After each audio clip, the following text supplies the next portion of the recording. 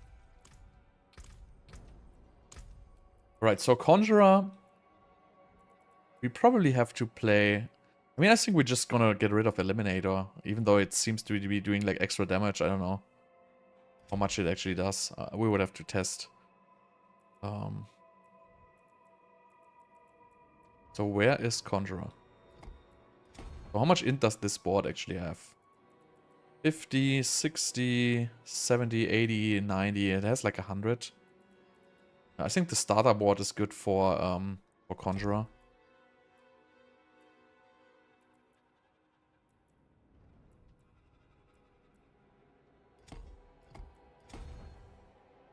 Or for Invocation.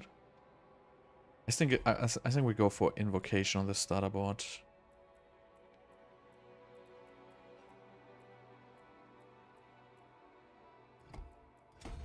I mean, this gives 14% X conjuration damage, and it gives 44 critical strike damage.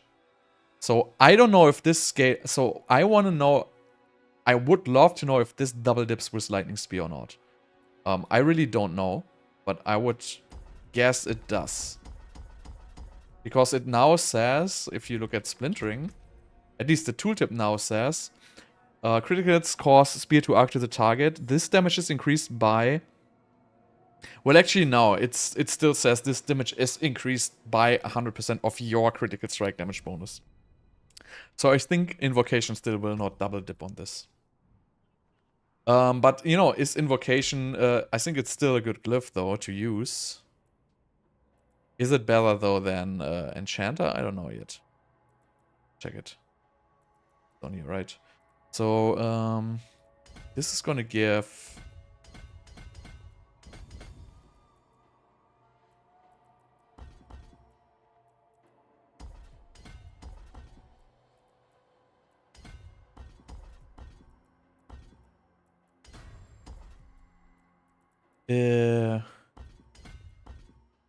What am I doing here? So this is gonna give 527 conjuration crit damage. And a 14 X conjuration damage. For 59 dex. So I think this is a decent glyph here. And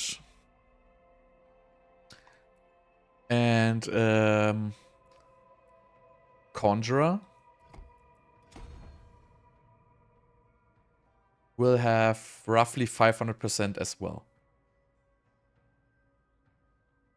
But only one multiplier. So I think Conjurer is actually not that good. Because the 20%, I hate that they removed the 20% duration and like nobody cares about Conjuration Critical Strike Chance. This is like such a stupid decision to remove the 20% Conjuration duration from it.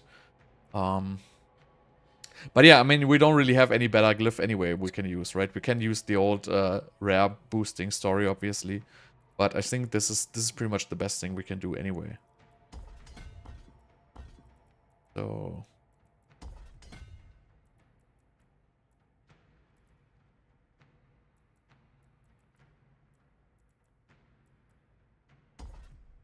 Damage to burning does nothing. Auras we probably don't need.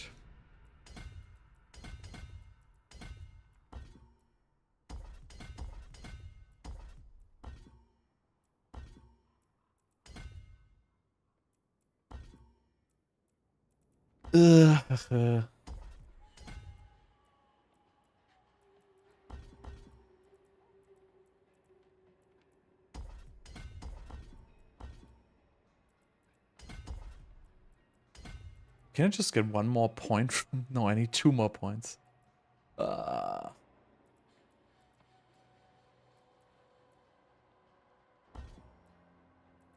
This is destruction. We need this. This one here we need to boost with something.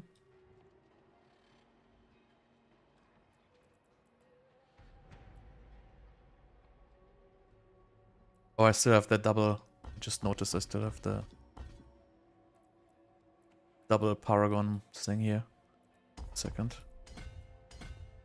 So we can remove all of these. I was wondering, why do I have so little points? Because I still have like my Paragon trick going on here. Okay, so that's better. int, and int. Now we have 95 int, 478 conjuration damage. No Meteor build. Meteor's garbage. It's never gonna be a build. It's just too bad. Right, so then we need... well, we could either use Unleash or the other one, but we're probably gonna use Elementalist, right? So this gives 160 crit damage.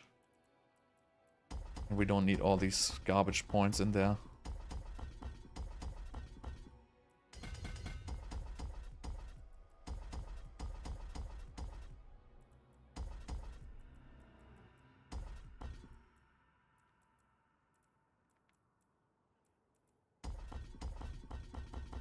Okay, so that's good enough. So then we have Destruction. And we have Tactician here. Well, Tactician... I don't know if we want to have Tactician.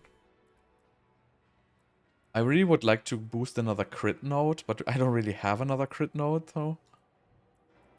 Boost. Yeah, but the boards are set, so I cannot really change this. So this is the best I can do. So instead of Tactician, we could obviously use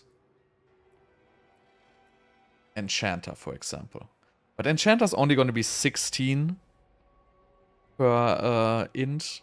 So this is just going to be like 320-ish or something like that. So this is not going to be as good as a Tactician here. So we're just going to go with it.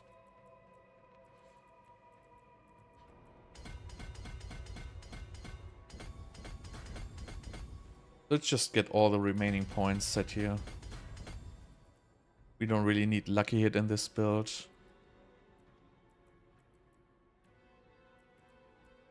I think this is good enough, honestly. Let's just choose the damage reductions. Burning we don't need. Let's just Lightning Raz. Let's Auras and Max Life. That's probably good stuff to get here. Don't think we need the Auras. And what do we fear? Damage reduction, Auras. Pretty good. This is just crit chance. We don't need that either. Okay, so this will probably be good enough for Lightning Spear Paragon board. So now we need max crit damage, right? Everything we can get has crit damage. So this looks good. Go back to Rakanor's Wake. So now, do we want to play 200 weapon or not? Because we don't have a lot of aspects. I mean, so here's the thing, right? Now it's going into conjuration damage. So we have a choice to play Winterglass or not. And I am not completely... I didn't make my decision if I want to play Winterglass or not in this. Because Winterglass gets up to 12 points in the conjurations thingy. But beside that, it really does nothing. So... let's see where we have a Winterglass here. So this gets +7. And I think this goes to +12 Primordial Binding. A regular amulet will just give me +6 or so. And just to test this and masterwork this.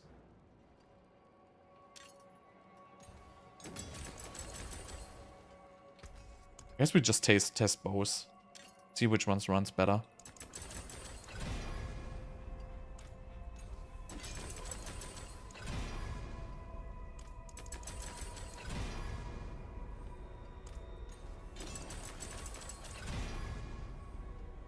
Because now with conjurations it is...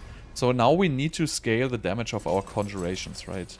And the problem is with... if we play this, we also lose crit damage, obviously, which is the second scaling for our Lightning Spear.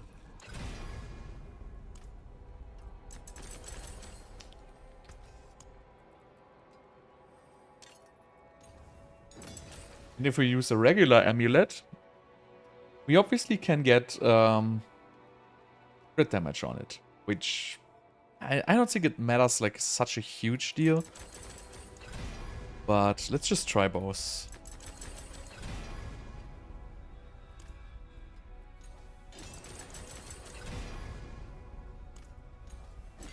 The frozen orbs from the conjurations won't really matter. We're not gonna play this with frozen orb.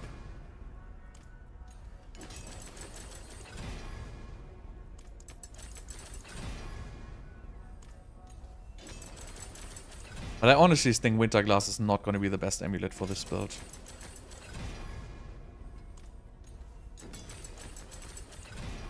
There's just too many dead stats.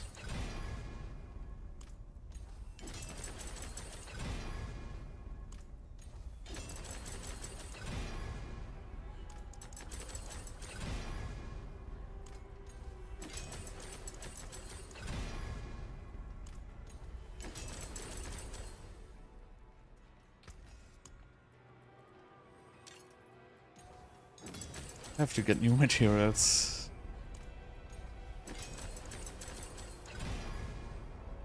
The problem is conjurations are not core skills. If conjurations would be core skills, then this build would be cool. The problem is we cannot really boost our conjuration skill levels.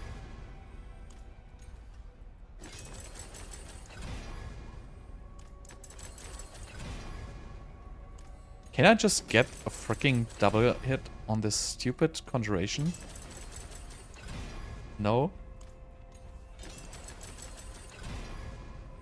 No problem, Pass of Exile tomorrow. No master working anymore.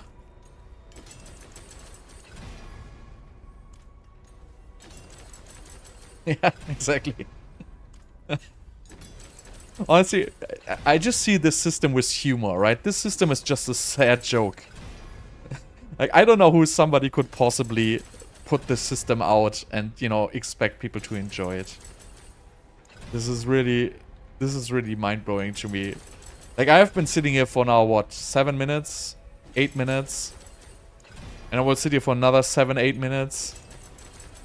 Clicking the same stupid goddamn button, which doesn't even have a hotkey. Wow, +8. It's crafting materials. Grant all materials.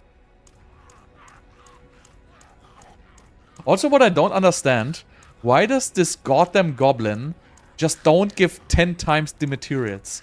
I don't understand it. Why do I have to click this 500 times? Why can't it just give me 500 times more materials in the first place? I tried the familiar gloves. They are not good. I mean, the problem is you're not having crit damage on them. And the stats are basically dead because the familiar doesn't do damage. Like, none of your... So, we still have the same problem with conjurations, right? None of your conjurations do damage. I already tested it. They don't do damage. It doesn't matter what you do. They will not. So, the only thing which does damage is the lightning spear, the splintering. The conjurations itself are just junk. So, your regular gloves will always have more multiplier than getting an extra 5 ranks or so on the Conjuration Mastery there. So this goes to +9. So I guess this can go to +11, I would say. But, you know, +9 is good enough. So yeah, then we would need to get... so we can go for 200 stuff, or we can go for Wand and Focus. I think Wand and Focus is going to be better, honestly. Let's see if we are super lucky with Tempering, right? We can... so, the stat here is Lightning Spear to deal double damage, right? That would be Conjuration Augments. Come on, Luck Shot. Ah, so close. And it's bricked. So let's look at this one. Lightning Spear, Lightning Spear. Where's it? Conjuration Augment. Right, that didn't went so well. Oh, this one is not bricked. Nice. I have an unbricked item. Look at this.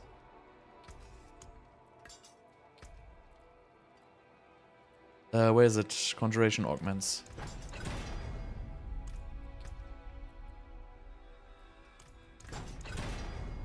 Nice.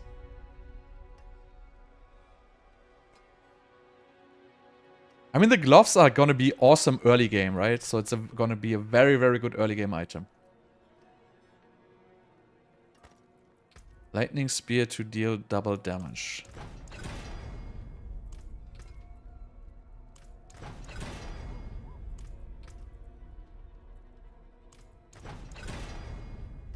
Wonderful. It's my lucky day. So yeah, let's rework this here a little bit. We want Lightning Spear to deal double damage, obviously, to be masterworked.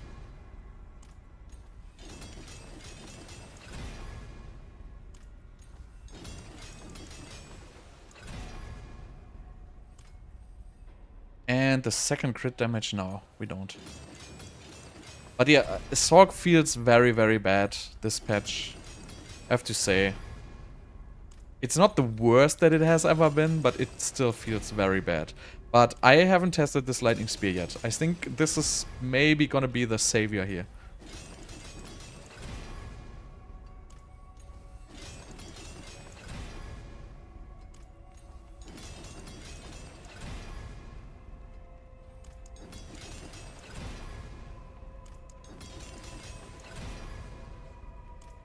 I mean, 33, this is gonna be enough for testing, right? I have like 70% chance for Lightning Spear to deal double damage. That's pretty decent. So,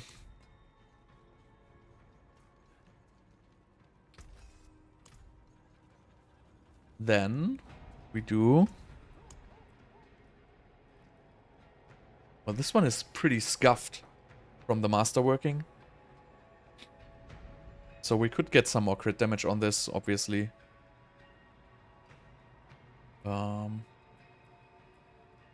These don't really matter at all. Core skills, whatever. I don't think it matters redoing these. I want to see how much attack speed I have.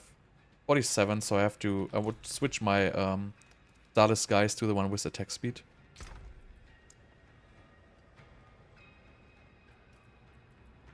It's okay that they fucked it all up. We have a new game soon. But thanks. So wait, we have this one, we have this one. I mean, you could use Asus boots with crit damage, but I think it's not gonna be better than this one here. So we have Lightning Spear, we have this one, we have this one, so we need Storm Swell.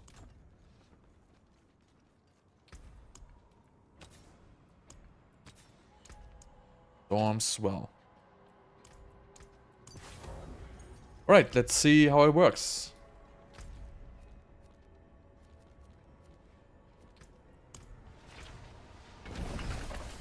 I really hate that they screwed up the Conjurer glyph. I can't believe they did that.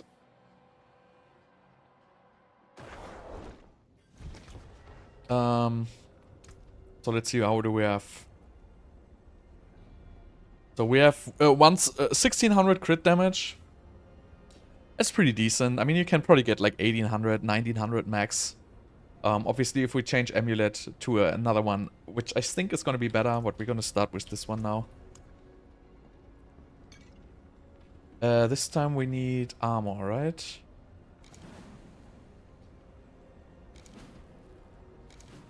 Yep. Why does this still give armor? Oh, this is a legacy. These don't exist anymore, right? I think this is a legacy.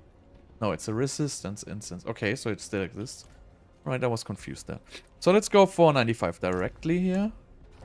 Wait, I have ultimate cooldown and Spiritborn's Vortex. I think that's alright.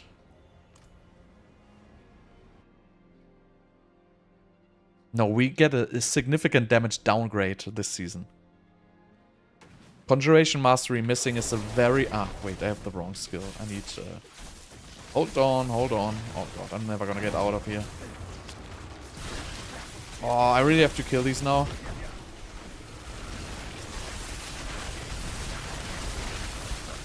Wait, where's the damage? What? Are you kidding me? Okay. So... it looks like Lightning Spear is doing no damage. Well, I mean, I don't have ranks in it right now, to be fair. Ah, no, and I don't have the stun.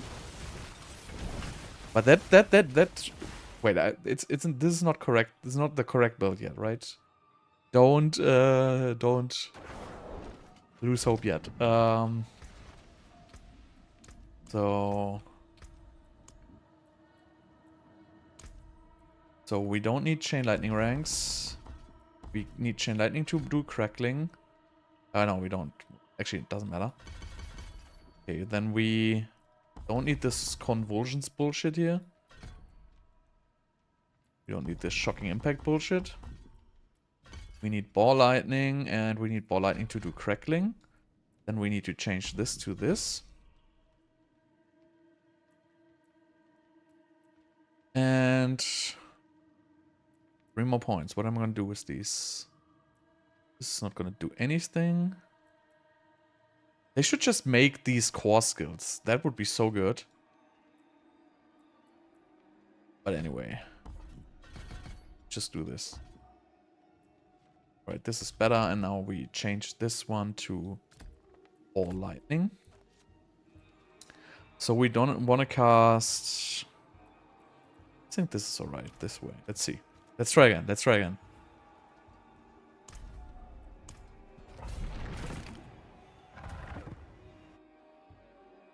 But that didn't look all that good, honestly. That looked pretty disappointing. I really thought this would do more. But maybe I screwed something up. I have to check. This looks better.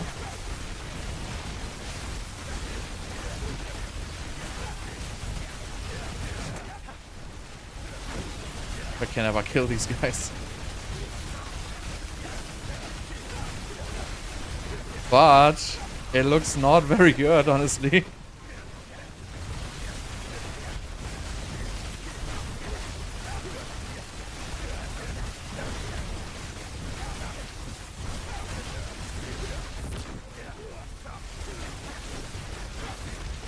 Maybe it's just the Winter Glass being too bad.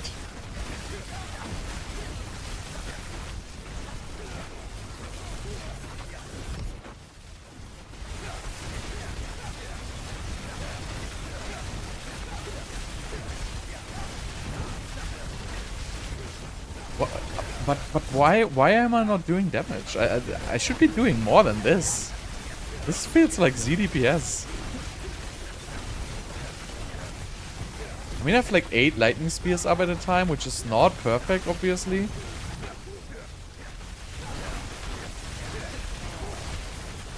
But you're not really gonna get much more. I mean, you could trigger with Frozen Orb, and you will get some more, I guess.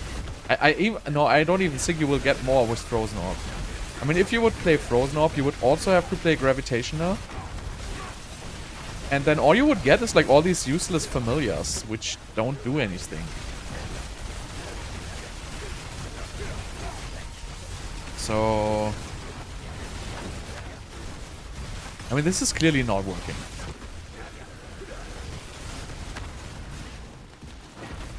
So either I have to change Amulet. I don't even want to... I don't know if I want to finish this. I mean, we could get the Lightning Spear enchantment instead of the Ice Blades enchantment, I guess. Which will give us probably some more Lightning Spears. But as you can see, like, this does no damage at all. Did I forget this aspect? No. It's on there.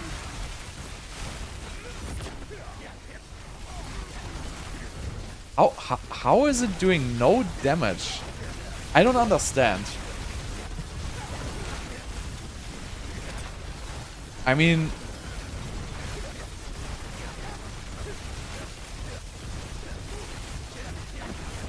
it's so odd. Let me just put damage numbers.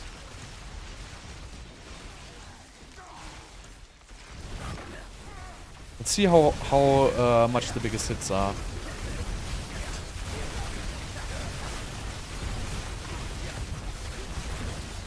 500 million.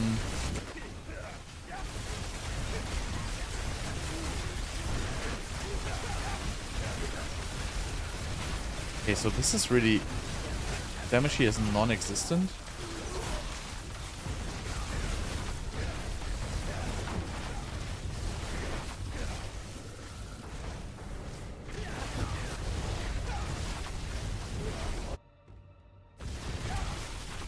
I mean, it's not that much far behind Chain Lightning, but...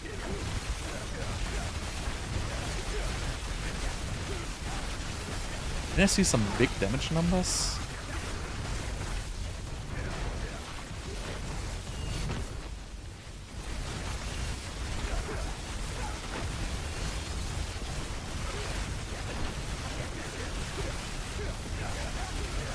I cannot even see a billion somewhere.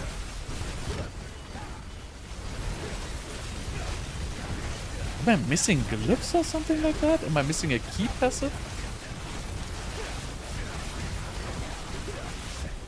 So this is definitely not any good. But I'm confused because I tested this on the seasonal with like a 500 million, 800 millions.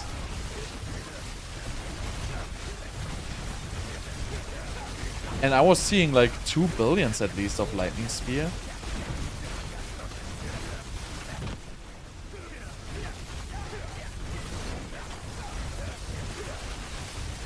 Now, ranks in the skill... Yeah, well, yes, ranks in the skill are important, but not very important.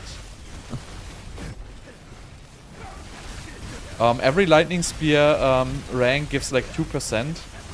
So, I mean, I can actually calculate you how much it actually does. But it's relatively a little.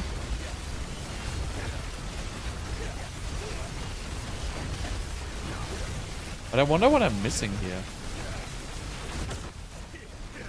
I'm definitely missing something.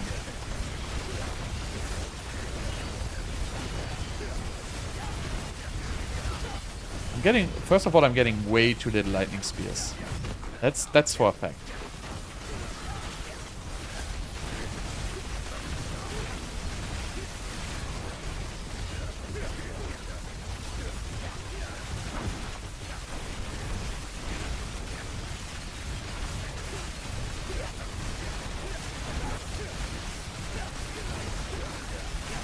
Yeah, exactly. And if you have it at rank 10, it doubles the damage, basically, I think. I don't even know. I have to check how much one rank gives. I think run rank gets 2%. So it's really not that... I mean, there's really not so much stuff which can boost them. Well, it has nothing to do with multiplying with the crit or anything. It's really just the base damage. You just have to see it as another multiplier, so it doesn't matter what multiplier you have. I know there's this aspect which gets conjuration ranks, and I think you get 4 or something like that. So you have to trade that for an aspect. So if 4 ranks give you, for example, 8% damage, and you go from 24% to 32%, that's what, like, I don't even know, that's like what, 20%? And an aspect would actually give you 30% of a multiplier. So that would probably even be worse. But again, I have to check the exact numbers. But you know, a couple of ranks in Lightning Spear are not gonna make this good. I can tell you. This has another problem. I have to check my other character, what I'm doing wrong here. Because on my other character, I was doing much more damage. I have to check. Because I'm not even seeing my 2 billion numbers.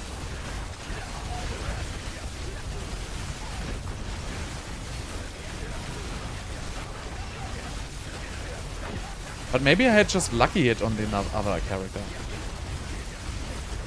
No, I have to check again, because on the other character I had Unmasterwork Gloves. But I had Eliminator. Maybe Eliminator is that heavily bugged. So I have to check that. Maybe it's Eliminator. I think that's the only difference I have between those two characters right now. But yeah, so if this is the peak damage of this build, that's pretty freaking sad, man. I mean, if you play the seasonal powers, you will get more, right? So the seasonal powers will give you more damage. I'm not playing with seasonal powers right now. I tried Ball Lightning already on a weak character, but I have to try them again on this character. But it's also not extremely strong. I can already tell you, Ball Lightning is weaker than Chain Lightning. So the Lucky Hit builds are still by far the strongest. Because, well, guess what? Skills still deal no damage on Sword. Yeah, exactly. The other amulet, I mean, I think the other amulet is gonna make more damage. Because I think the conjuration cooldown from the frozen orbs doesn't really do a whole lot. I think you wanna go for a lightning spear enchant with this instead of an ice blade enchant, because you really eat like a lot of crackling energy while casting.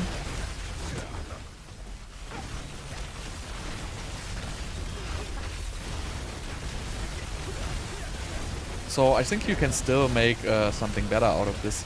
But I think it's Eliminator, honestly. I think Eliminator is just... Oh, that was a 4 billion. Did you see it? I saw a 4 billion.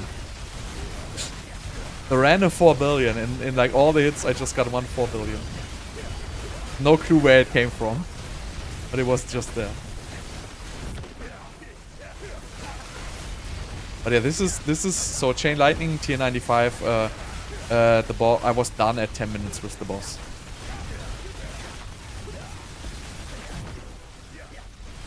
But yeah, we checked the other amulet, obviously.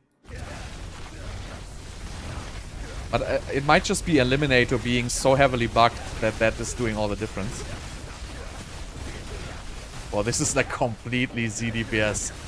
What the hell? What is this? Is it possible that Lightning Spear doesn't work on bosses at all? Wow, this does absolutely nothing. I don't even need to try this. Like, what's the point?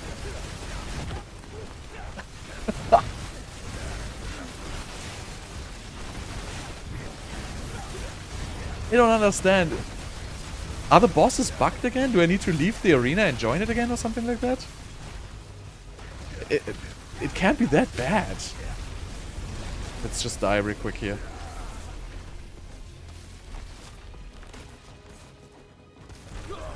No, there's no way it's gonna be this bad. There's absolutely no way. Wait, am I missing something? It feels like I completely screwed something up, but I didn't. I have everything in place. I mean, I still have Axial Conduits on, which is, you know, I could get a little bit more in from a different pants, right? But this is not gonna make the build like all of a sudden do nothing. Obviously, I can play better pants for this build. But no, it is the boss damage. There's none. Now is it better now? No, it's still 0. Okay. Well.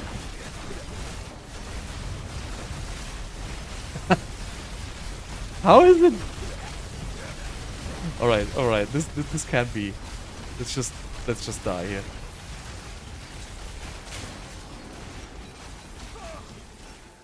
I mean, I could have killed this guy, right? So I'm not forfeiting this because I'm too weak.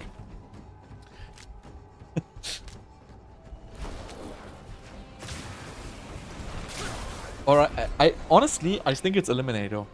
I think Eliminator is heavily bugged. I think without Eliminator, every build is ZDPS. But, you know, I have to confirm this now. Not 100% sure. But I think I have Eliminator on the other sword. Let me just check this real quick, because I have my Eternal Sword. And that one was doing, like, solid damage on Lightning Spear, actually. So I'm a little bit confused about this right now.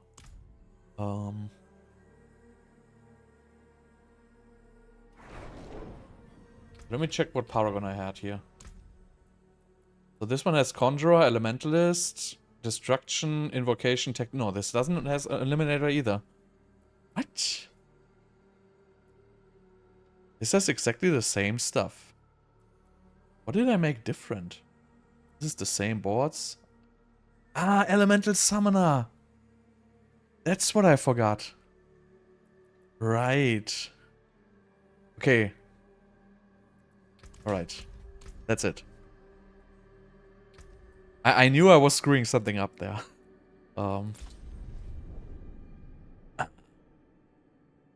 We exchange some random board for Elemental Summoner. That's the plan.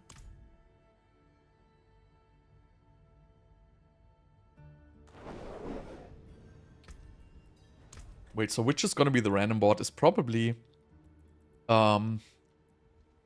Static Search, right? This is a pretty weak board. Oh, no, it has crit damage though.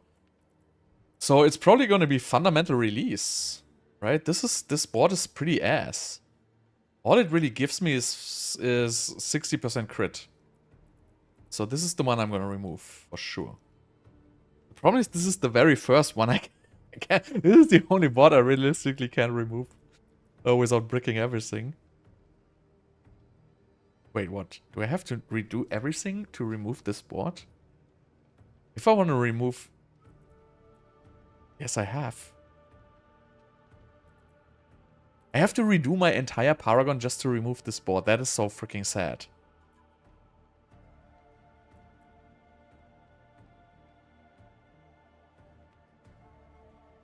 Oh, god damn it.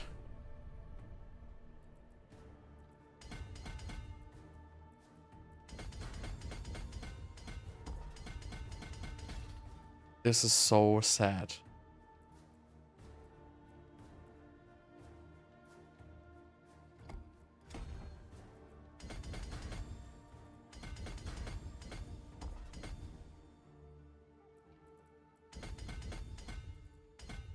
Oh, I can't deal with this.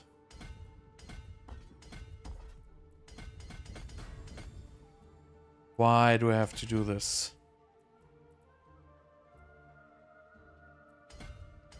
I just want to stop now. Wait, what's gonna be next? Ah, it doesn't even matter. Just take any board.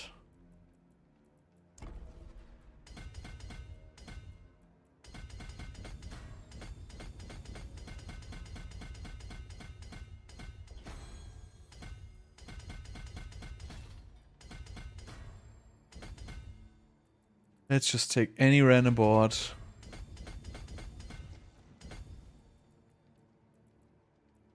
Destruction.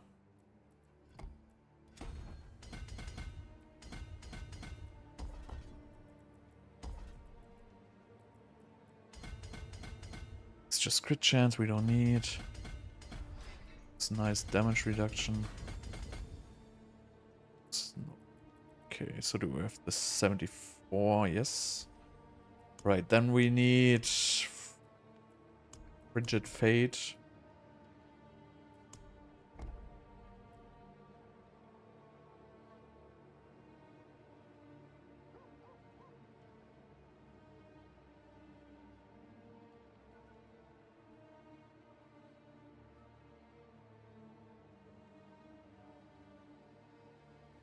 The fact they struggle to hit 2 billion is so sad. Yeah, I guess. I guess so. Can do Fireball though. Fireball will hit. I think they didn't fix Fireball. Wait, what goes here?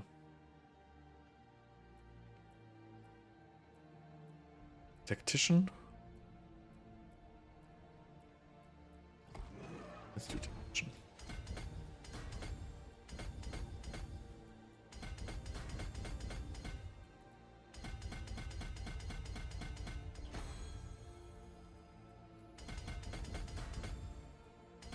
I do like the most random boards here. Whatever. I don't freaking care. Let's just pick the nodes we want and call it a day. Right, so we have Elemental Summoner, right? That was the one I forgot. Yeah, how could I not... Oh, this was like... I mean, it's also just a 60% damage, but it obviously does a lot of Conjuration cooldown reduction, which is important. Gives you like more concurrent conjurations, stuff like that. And this has the highest int board. So our Conjurer glyph works just fine in here.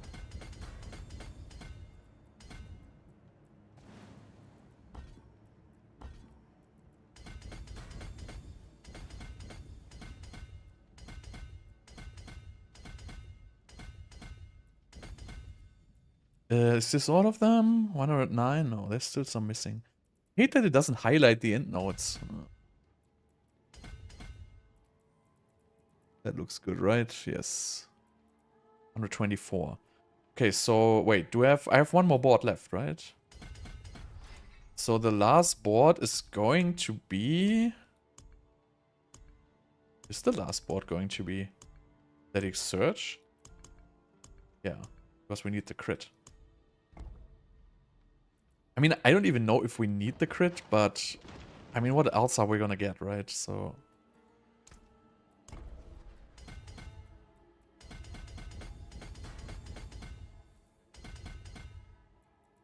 You wonder how PoE 2 goes? I'm pretty sure it's gonna go amazing, man. So I don't know if Eliminator bug is... We're gonna try that with and without Eliminator. Because they just said Eliminator is gonna do more damage. I don't know how much more.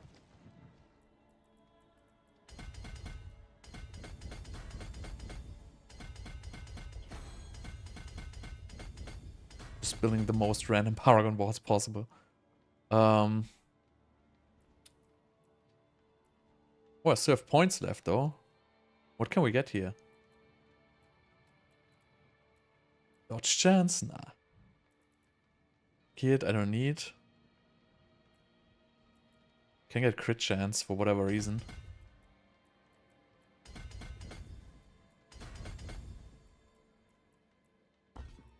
Okay, so this is now wait, this is now take 2. Lightning Spear take 2. Let's try this again.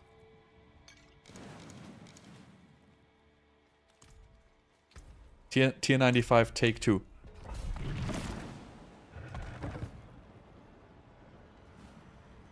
I don't think it's gonna be overestimated. I mean, you know,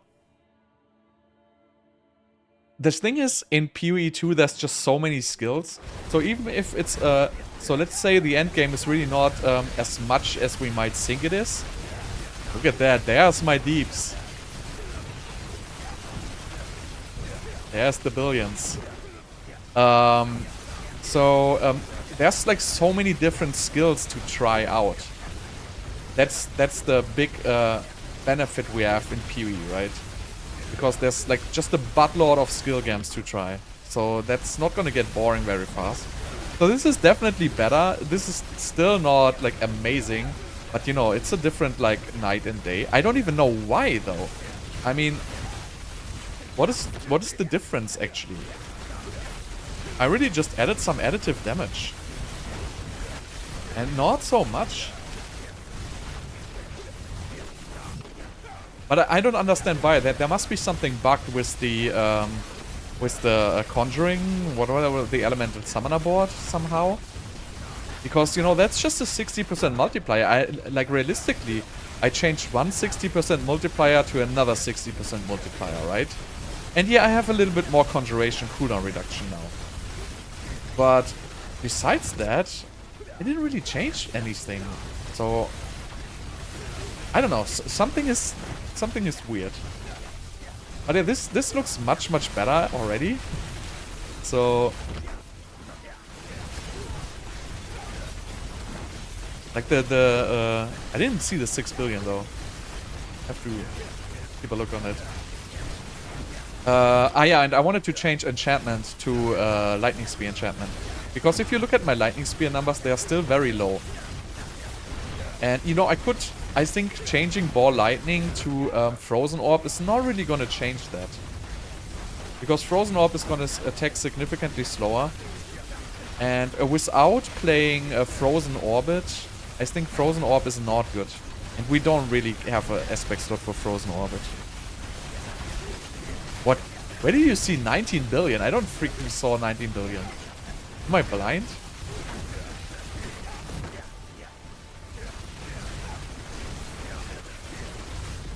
I mean, This is strange. I don't understand why this is doing now so much damage.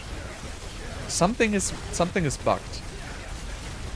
I mean, these single target mobs. So single target damage on this is absolutely horrible, right? So don't get me wrong. This has the worst single target damage possible.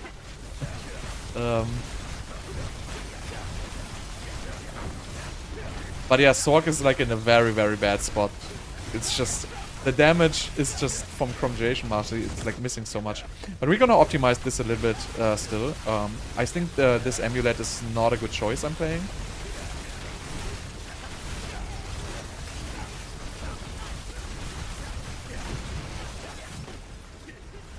But I still don't understand why the damage difference is so extremely huge now.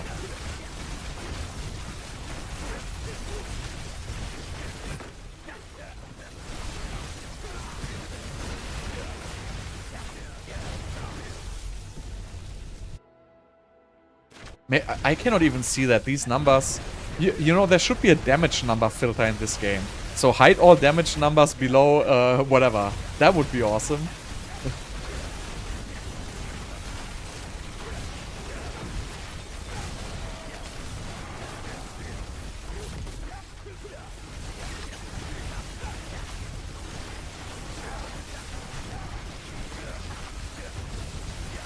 But keep in mind, right, this is still without seasonal powers. Right, so this is just build comparing which build is stronger. So with seasonal powers, you will obviously have more damage. But that will apply to every class, basically, right? Or I just saw like a 9 billion. That was the highest I saw so far. So...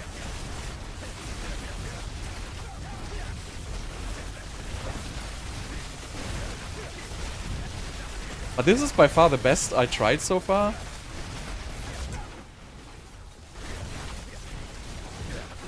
But wait for the boss, right? Wait for the boss. It's gonna be a shit show. Also, like, I have pulling right now, right? So I have, I don't have the perfect powers, because I don't need pulling. I can get pulling free from a ball lightning, like from the aspect, because I'm still playing the wrong pants. So I can still switch to intelligence pants and put the ball lightning pull on there.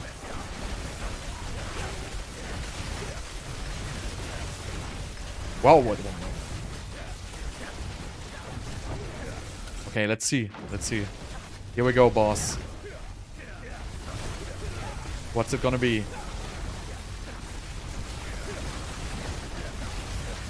Is it still gonna be Z DPS? Yeah, it's still gonna be Z. I mean, it's getting a little bit better though. But this is massively weaker than Chain Lightning on the boss. Massively weaker.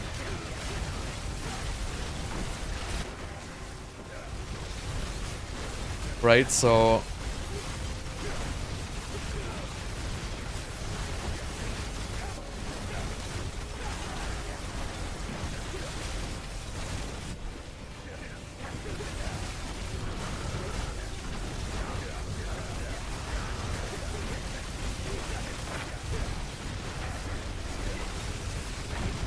So, I don't think this is capable of doing a tier 100, just because of the lack of boss damage.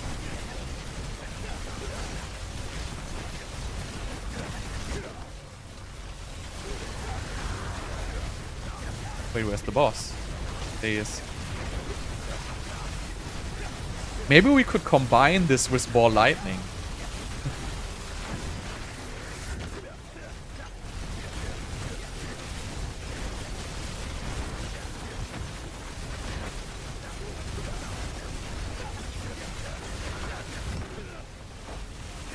I mean, we would just lose one aspect on the focus.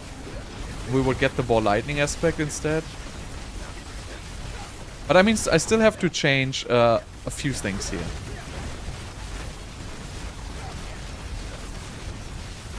Yeah, ball lightning is tiny in PTR.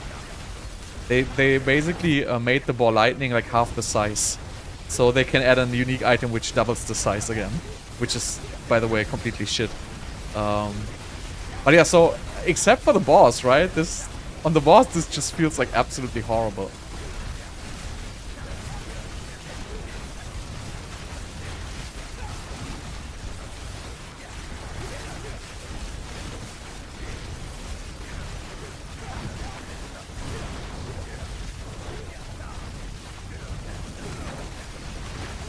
Or I'm probably gonna die because I'm too lazy to dodge.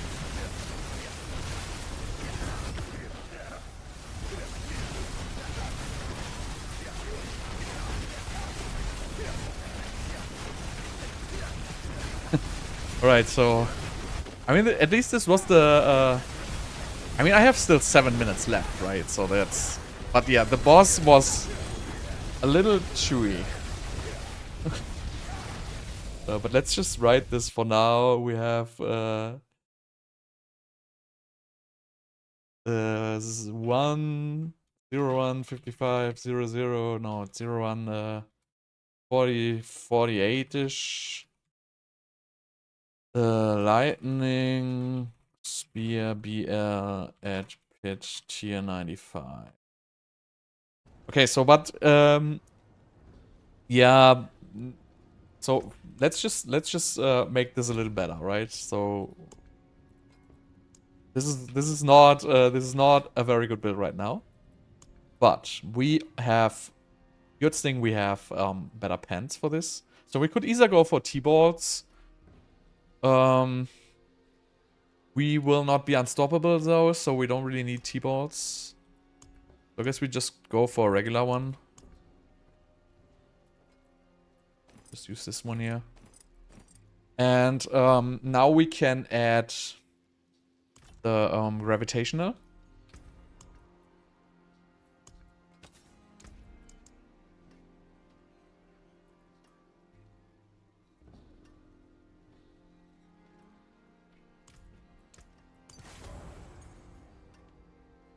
So this should give some extra damage.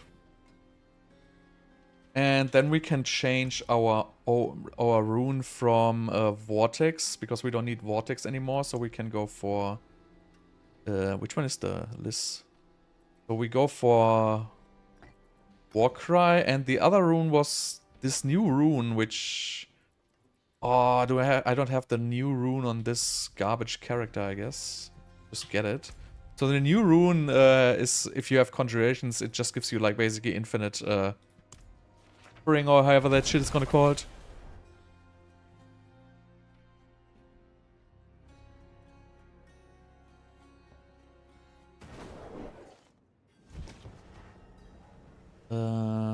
So let's see, equipment. Grant all runes. Okay, so now I would need to know how it freaking names this.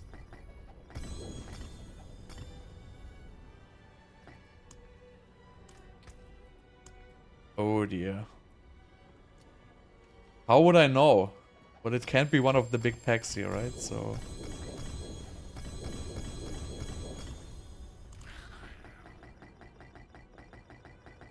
Nagu, that was the new one. Thought. I mean, this one is it. Perfect.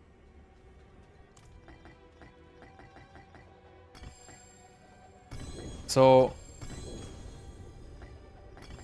Your Lightning Spear now scales with your summon damage. That's correct. Wait, so now we have Lucky Hit, Freeze, and Lucky Hit, Freeze. I guess that's alright. So let's try this again. So what did I... Well, effectively what did I change is I now just added a little bit of int and 15% damage from Warcry, right? That's effectively what I added. So this is not going to change my build. So I want to try the other amulet though.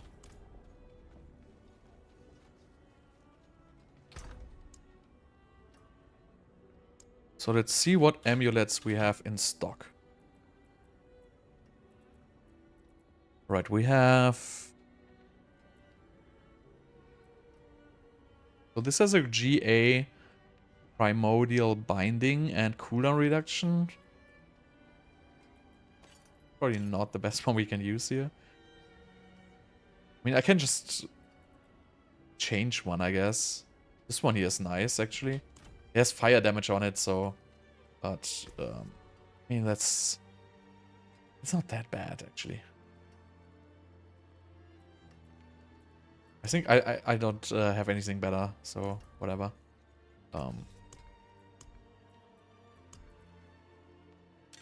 So we need to enchant this and change it to something else like Devouring Blaze. This one here, right? I mean, this would have crit damage, which is basically another 10%, right?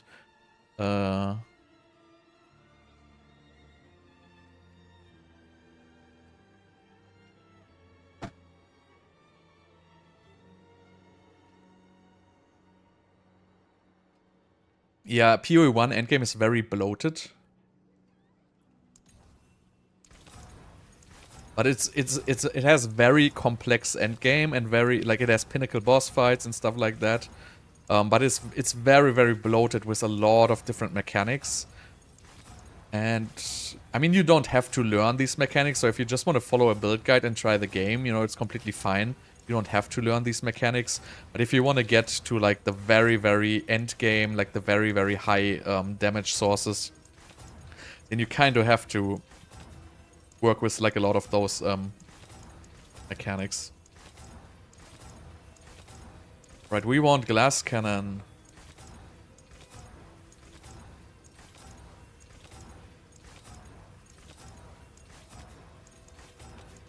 But honestly, I hate that they literally took like all damage away from Sorc. That's just so freaking bad. I don't know how they did that.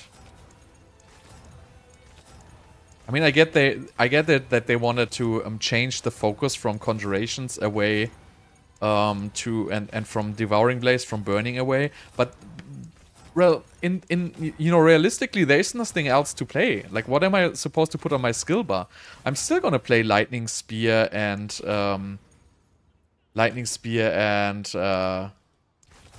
ice blades on my skill bar in every single build because I don't have anything else to put there. What are they? What would they think I do? Would I put like 3 different lightning skills on my bar, or like what am I supposed to do there?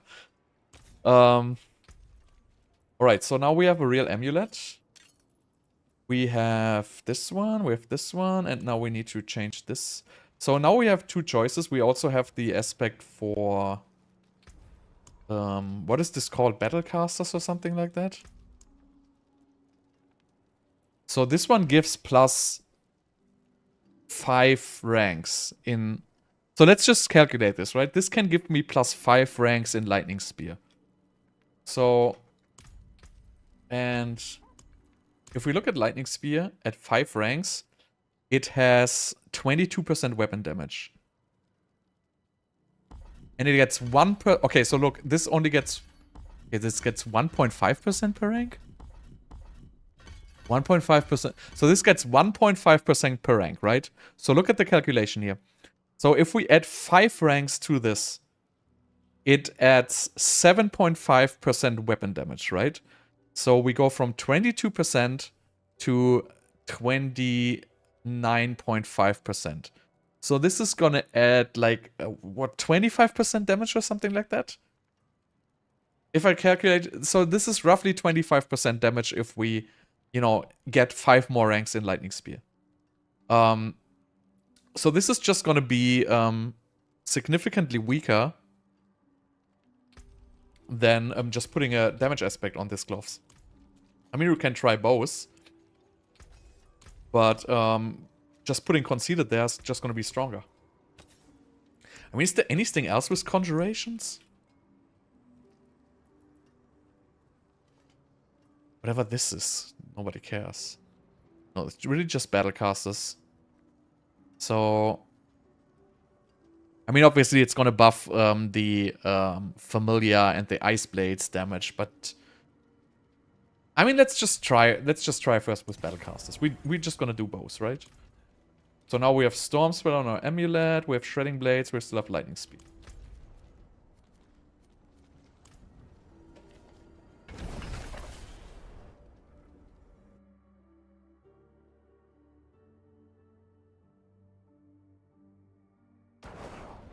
I think nerfing is good if you don't overshoot. Like, nerfing stuff which is overperforming a little bit and buffing stuff which is underperforming a little bit to get it in line, I think it's not bad. But doing like nerf hammers on builds, that is not a good idea. You want to naturally just empower other builds so they take over. Obviously, if something is like overperforming by like hundreds of percentages, you have to nerf it, right? Wait, I just wanted to do Lightning Spear enchant. Let's just do this for the comparison. So this is a single target boss, which is very annoying for this build. Yeah, so see, oh yeah, look at this. Killing it.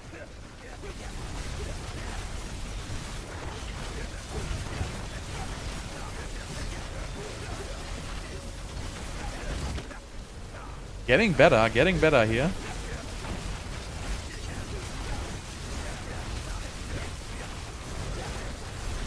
Where's the billions? I don't see them. I think this doubled my damage roughly.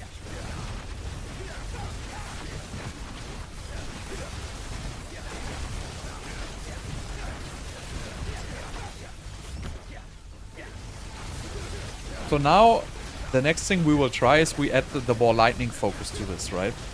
Because I can see the ball lightning focus giving a good amount of single target damage with this. I know we're playing conjuration focus. I mean, we're playing conjurer glyph right now. But we can exchange that glyph actually for a different one. And same goes for the invocation glyph. But yeah, this really struggles like on single target. Right. And, you know, if we hybrid this with ball lightning, this might help.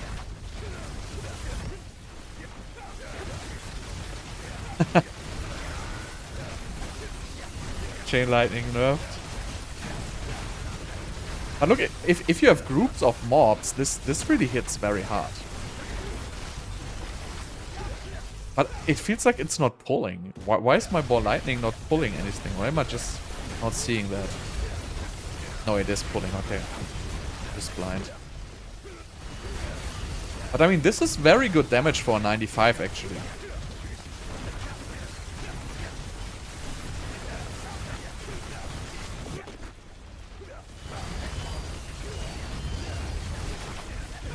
And again, it's still without seasonal powers, right?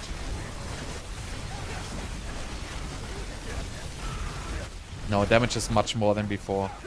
It feels much, much more at least.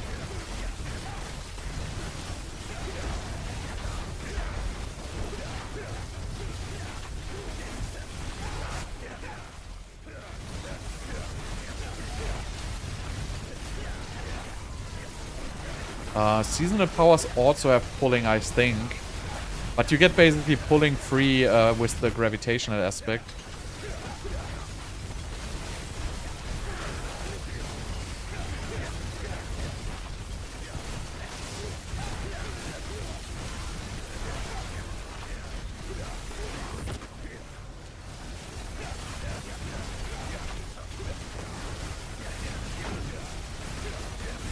But this doesn't pull so great. I don't really understand exactly how the gravitational aspect is pulling.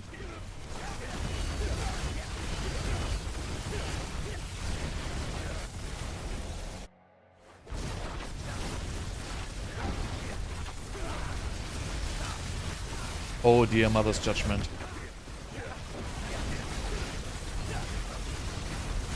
Okay, so boss damage is still 0. But it's better than before, I think. Oh, that was stupid. No, I think it's not better than before the boss damage, actually. I think it's exactly the same, most likely. But yeah, I still have to change to Lightning Spear enchantment. And also I have the... I think the aspect I have on there is not as good. On the gloves. The conjuration one.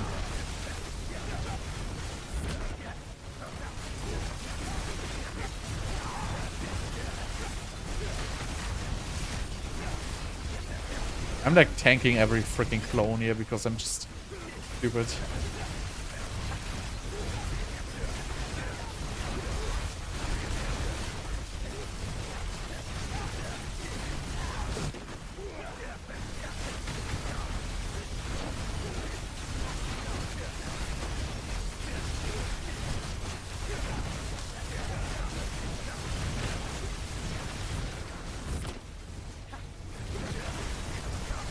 But I think if we pair this with the ball lightning focus, I think this will be decent. And then just change some conjuration damage nodes to general damage nodes. I don't think it's gonna be like a huge difference to change those actually.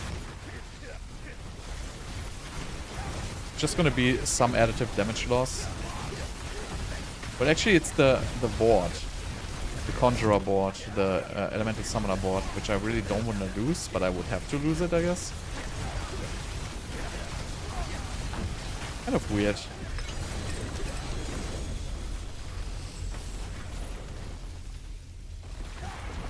No, Elemental Constellation is not too... It's just ZDPS. Yeah, I don't have seasonal powers on these characters, because my seasonal characters don't have enough... what's it called? Paragon. So wait, this was Lightning Spear Winter Glass. And then we had 2... Was it 04 or something like that?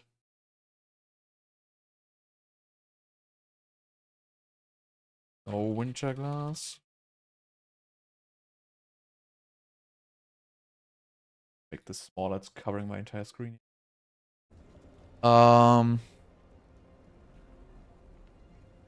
Because I don't have Paragon on seasonal powers, because I cannot get characters with gear and Paragon. So first of all, I'm testing the build. And again, the seasonal powers are not doing anything. They just give it, it's just flat damage on seasonal powers. They really don't have anything major on them. So now I want to change to Lightning Spear enchant. And I want to change the aspect here to Conceded.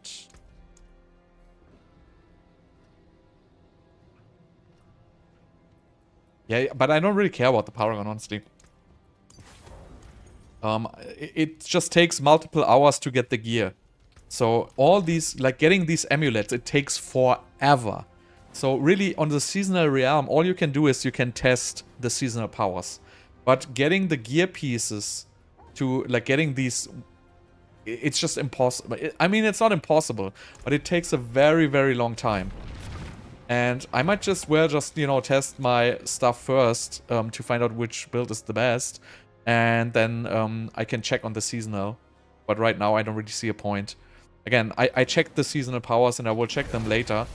But to me, they all just look like flat damage.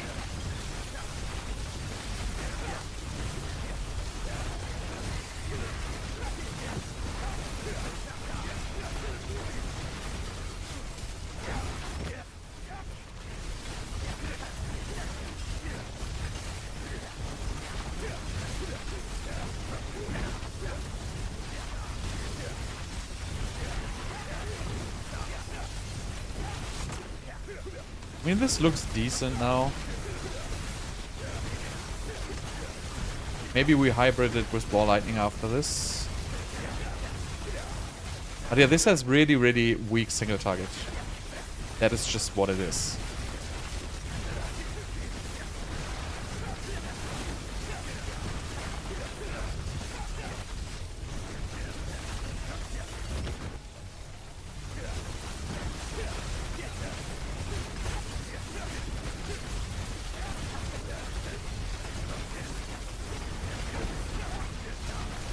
And also farming Paragon above 200, it's still gonna take forever to farm up Paragon. So I'm really not doing this since, you know, we're gonna have Path of Exile tomorrow, so there's really no point farming on the PTR. I really just want to see how the builds change and what we can expect, and then I'm just gonna jump on the seasonal and just check these seasonal powers. But again, as far as I saw them, they are all just stat bonuses, basically. I mean, there's obviously, like, the seasonal powers which do damage themselves, but I don't know how they scale yet. If you want to know how to scale them, you basically need a strong character first, right? But yeah, so this definitely feels better than the Winterglass version, like, far, far better. I think there's no benefit of playing the Winter Glass, even though you can get a higher level on the Conjuration Masteries thing. I will calculate it a little bit after this, though. Because you can also get the gloves. You can get like +7 on the gloves. But besides that, the gloves are dead stats. Right? So all you get from the gloves, yeah, you get familiar ranks. Yeah, you get familiar double hit chance or whatever you get. But these things don't do damage. So it doesn't really matter how much damage your familiars do. They just hit for nothing, basically. I don't know if this Lightning Spear enchant is good or not.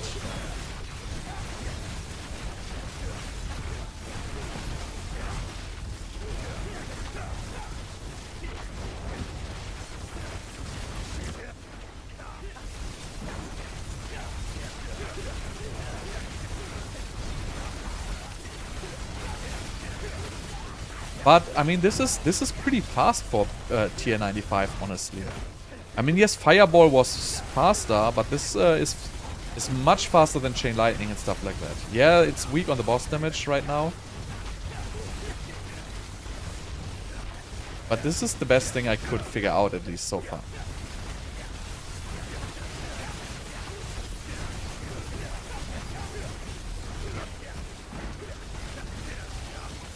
But I think the pulling doesn't work so great on the Ball Lightnings. I think it doesn't work at all, honestly.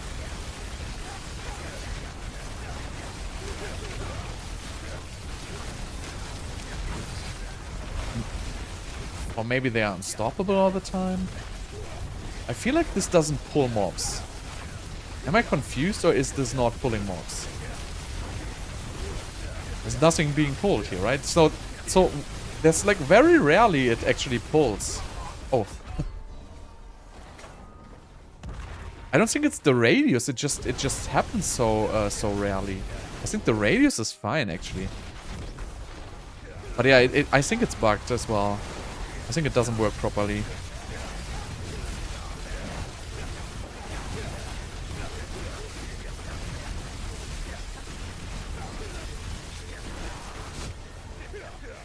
But yeah, boss damage is just absolutely ass on this.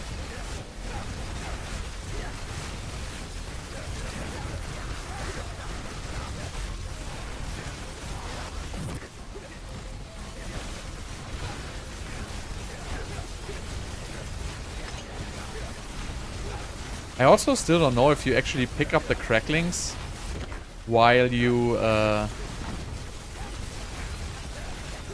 standing still or not. I think you do, but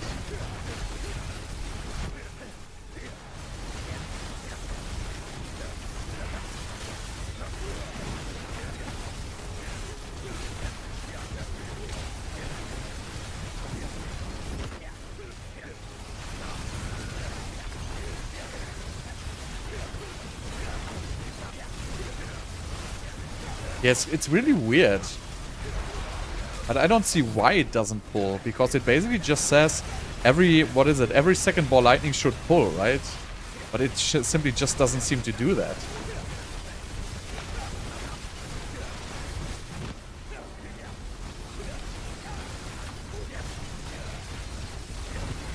Maybe you want to play this with Frost Burns, just to get more boss damage.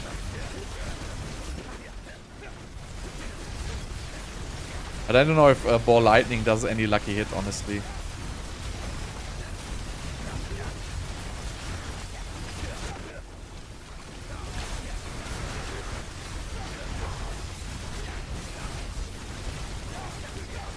I mean, this might be able to do like 98 or something like that. Definitely not 100 with this boss damage.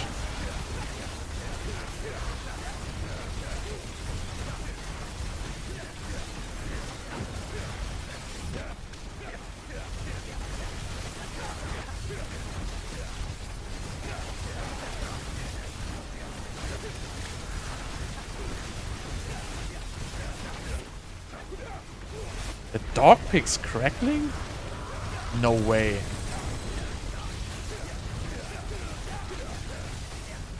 No way the dog picks up crackling. Oh, he should.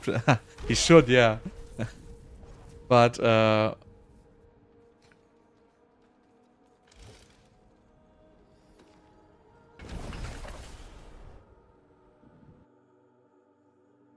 don't know.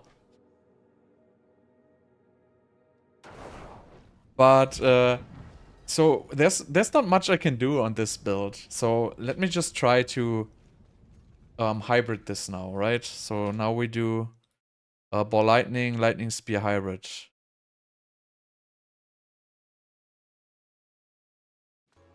I think I have the item. No, I don't have the item. I have to get the item first.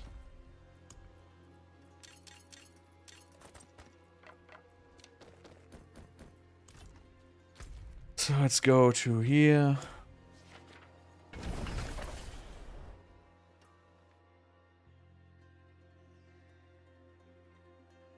But I mean, lightning spear's alright, but I mean, I don't like making steps backwards.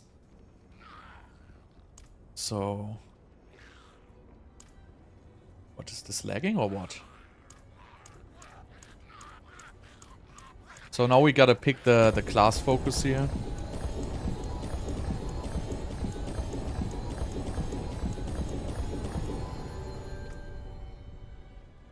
We don't want mythics.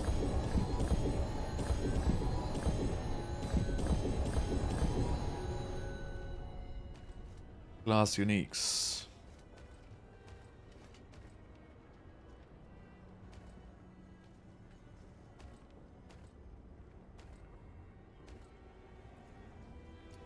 Are these sorted at least? Yeah. That's a good thing.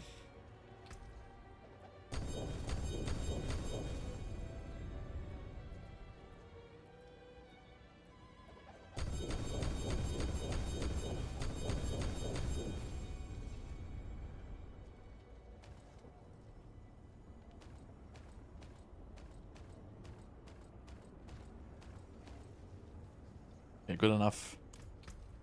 Let's find one of these. So we look for focus with 2 GAs or whatever.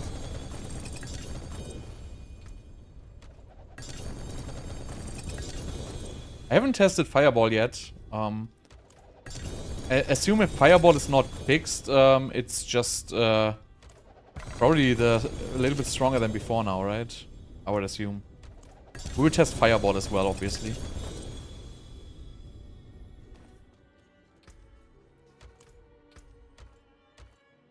Oh. Lag.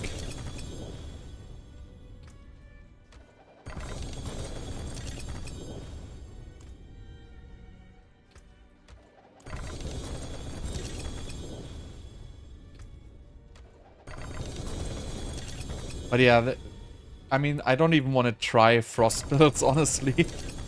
And I will not even try frost builds.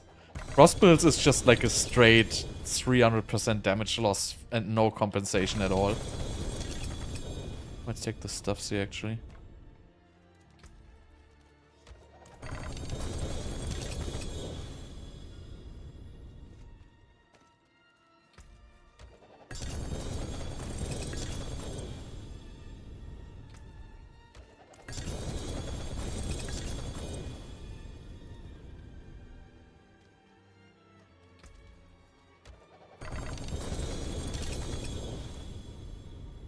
Yeah, I mean, it's pretty useless right now, Winterglass, to be honest. I mean, you can still play it, right? It's very, very good early game. Early game, it's even much stronger than it has ever been before. If you play Winterglass and the gloves for the Familiar, that's a very, very good early to mid-game build. But it just completely falls off late game.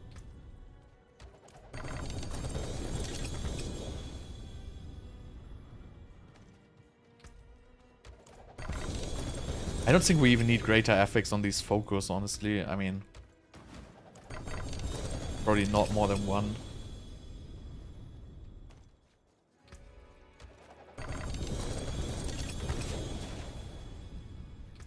Wait, there's another one.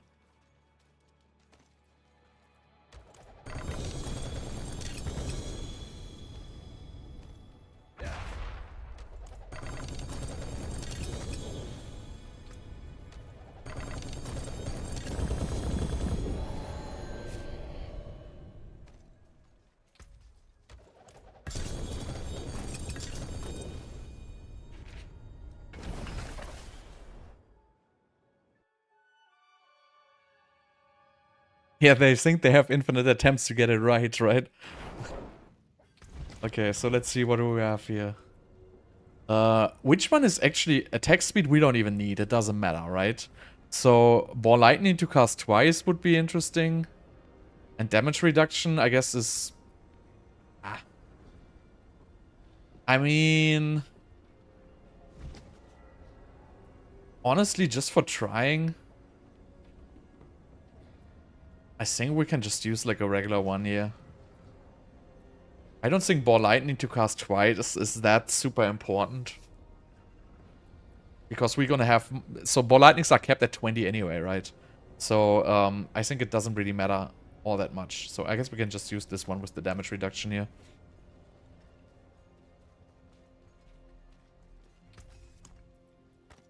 I just imagine they didn't cap this at 20. I don't even know what I want to masterwork on this, honestly. Damage reduction, maybe? I don't even care. Honestly, I don't even care. I think we can just... I mean, this is 3.2% damage reduction per active ball, right? So this is 64% DR. So that's not a joke, right? That's pretty significant. But yeah, let's just try this. We can get a better one if this has any potential. These ones I don't even gonna try. They're just ass.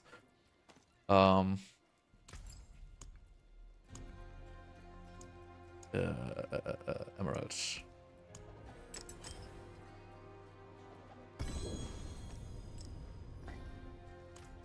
Okay, so, but the pulling in this one here, right? It says, after creating 2 Ball Lightnings, your next Ball Lightning implodes, pulling surrounding enemies. So either it has no range, or I don't even know. But it was very, very bad. By the way, we can get Ball Lightning ranks on our pants, right? Oh no, is it... no, it's basic skills. Ah, boots is Ball Lightning ranks, right? Yeah. Anyway, let's just see what we can change here. So we cannot use Conjurer, right?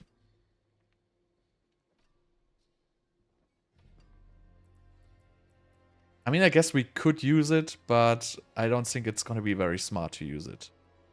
Because, well, let's just run a test with this. But we want to change these glyphs, obviously, right? We cannot really play Conjurer glyph. So we would have to play... Chanter, I guess. Why not? So, I mean, yeah, this is like a little bit of an additive damage loss. And we cannot play Invocation. We would have to play... maybe Eliminator. Why not? Would also play Control or something like that. Just for the testing right now.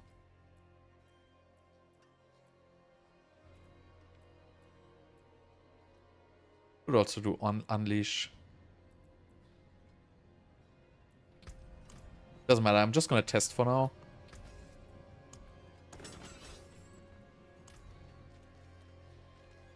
So let's see what happens now with the first attempt hybrid with no optimization whatsoever. Maybe I should put the Ball Lightning ranks though. But let's just do it without for now.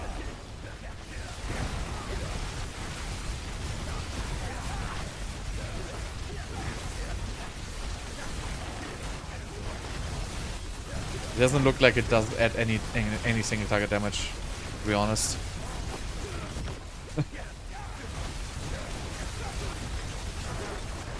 It's basically ZDPS.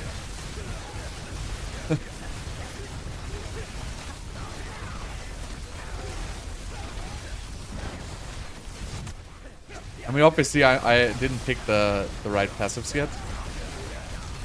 But I see no damage coming out of these Ball Lightnings together with, like, the Lightning Spear. Absolutely nothing. But let's just see if we can optimize this.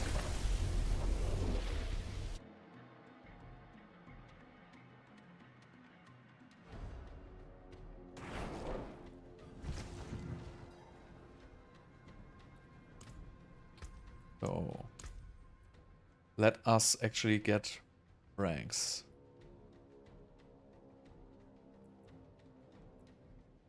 Why do I even have these? Ah, because I have to do something, right?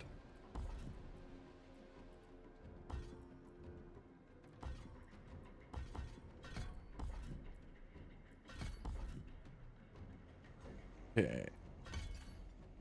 I don't think the these little ranks are not gonna cut it, right? Just take them from unstable for now, just for checking.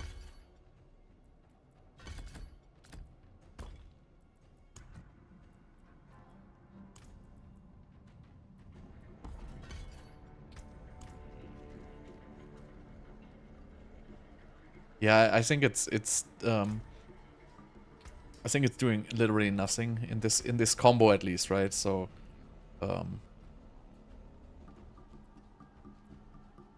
maybe we lost shredding blades, or I guess it's fair to switch this to shredding blades.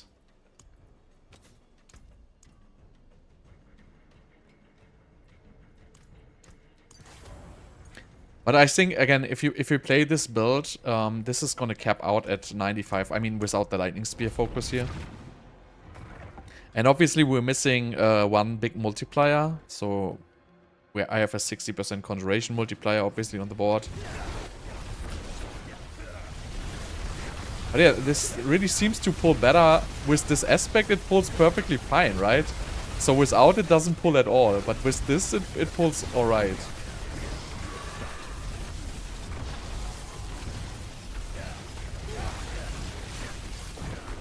So the pulling is obviously a big advantage if you play splintering, right? But as you can see, as soon as we go into single target, there's no damage.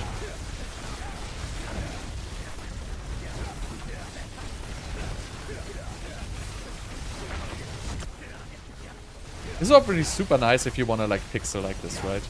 Because this really pulls all the time. So it's a permanent pull. But I mean, you're losing just a lot of ball lightning damage. So maybe, so I don't think focusing on this ball lightning damage does you any good. I think what you could do is you could just take that focus and don't focus on ball lightning at all, and just do it for the pulling. Because you can really, so let's assume this would be a 100 pit, right? Then I could really just pull the entire dungeon. Right now I cannot do this. Because the mobs just die too fast, but I could pull elites like through the entire dungeon with this.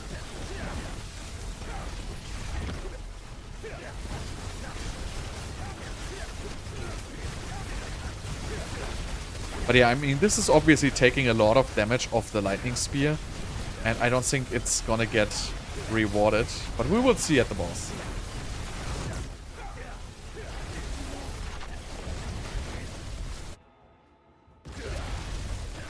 Yeah, and it's even better than Raymond, I feel like, because you don't have to teleport. Also, this gives, again, this gives a 64% damage reduction, right? And it gives permanent unstoppable.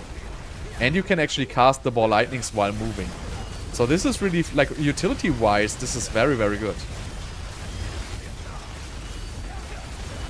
But yeah, like ZDPS single targets, unfortunately.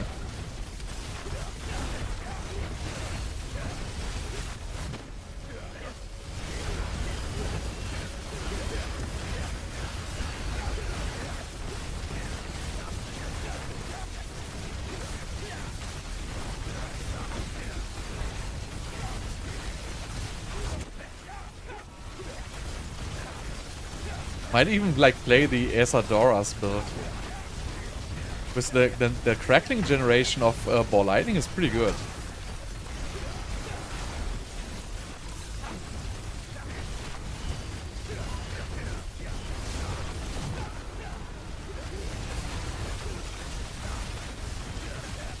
I think this might be better if I just take the damage out of ball lightning again. Put it back into lightning spear and just play this for the utility.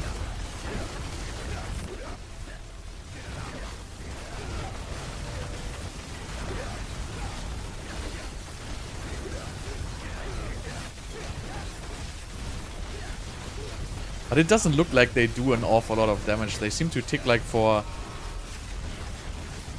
couple of millions. But that's kind of expected, right? So your skills are not doing damage. That has always been like that. And it's still like that. Magical Ball Lightning unique is not going to change that, right?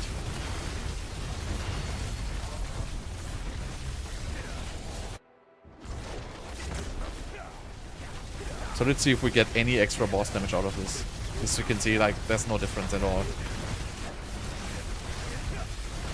You don't even notice the Ball Lightning damage, I feel like. Or maybe you notice it slightly, but this is also Scorch of the Land now.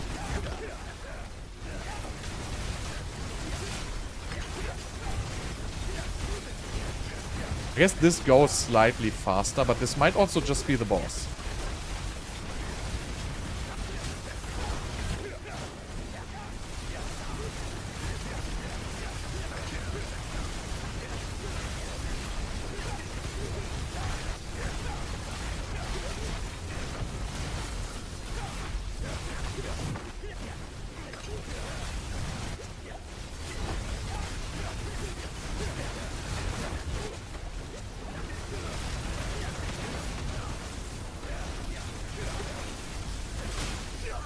Yeah, okay. Maybe I should pay attention.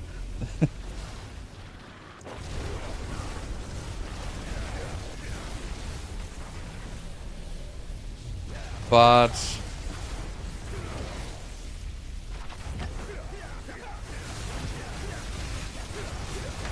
I mean, it's so hard to say. I think it's just the boss, honestly, which has less HP.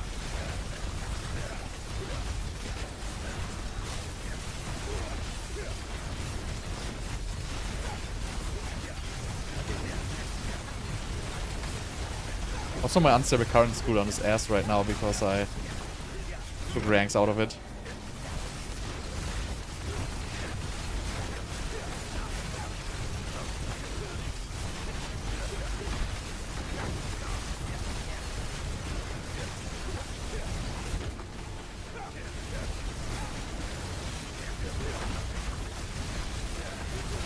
What's the strongest build? I don't know.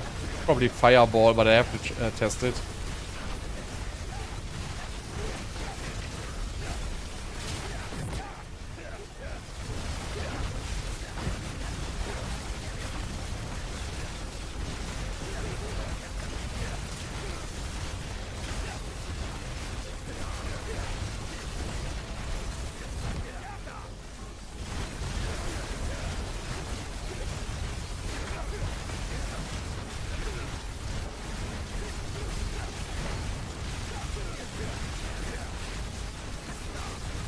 So I mean, even in, like, I committed into like the Ball Lightning damage now a little bit. I don't see this working out. And I mean, I already have like significant ranks in Ball Lightning, right? We have the core skills from Air of Perdition. We have the core skills from Ring of Starless Skies. We have all the skill points from the skill tree. So really what you're missing here is skill points from boots, potentially. But you know, what's that going to be? Like 10-15% damage buff? The problem is the primordial binding from the Conjuration Mastery is not going to buff the Ball Lightnings. And vice versa. Right, so you cannot really effectively hybrid this.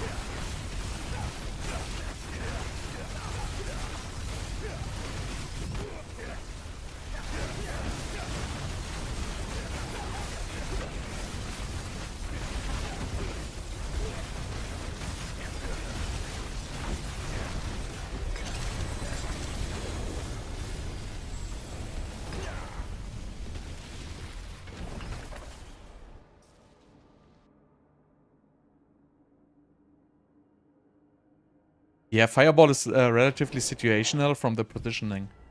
So let's try this again, but remove the Ball Lightning focus.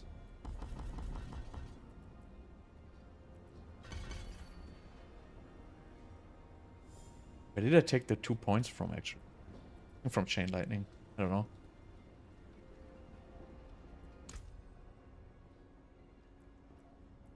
Wait, where did I take these points from?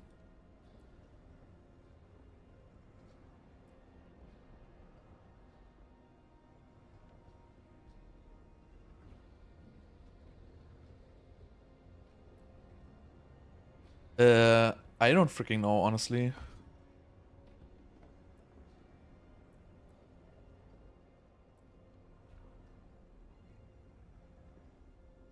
No, I didn't have shocking. I don't even know where they were. I had Supreme Unstable Currents, I know that. But I don't know where I pulled the other one from, honestly. Ah, yeah, I removed Chain Lightning, right? That was it. I think that's actually smart to not play Chain Lightning. Because Chain Lightning is gonna create the crackling energy too far away from you, basically. So I think it's better to not play it.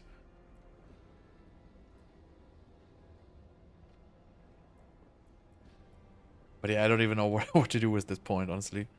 Just put it wherever. We'll probably get like damage reduction from charge bolts or something like that. Yes. So yeah, let's put the Paragon back to Conjurer. This one to Invocation. And now let's see again if it feels how it feels now. We're not even running a second rune word. I mean, you could run. What I want to try is I wanted to run the Spirit Wolves. That might be interesting because they should get buffed, right, by conjuration damage now. I think at least. No, it's probably not. It says conjuration damage, right? Yeah, so it's not gonna get buffed by conjurations. Elemental passive still better than air. Well, I haven't tried that yet, honestly. I would assume yes, but it's actually something I wanted to try. So I think this one is still better. Because it's just a 25% X, it gives 20% attack speed, and it gives you a significant amount of additive damage. But this one has been buffed like quite heavily. So, you know, might just test it, why not?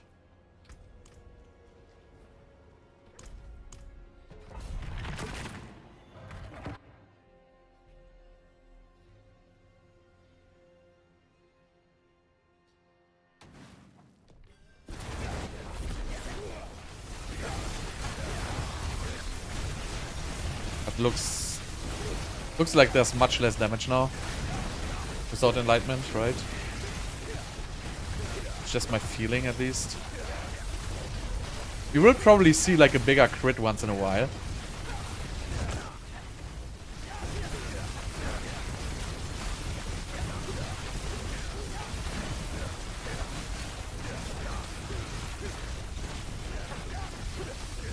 Yeah, the witch now. I don't even know if the witch powers buff anything specific.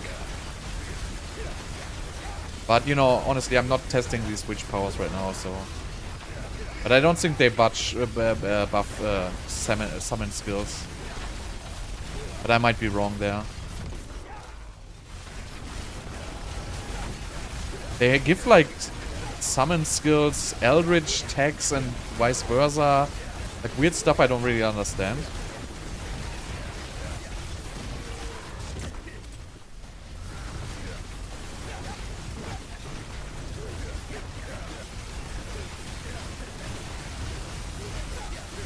I mean, I think the ball lightning here just looks good, and it gives me pull, but it's basically wasted, right? I think it's just wasted. It just looks cool.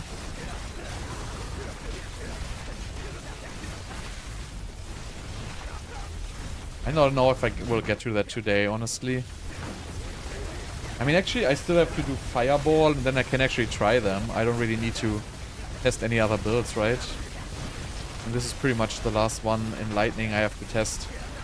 And then I just have to test Fireball. All the other ones I don't care about. I tested Pure Conjurations, that thing is not working. So I'm not even gonna do it.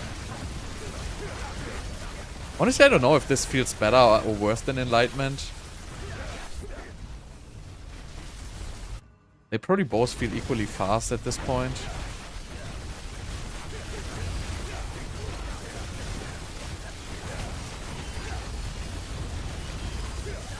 So what this ball lightning does, it gives you like really a very good grouping, right? It's pixeling very well. And of course you can use Vortex, which is technically, I guess, better, because this is the ball lightning focus here is a damage loss. Just for the pulling, I mean, it looks like I'm getting through the dungeon now faster, but that's just because of the pixel pull of the ball lightning. And Vortex will do the same, just not as fast. Yeah, I don't know. I mean, so you gotta put it like that, right? It's a 500% with a 10% chance. So realistically, it's a 50%, and Enlightenment is like a 25% plus the extra additive damage. So I guess they are not so far away from each other in general. I mean, would have to calculate how much, additive damage we get from Enlightenment. But I think there will not be a huge difference between these two passives. But it doesn't really have to do anything with single target or not. It's just like 10% to do 50%, 10% to do 500% more damage. So that happens on single target as well as on multi-target. So, I mean, at least, you know, the way I'm thinking it is, there shouldn't be a huge difference on the boss fight.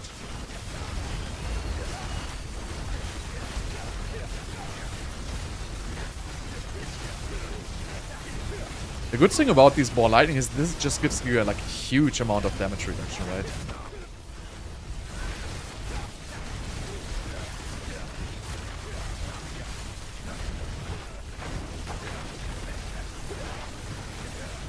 And the pull is very, very fast. That I have to say. I don't know why it doesn't work properly with the regular ball lightning though. So let's see if we see like a significant difference here on the boss.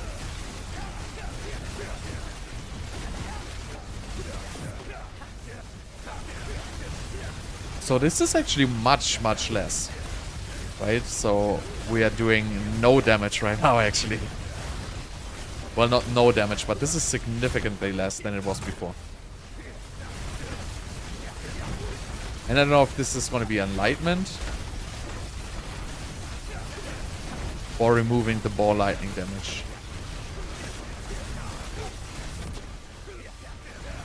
We have to test that. I'm just gonna die now because I don't want to finish this boss. But I think so. This is either gonna be Enlightenment, but it might be the ball lightning damage actually missing. So it's possible that ball lightning still is gonna be better when changing the boards. Let's just check this without with switching back to Enlightenment for now.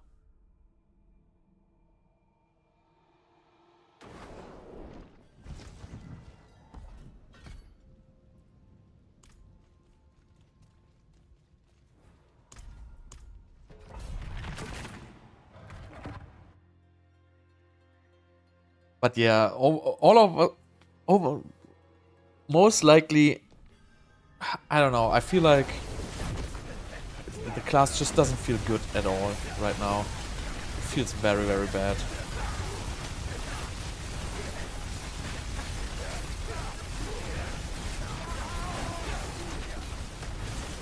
These guys don't want to die for whatever reason.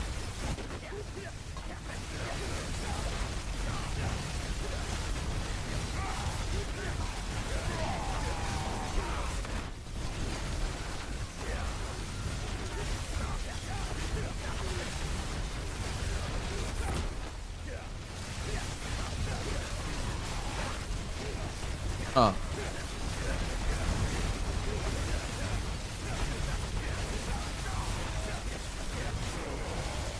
I don't know. It's weird.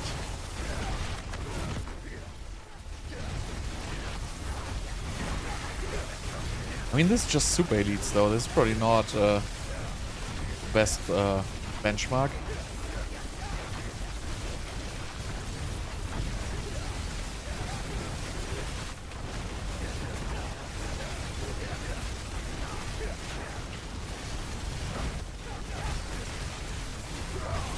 Also, I'm not getting to 20 Ball Lightnings, by the way. So, I think Ball Lightning to cast twice seems... okay. So, if I have Unstable Currents, I get to 20.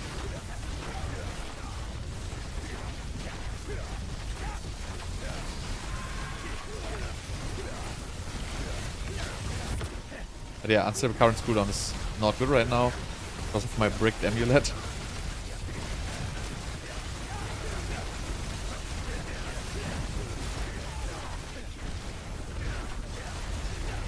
I don't know, I think it still feels best if you hybrid this. The pure Lightning Spear felt great, but it just has no boss damage. So if we combine this with the Ball Lightning focus, we might be better off there. I think the other Ball Lightning focus is not going to give us anything.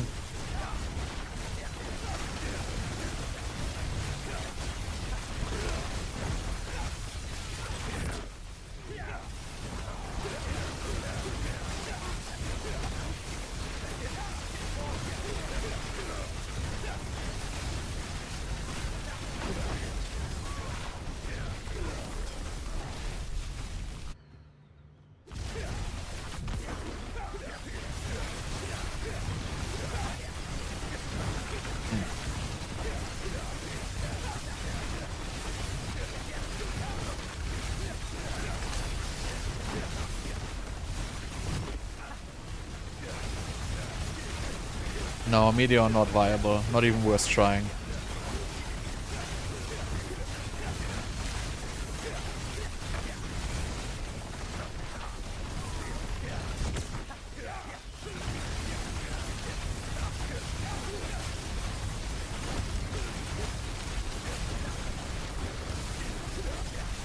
But I don't know, it just feels not so good, right?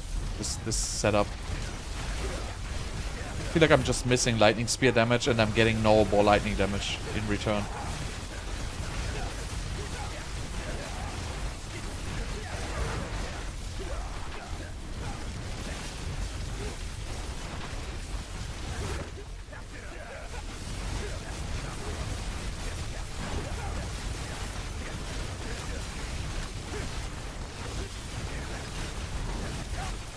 This is PTR, I'm not gonna try any like high tier pit pushing build, that's pretty pointless.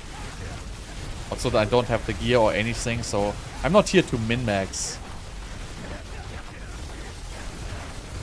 And also I don't care if I do pit 1 or 1, 2, 3, 4 or 5. They're completely irrelevant to me. I just want to figure out like the overall class design, the overall class power. I don't want to sit here masterworking my gear for like 2 hours just to see if I can get like whatever pit tiers. Like I already know that, you know, Chain Lightning is about a half as strong as before, so it will be like 1 or 2 pit levels below. And then if you add the seasonal powers, it will be at the same strength it has been before. I already know that. I don't need to do any high tier testing for that.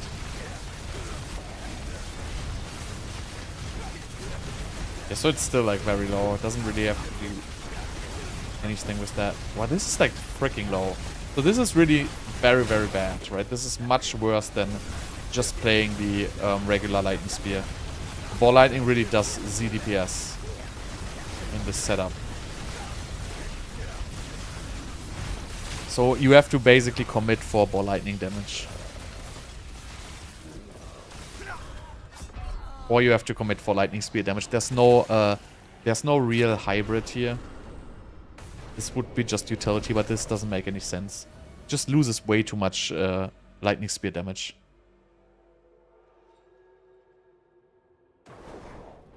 So I want to just go back real quick here to the Lightning Spear. And I want to get proper pulling now, because the pulling I do, it clearly doesn't work. I want to do Vortex. Where's Vortex?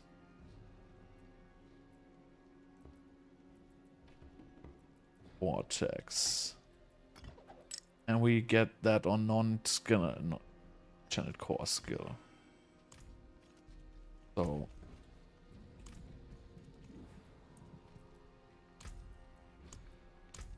Paragon is still correct.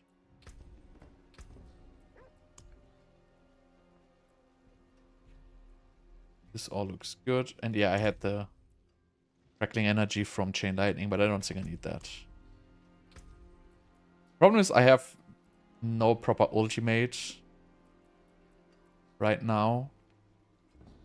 I would need some more cooldown reduction to have 100% ultimate, or I would have to commit into runes.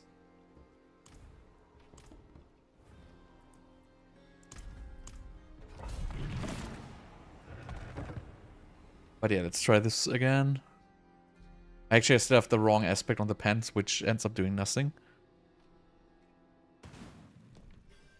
Yeah, they always do like kind of random changes, which do not really end up doing anything. They clearly don't have any direction when they do that stuff.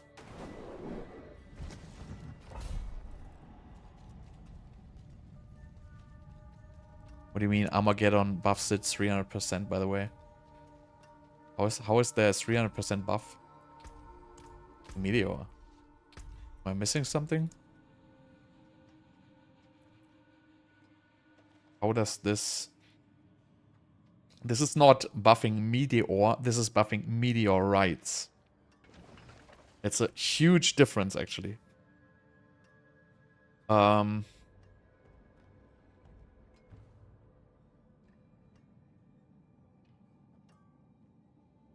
If you look at... That was like Starfall or something like that, right?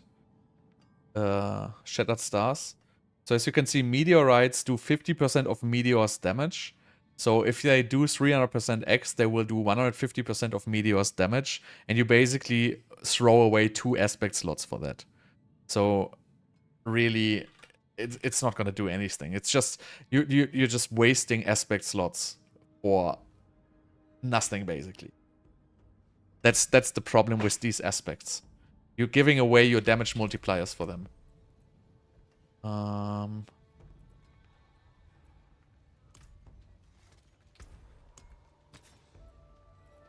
So we put Conceded on here. Might as well also do Control, but going with Conceded. And now we get a... Well, we could also put... Obviously, we could get Ultimate from the pants here, right? That would probably be the smartest solution.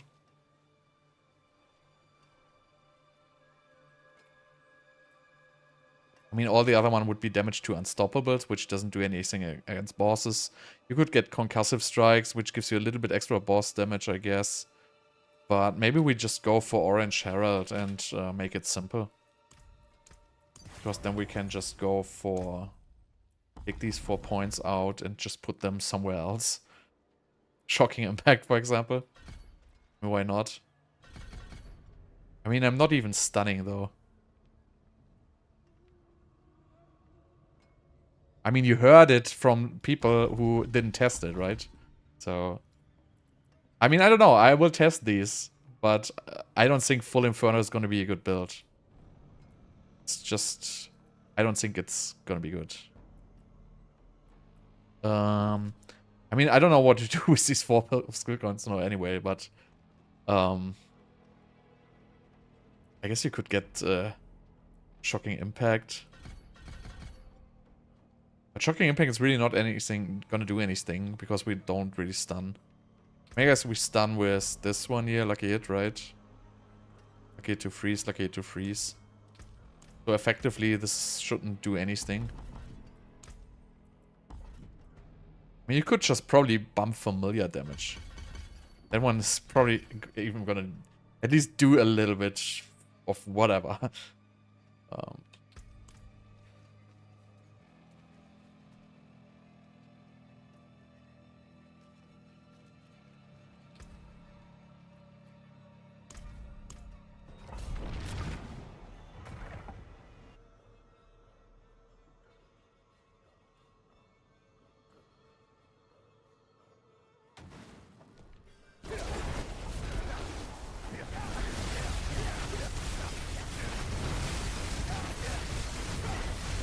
This is now the regular Lightning Spear build with Vortex.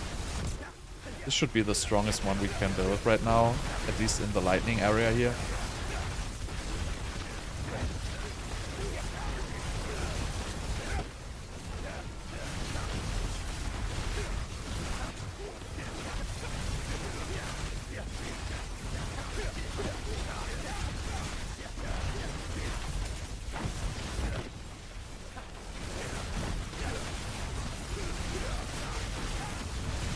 Yeah, I tried.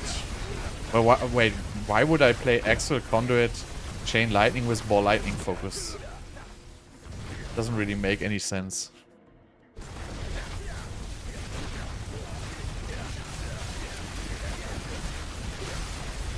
Because Chain Lightning build is lucky hit, and Ball Lightning focus is no lucky hit. So these builds don't really work with each other.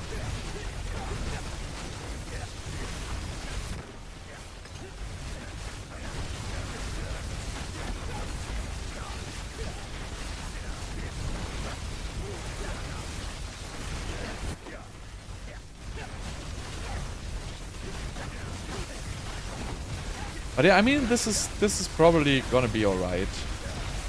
This might be doing like tier 8, 98, 99 maybe if you're like resilient on the boss. But yeah, this just has no boss damage. I think that's the problem with Lightning Spear right now. It doesn't really scale that high damage anymore.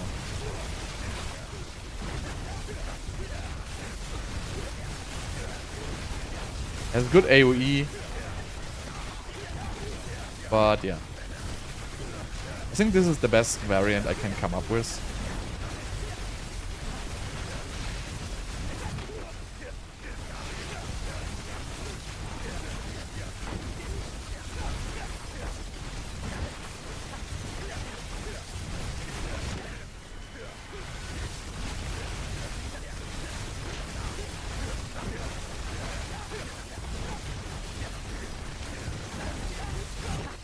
So the one thing which can be tried is the what's it called, deep freeze thing with vulnerable scaling, but I don't think that's gonna be a thing, honestly.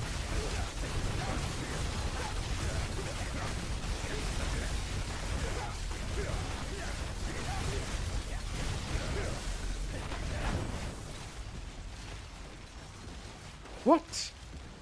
Oh, come on, Blizzard. I don't think it's a hard pass. I think it's a play 1 week for me, I guess.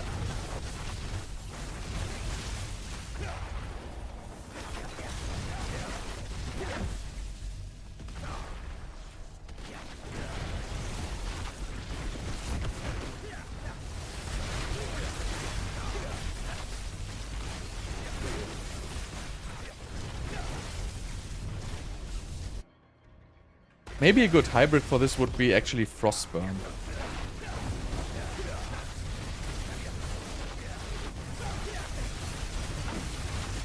But I don't know. Lucky hit on Ball Lightning seems to be like non-existent.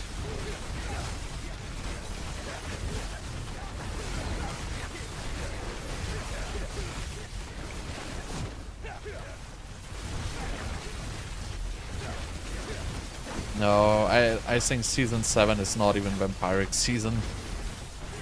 But I don't know. I haven't tried it yet. So I don't want to judge these witch powers too early. I'm just saying, to me it looks like they're just damage buffs. Nothing else. But I cannot really tell before I try them.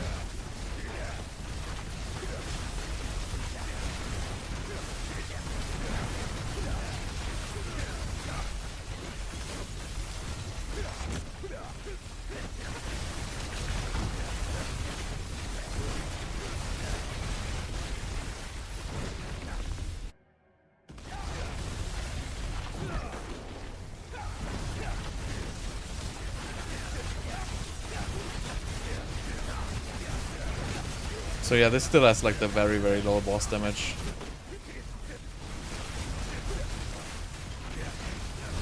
But it's alright, actually.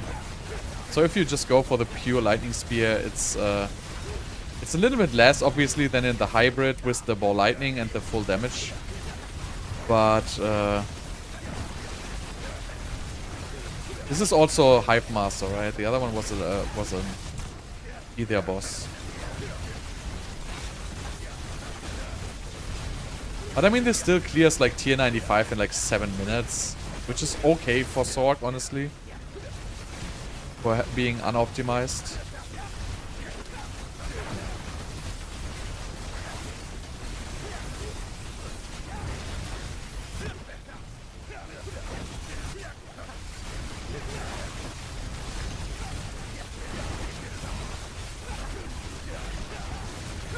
Oh yeah, didn't see that one.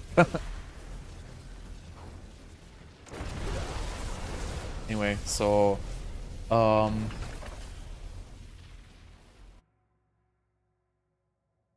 guess this build is alright.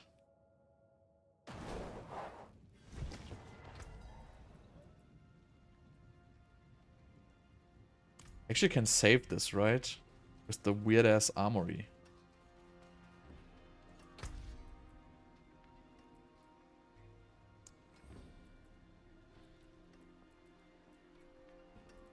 I like how you cannot even put a name.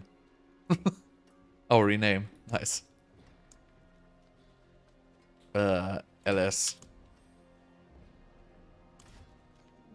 Right, so let's do pure ball lightning. Just for the fun of it.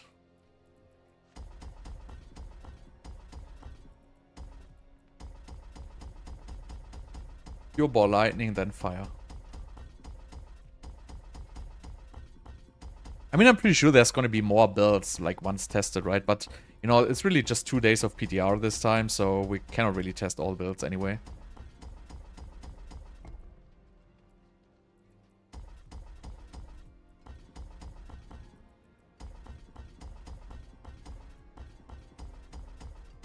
Imagine there was a button to just remove this entire board.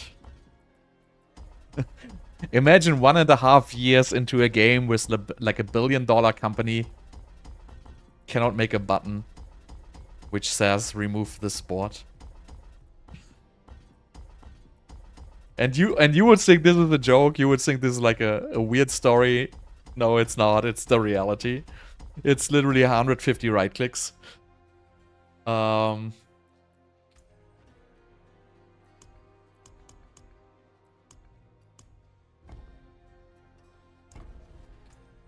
Do we have Ceaseless Conduit? You're missing fundamental release, right?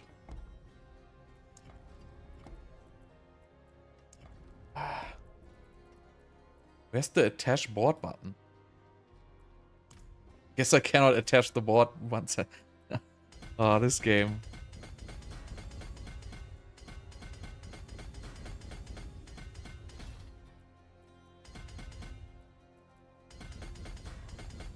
Okay, this is ball lightning. What do we need for ball lightning? We probably need... What is Electrocube, by the way? Wow, this is so bad. Let's go for Elementalist.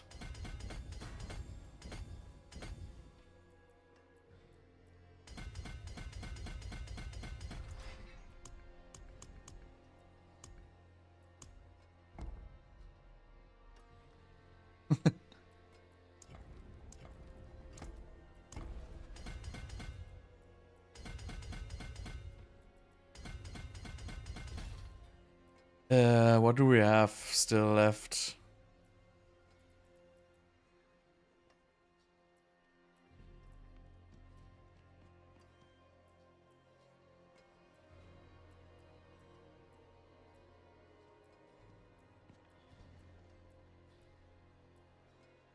I mean, I guess that's just Unleash, right? Whatever.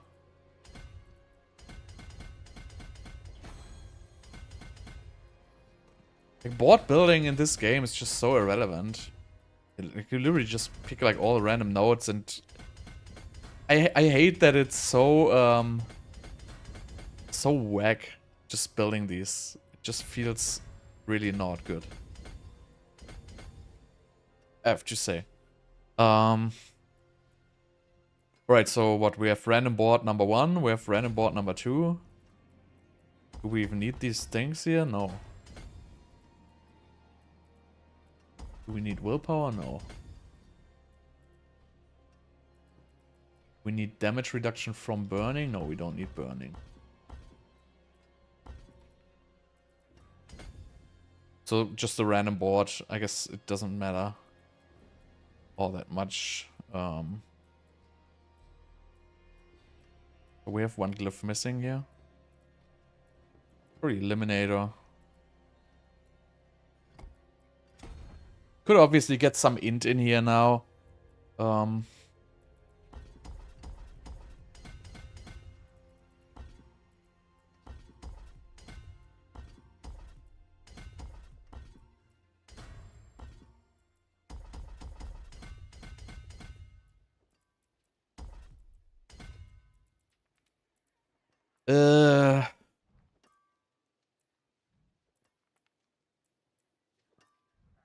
We need lucky hit for this build? Probably not.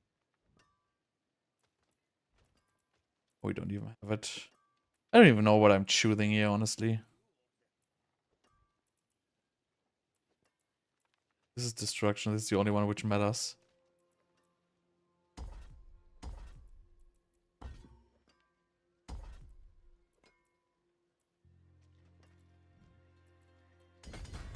Alright, good enough. Good enough for ball lightning. So go for ball lightning focus. And again, we could get a better one here, obviously, but I don't think it matters all that much. I think still, even Lightning Spear to deal double damage is better than Chance for Ball Lightning to cast twice. Because there's a cap of 20 Ball Lightnings, and we're gonna reach that cap anyway. Let's see what we have in stats. We have 69% attack speed without Elixir, so that's fine. We have this, we have Splintering. So this is pretty much the build, right? Nothing really changes, honestly, if you want to play pure Ball Lightning. All changes is the skill tree now, because we need Ball Lightning ranks.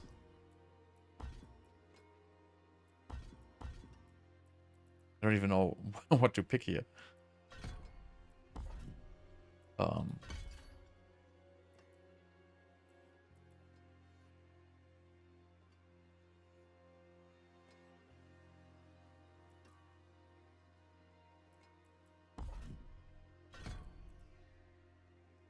I don't even know if the 30% extra damage to stunned is better than the crackling. It's like so hard to say, actually. But yeah, you would probably remove the these points here we don't need. And then we go into... Probably Static Discharge will be fine to just generate the crackling for us. I don't think we don't need anything else here. You can probably just even remove these points. So yeah, then we need... I don't know if Ball Lightning boots are better, honestly, than these. I mean, if you get Ball Lightning boots, you get like 6 ranks or something like that, right? So if you get 6 ranks in Ball Lightning, that's gonna add... See, Ball Lightning is also super shitty, right? It's gonna add 12%, right? So we go from 64 to 72%. That's not even 10% damage increase. Well, that's maybe like a 12% damage increase or so. So a 12% damage increase most likely is less than the non-physical damage we can get with Enlightenment. And that's the sad story about the skill ranks. Skill ranks just don't scale very good. I don't know if it like kind of double dips with this or not. It's hard to tell. But in general, skill ranks just have a horrible scaling. So let's see if we have an amulet we can use here. Like this one is a good amulet for this build, even though the ultimate cooldown is not on there. But that's not a huge deal because we're gonna play Orange Herald anyway. I mean, in this case, we probably wouldn't want to play Orange Herald, to be honest. But I don't really have a better choice. I mean, I guess it would be better to put pulling from the Ball Lightning on there, because it also gives you extra damage based on Ball Lightning. I mean, you could probably put core skills on the gloves to get more Ball Lightning ranks, which is probably also be debatable if it's better than 200 intelligence or not. But it's not going to be very far away. But it's probably going to be better than 200 intelligence, at least slightly.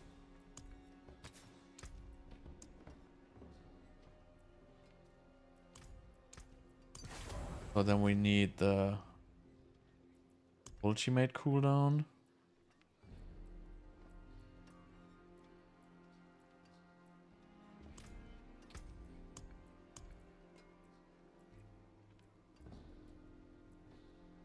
I hate that you can search in your goddamn inventory. That's just so fucked up.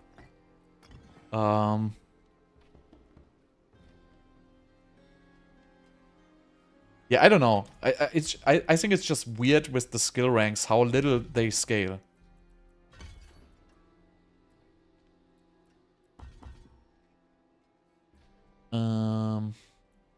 By the way, I have like the wrong teleport passive all the time.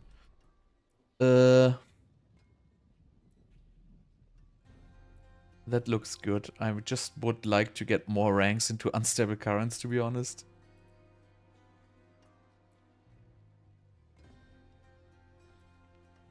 But yeah, where would I pull them from? I mean, like, so now you need so many weird ass passives. So you probably just remove damage reduction for now. See how it works. We could probably get the charge bolts damage reduction instead.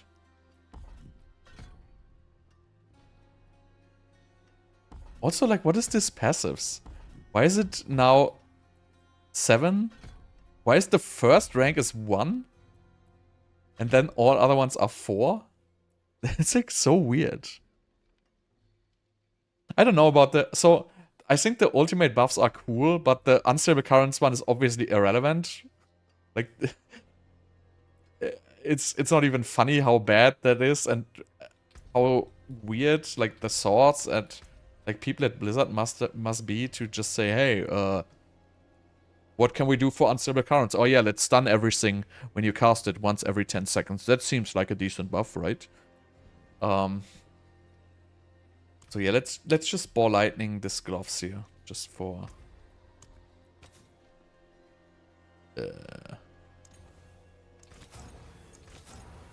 I guess core skills, right? They cannot get ball lightning. I mean, it's 4 ranks in ball lightning. I think this is actually not as good as 200 intelligence. But it's also not going to be very far apart, right?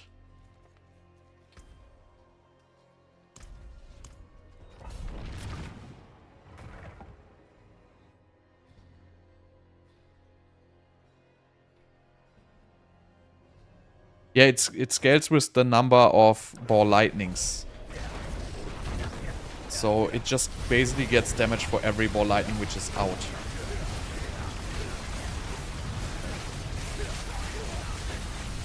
So as you can see, this is pure ball lightning. So this is alright, 495, right?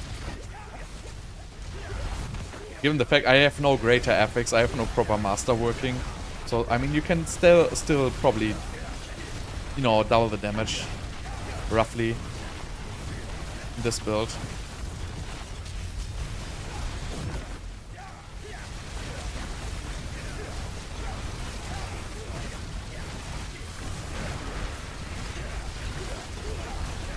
But it's in the dungeon, as you can see, it does significantly less than Lightning Spear.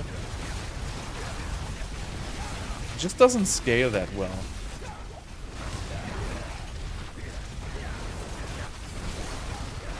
But it's alright. It's definitely a playable build.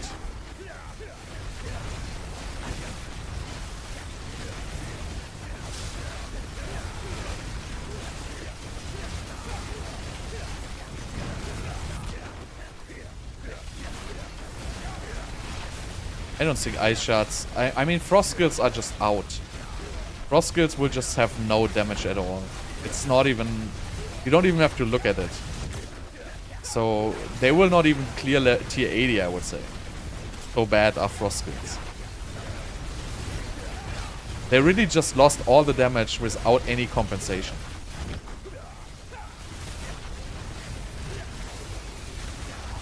I mean, this is okay for pure ball lightning, right? So, but there's nothing really special, right? And also, you don't really need to do... I mean, obviously, it changes again with seasonal powers. But this build is like super straightforward, right? You just push into ball lightning ranks, get all your damaging aspects, and you just go. And the other ball lightning build is very, very bad, by the way. So the other focus is very bad. This one is alright. Especially like the pulling is very nice.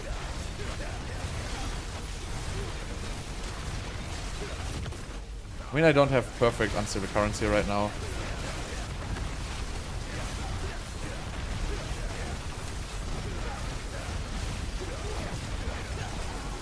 But yeah, all, it's like pretty boring, honestly. I mean, all the sword builds are pretty much the same, right? You put splintering on, you get like your lightning spear, you put all into crit damage, and then you play your random skill, which does as much damage as possible. Splintering helps you clearing the dungeon, and that's that. And then you always have these super elites you will take forever. But this is gonna be a little bit faster at the boss though.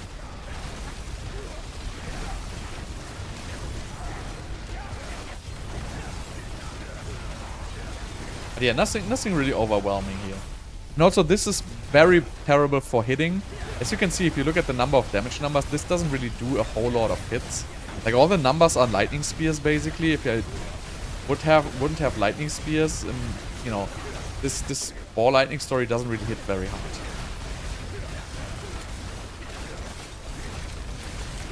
And obviously, I'm using the crackling right now, and I could add another 30% damage to stun. But I feel like the crackling with the lightning spear is probably the better one.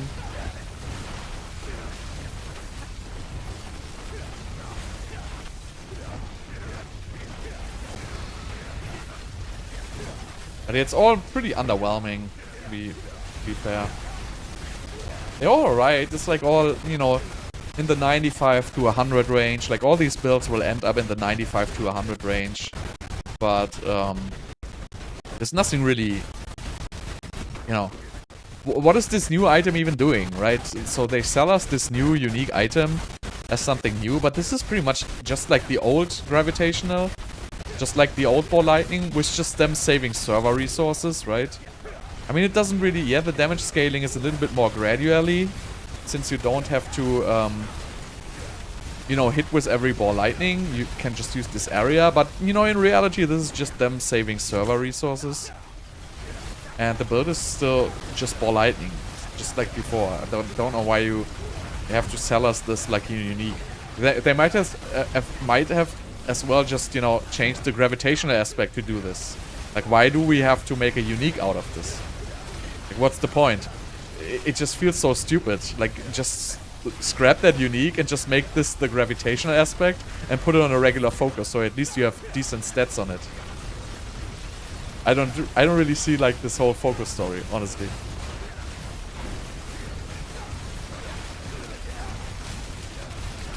But yeah. It just, you know, it just plays alright. It's alright, play a long build. But that's it. Nothing really special here.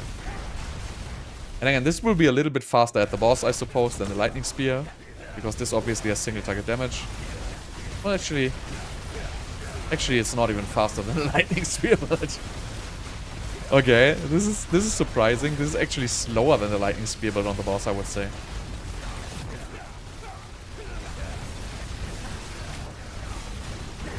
Yeah, this is definitely slower than the lightning spear build on the boss, and much slower. Wow. Okay. That's actually unexpected.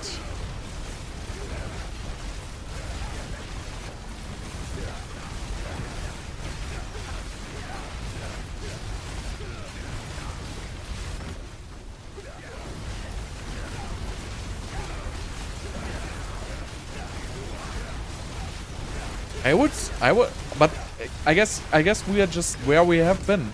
Like, Sorc skills deal no damage. I mean, I don't even know why I'm surprised.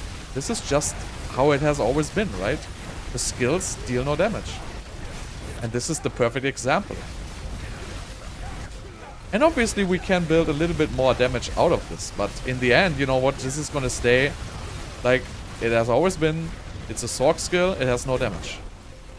If you want to do damage, you have to do Lucky Hit, you have to do Lightning Spear, because it has exactly the double dipping scaling with your crit damage. Or again, the Lucky Hit effects do damage, but this is a regular skill, it does none. I mean, I don't know why it's so particularly low now. Maybe I'm missing an aspect or so. Because this is not even like 1/3 of the Lightning Spear damage, honestly.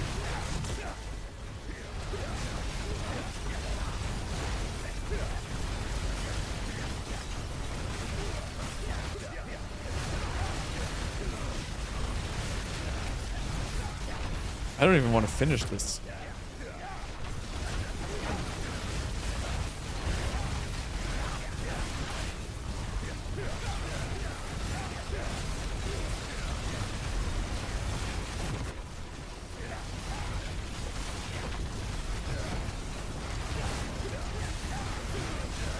This is like so freaking bad damage. Wow. Can't believe it. Like, even if you would double this, you wouldn't be at the state where the lightning spear is.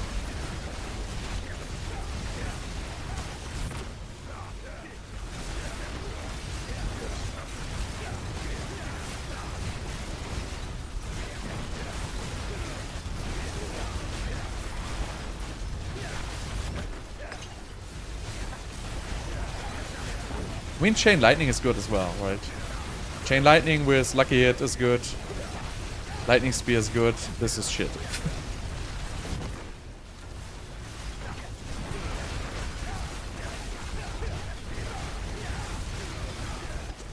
Ouch.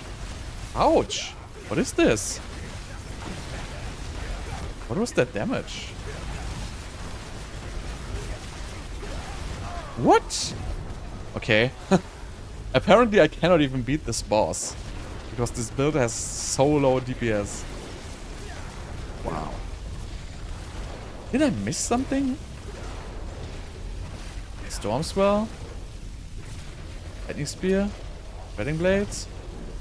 Have the weird ass lightning aspect? Did I screw up some glyphs? Eliminator? Destruction? Tactician? Elementalist? Unleash. Enlightenment? Enlightenment. I have everything I need. Did I screw up Paragon? No, no, no, no. Looks good. No clue. Yeah, I know the Lilith mark, but I thought it like caps at 3. It's like weird, but...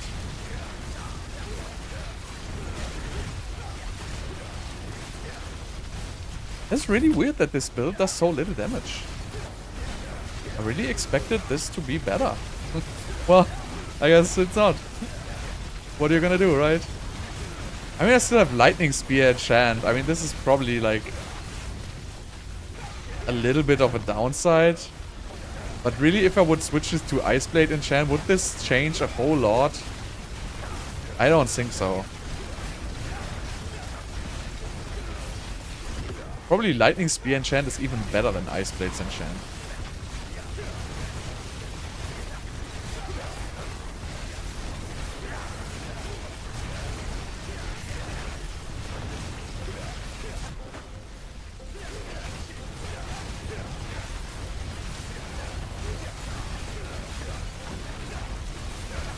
But I mean, at least you have to say, like, the builds of the Sorc are relatively balanced within itself. Except for cold. But yeah, we're gonna do fire after this.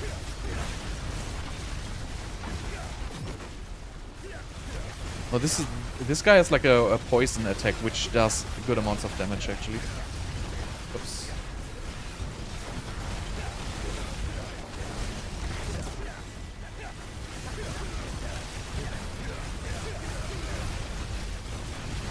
But yeah, it just feels weak.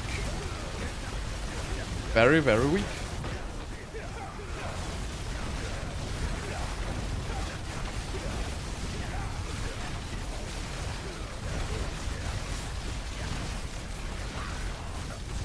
Oops.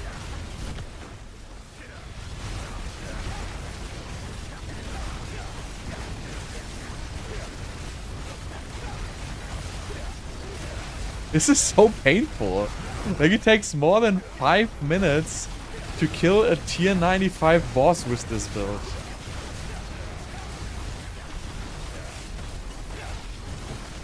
I don't even want to finish this, honestly.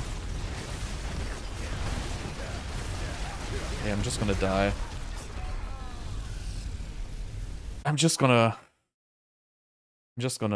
write this as...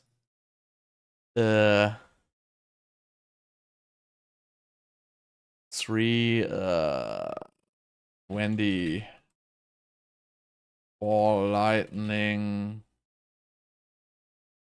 The DPS at it tier 95. It's just not fun. So let's go to fire.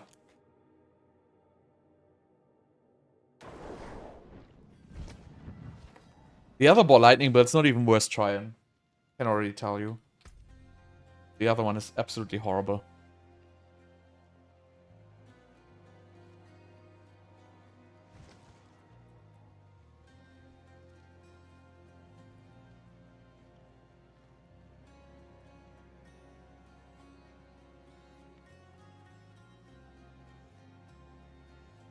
Alright, so fire. But I can save this in my armory.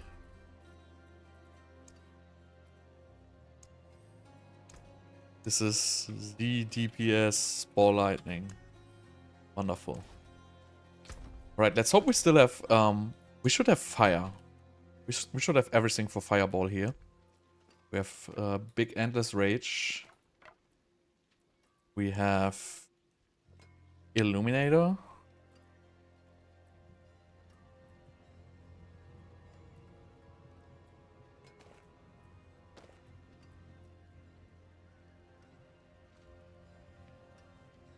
And we just need Devouring Blaze Amulet now, right? So we can use...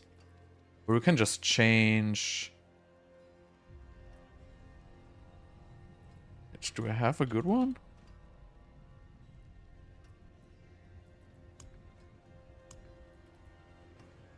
Inner Flames.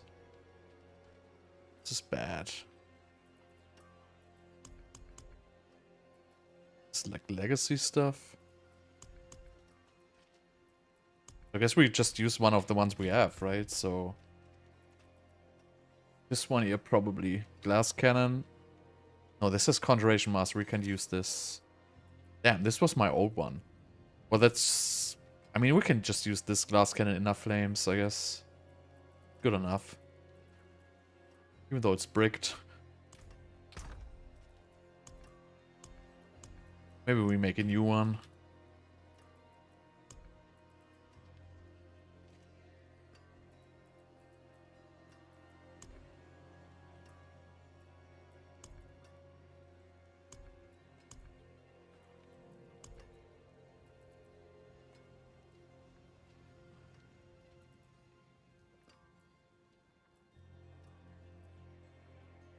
No, I guess this is the only ones I have.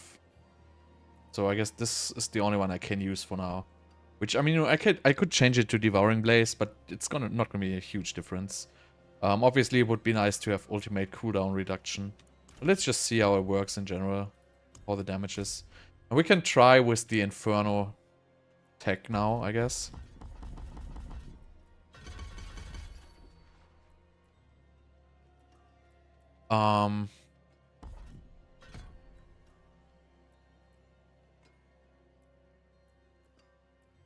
I don't even know where to put all these points now.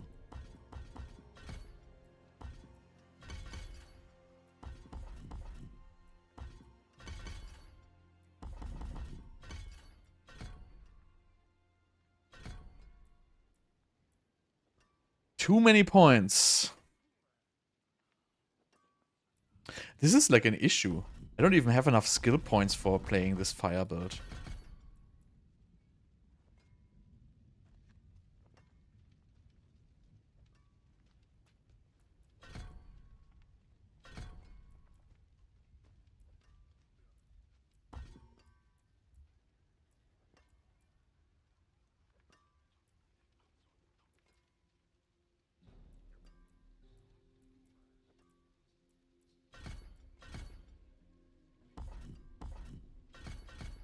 I mean, I guess you just need these Soul Fire here, right? So I just need to find 2 more points. I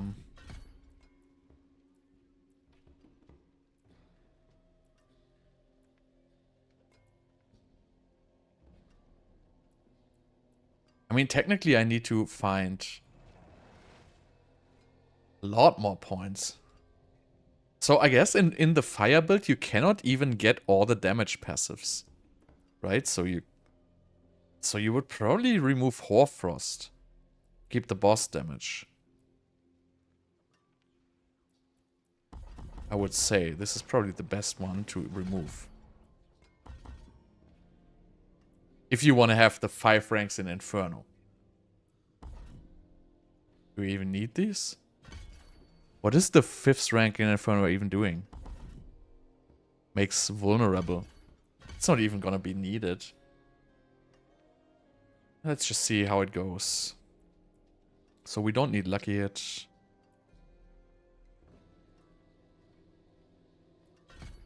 Not sure if we need Lightning Spear.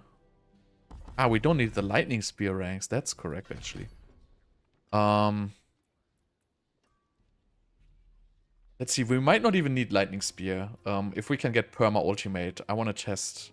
Just ditch Lightning Spear for now and get Perma Ultimate. That might be working.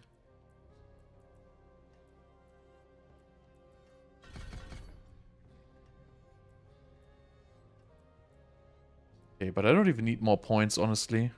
No.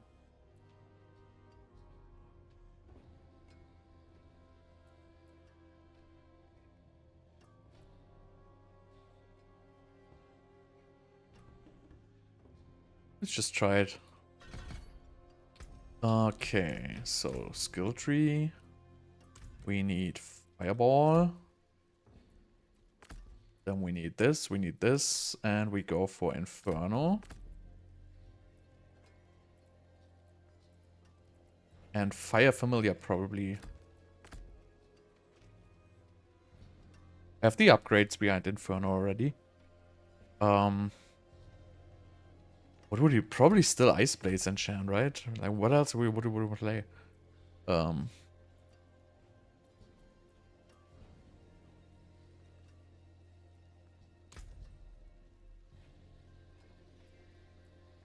just see. Paragon probably want to change. So wait, we want to remove the 2 lightning ones, right? So these 2.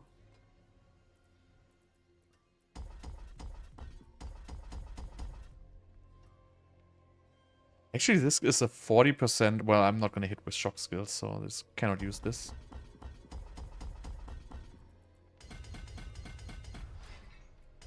Let's connect these guys so I can remove this board.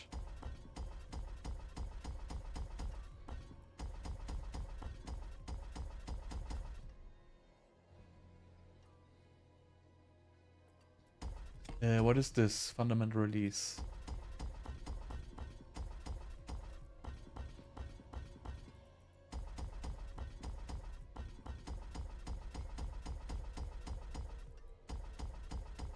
So remove fundamental release and we remove...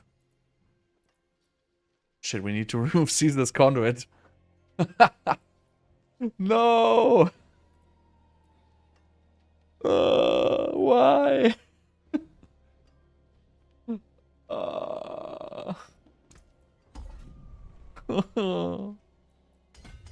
No. This hurts so bad.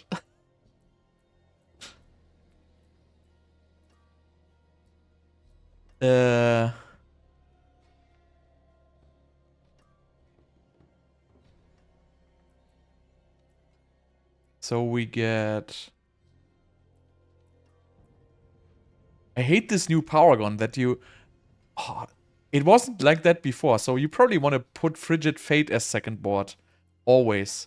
So you don't have to rebuild all the time. Freaking annoying. Pyro, whatever. Where's Pyro? Wait, no, Pyromaniac is... Yeah, it's the rare damage thing. Probably just gonna choose Eliminator in my first. No, I don't even know. Let's go for Elementalist. If you don't know what to do, just always just get Elementalist, whatever. Right, so I'm not gonna make this Mystic again. I'm just gonna play Frigid Fate because I'm always gonna have Frigid Fate. So if I play Frigid Fate as my second board, I cannot do anything wrong.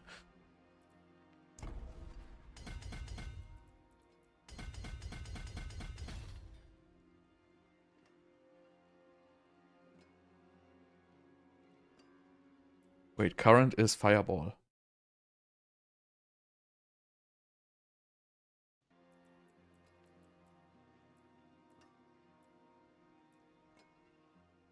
What is this board? Frigid Fate.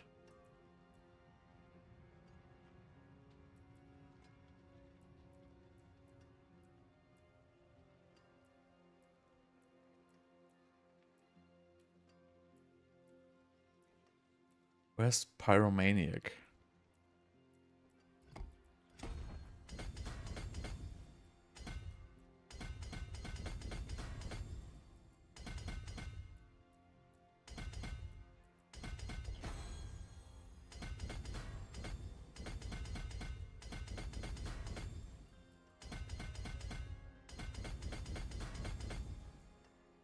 Right, willpower.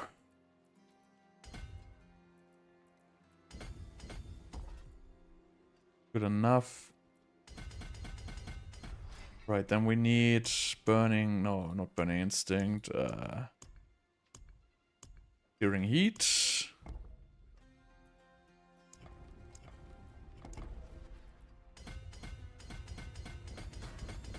Searing heat is destruction.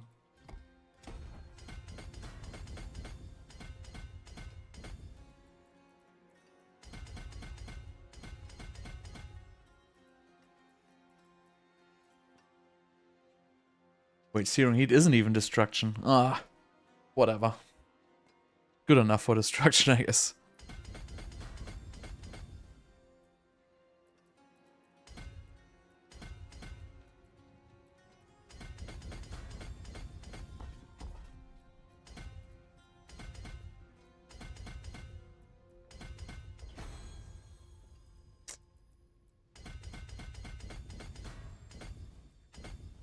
Okay.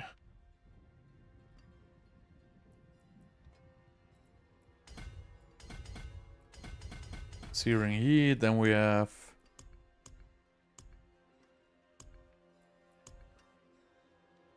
Fundamental Release.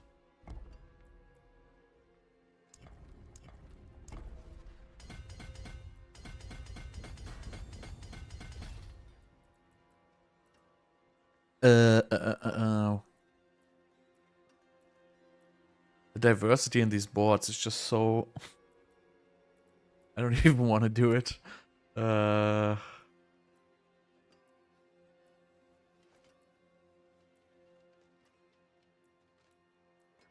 Titian, I guess. I don't even know if this is gonna be so good for Enlightenment. I have to test if we still can get enough Enlightenment up.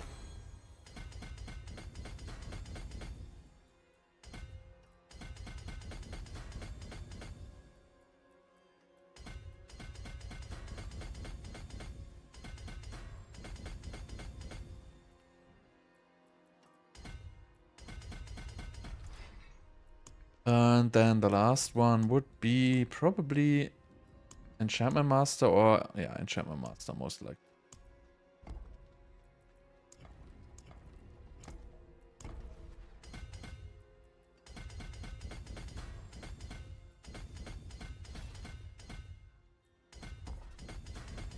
So wait, we just have Unleash left, right? Yep.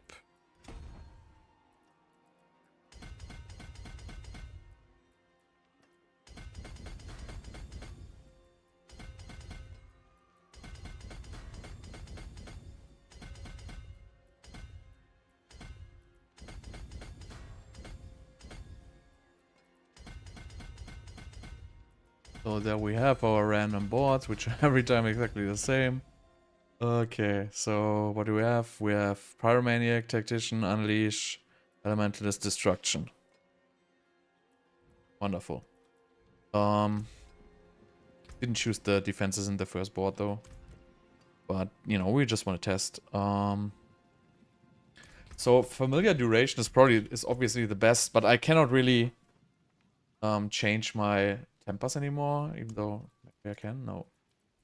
I just don't have any way. I mean, I guess you don't have to play Starless Skies if you don't want to in this. But, you know, let's just see how it hits. Doesn't have to be perfect this time.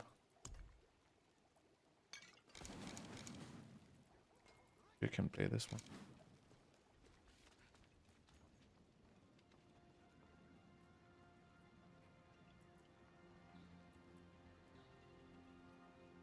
Probably overcapped on attack speed now. You could get Pyromancy attack speed. I mean, you could do like a lot of different stuff here. The runes is still wrong. Wait, I need to... So I want to try Orange Herald. Right, we want to try Permanent Inferno.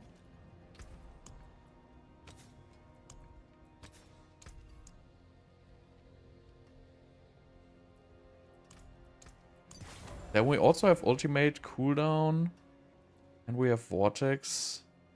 We don't have Vortex, so we need Vortex.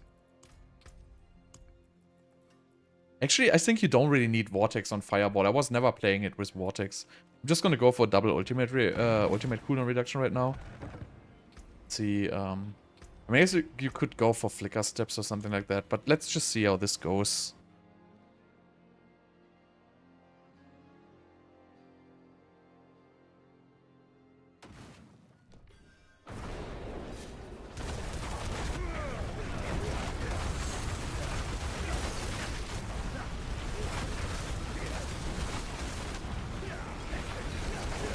I mean, this still hit like very hard, right?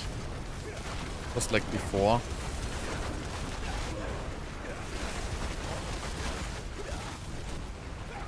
I think this is still the premier build. Ultimate is pretty much perma always. Kind of funny.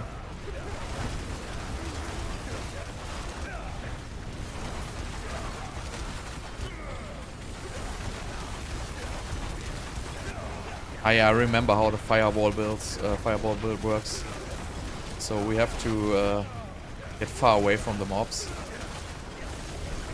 And yeah, obviously, if you have familiar duration, right? This is. But you don't even need familiar duration anymore, right? Like, why am I even playing that? It's just 10% damage. Since we don't have Conjuration Mastery anymore, it actually is not relevant how many familiars I have out. So scratch that. I wonder if I even need it on my bar. I mean, it gives 10% damage. I guess it's smart to get it. But just really for the 10% buff. But yeah, this still hits the hardest of all the... So I think the bug is still in there, right? You can actually stack multiple Infernos.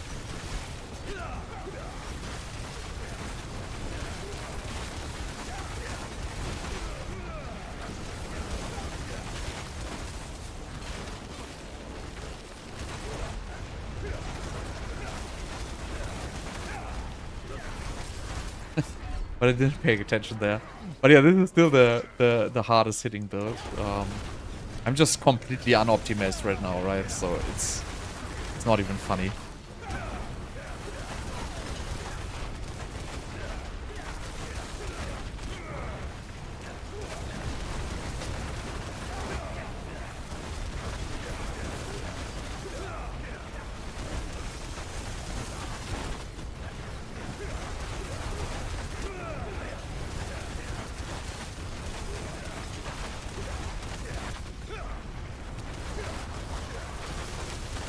So, the last thing you could do is basically perma Inferno somehow meteorites, I guess. But I don't think that's gonna do any damage, honestly.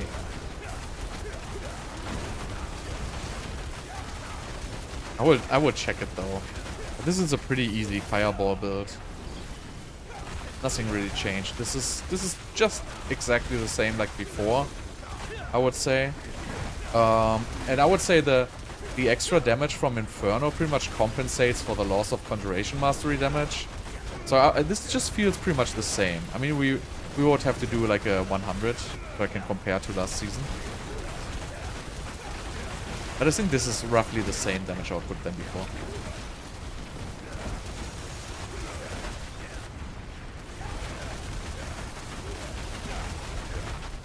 The vulnerable is a little bit annoying though. Because Inferno is not going to give you 100%, but I guess you just got to get used to the playstyle.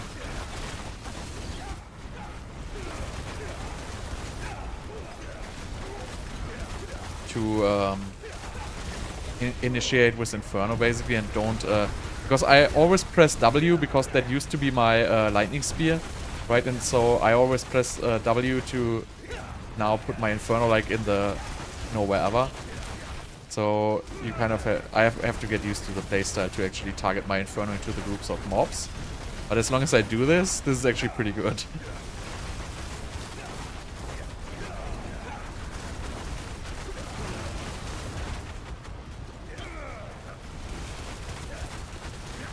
Actually, you have to be careful that your Starless Skies is still having stacks, I think.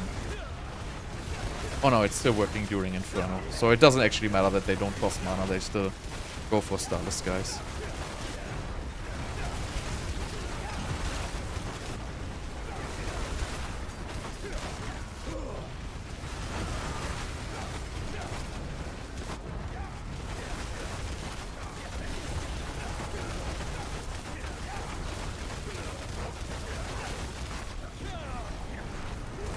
But yeah, so Inferno Meteorites is something we can still try, obviously. Because I mean, I have the build right now anyway, so I don't really need to change anything, right? We just have to switch from Fireball to Meteor.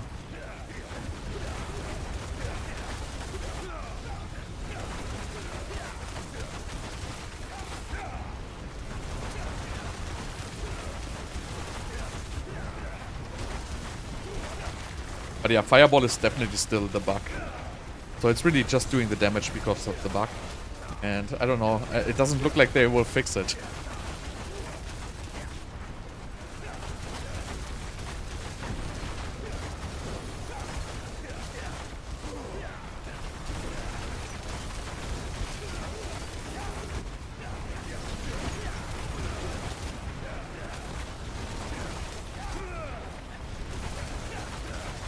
But I guess the vulnerable on Inferno is pretty nice still. Wow. Again, I have no survivability or anything in this build, so I really just smush this together in like a couple of seconds, so definitely not optimal here.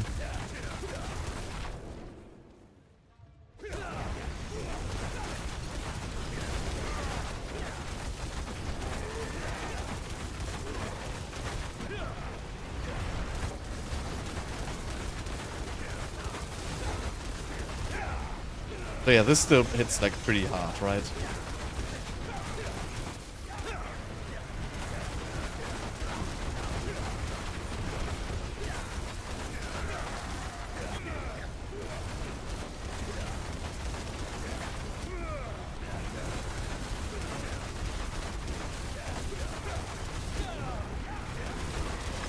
And this thing, I still have a lightning. No, I don't have a lightning. I have the wrong aspect on my amulet. I just noticed I'm not playing 3 curses, so I'm still missing like a significant chunk of damage actually.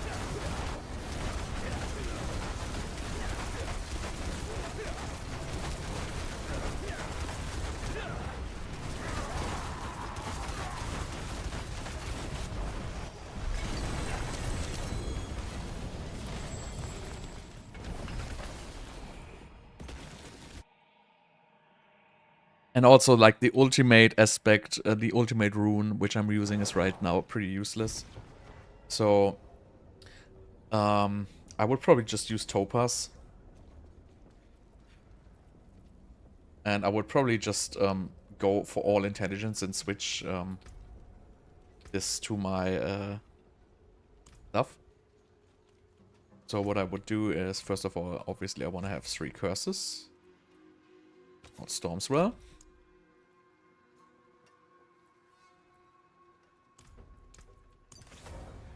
I didn't really look at the uptime on Enlightenment though. I don't know how good it is.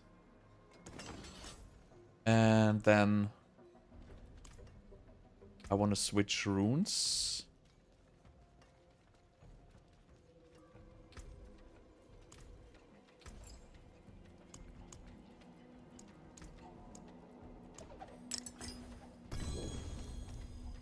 We're gonna put all topaz in our armor pieces.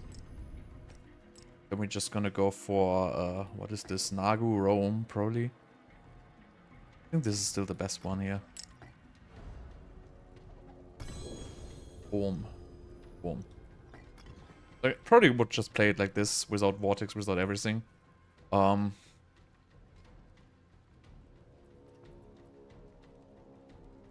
Probably you don't even... I don't know the attack speed breakpoints I'm having right now.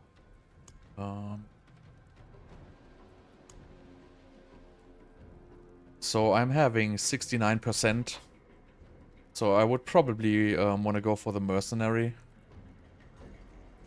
With attack speed instead of Subo here.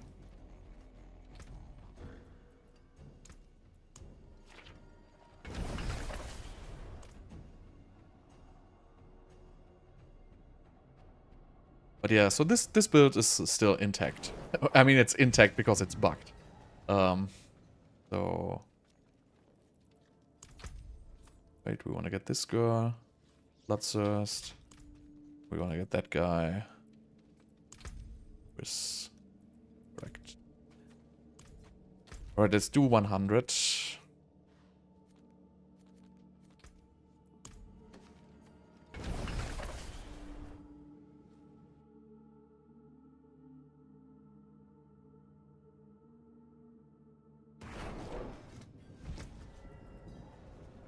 I don't see anything I can really change. This is like the last time I played it. Obviously, you can masterwork it a little bit better.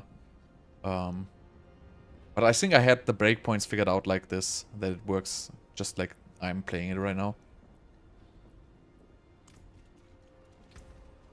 And Ice Blades. Yeah, so we want to change... Well, the enchants are fine, actually. So let's see. We have 3 curses now, right?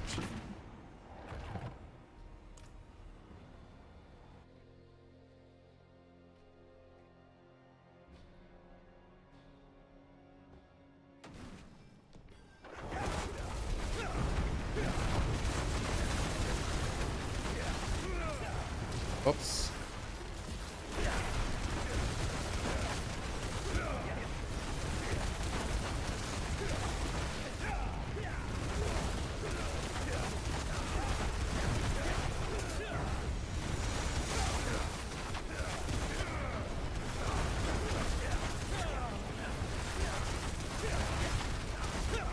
Where's the 45 guy? Oh, he's dead. Finally.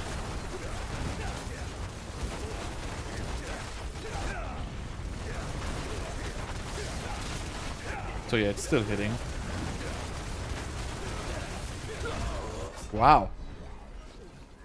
That was unexpected. Let's restart this. I wonder why I have so little damage reduction. I mean, I'm not having Lightning Spear right now, which takes a little bit off.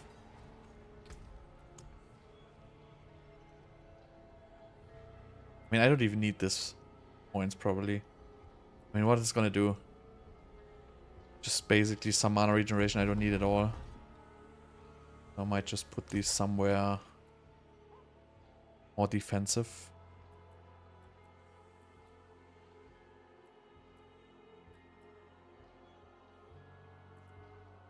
But where?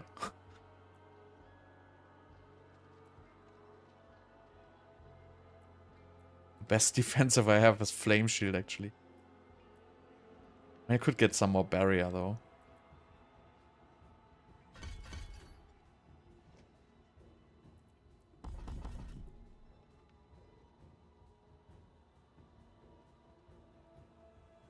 You need always conjurations for cooldown and stuff like that. So without conjurations, you can't really play.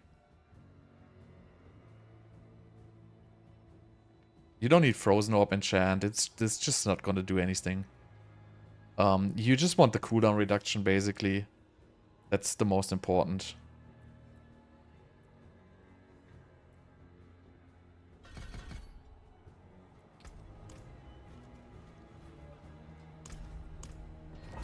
The Familiar you just choose for 10% extra damage. And Ice Blades is just, you know...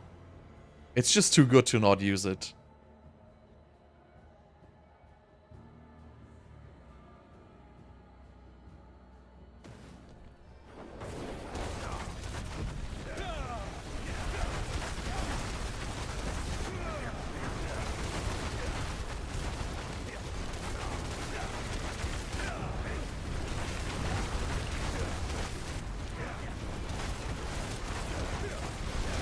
Actually, without the ultimate other one, it's not such 100% uptime.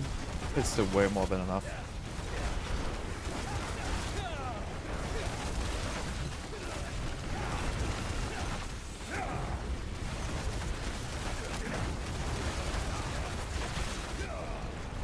Still haven't... There he is. So the Inferno giving you a vulnerable is pretty cool, actually.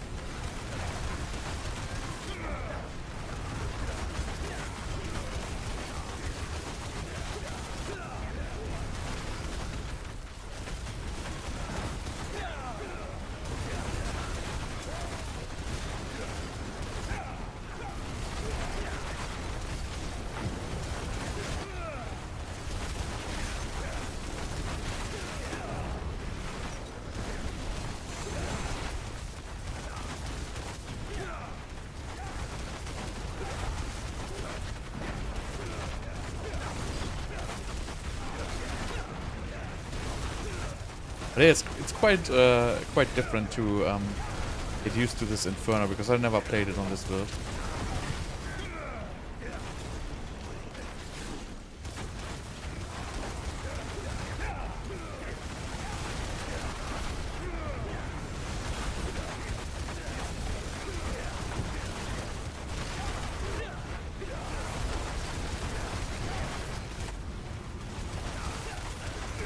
What? But yeah, I keep dying. Like I haven't played these builds in a while though. You can obviously get like 60% more damage reduction by rune words, which is probably what I should do in this build.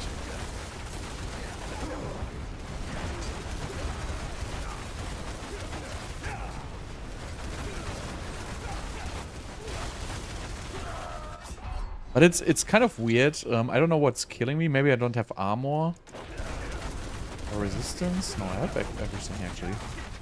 Kind of odd. You have very little barrier though.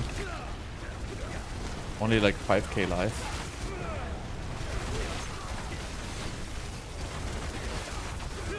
Maybe I want to go for the defensive rune. Actually annoying. Die.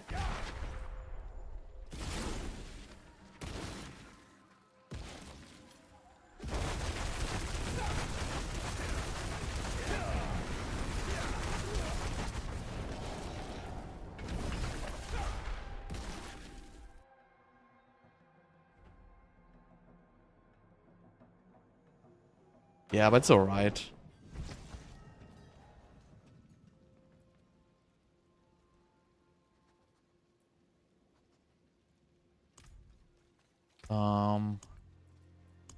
Right, so what you do is you get just non-channeled core skill. Then we get Dark Shroud. Then we're good.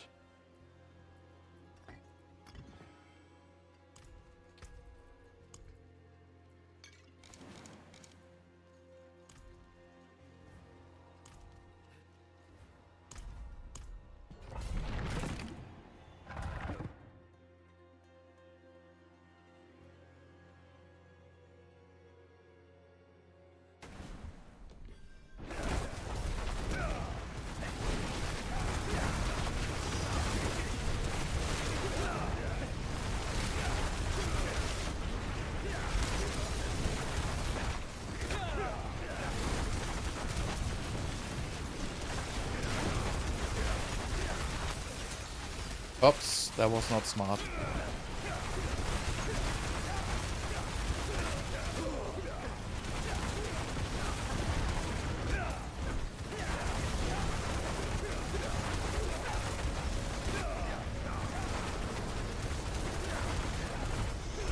But the problem with Fireball is really you cannot play all these dungeons. This, for example, is not one of the good ones. Also not one of the worst ones.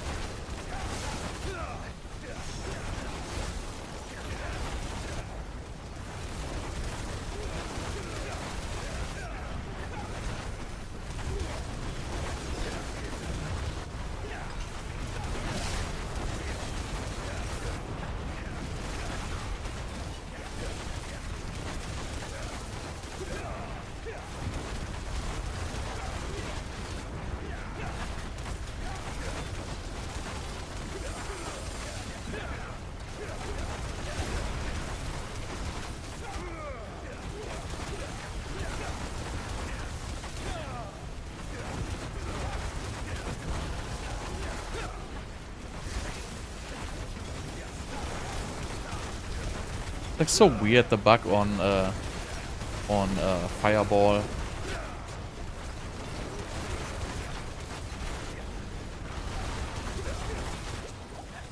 But yeah, Suppressor is like so annoying because in melee you don't do any damage. So you want to stay like as far away as possible to get the most damage out of Fireball. Then if you have Suppressors, it's essentially the worst thing.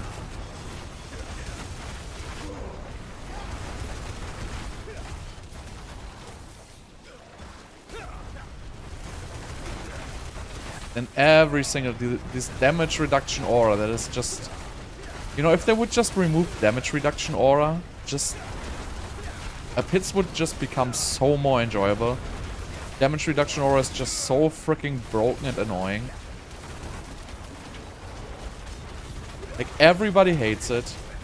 Everybody keeps saying that they hate it for like years and years and years. And it just doesn't get removed. So really, what I hate about Fireball is if you want to clear high dungeons, you really have to fish. You don't... Basically, there's just 2 maps you can effectively play. All the other maps are just freaking annoying. And that's what I hate about this build. So you really... I mean, I don't really usually push, but if you want to do like tier 100 or higher, you really... There's just 2 or 3 layouts you can play. All the other ones are just garbage. Right, this one you can't play. You don't even need to start.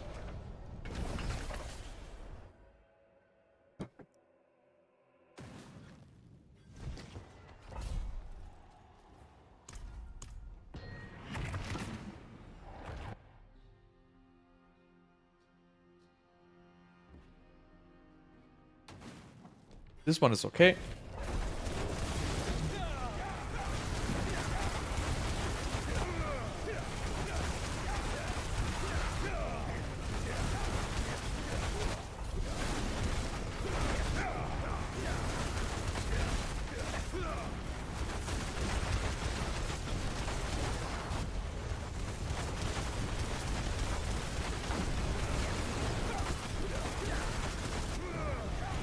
Don't know why these guys are not dying, but you know, it is like it is.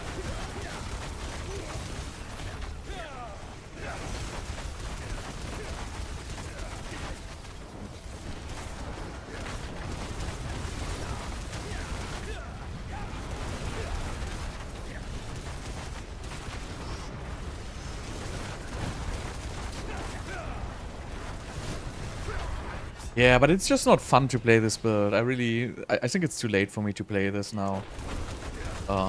Just gonna do like a 97 or whatever and just put it on the list.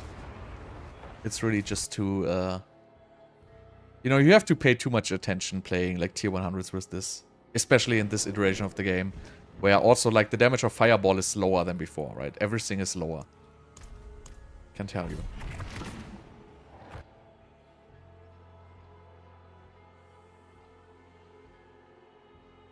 I don't like it either. But, you know, honestly, I don't like any of the builds right now of Sorg, pretty much from the gameplay. I feel like they all are either too much button smashing, too fast pace, too low damage.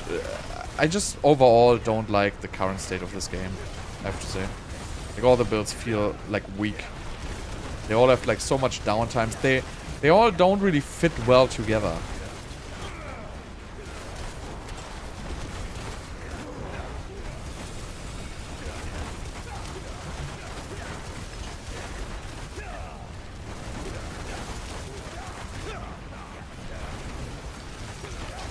Then you all all these pits are just so annoying. Like all this barrier, it's just the amount of RNG in these pit layouts is just not fun to play. Also the layouts, like these tiny little maps. So like in D3 they patched everything out, which is not enjoyable to play. And I don't know why they keep like insisting of, you know, having all these annoying maps in, because nobody really wants to play this. And it's not even, I don't know, it's just removing from the good experience you can have if you just have maps which are annoying. And monster types which are annoying. Especially with the damage reduction aura. It's just so annoying. Nobody likes it.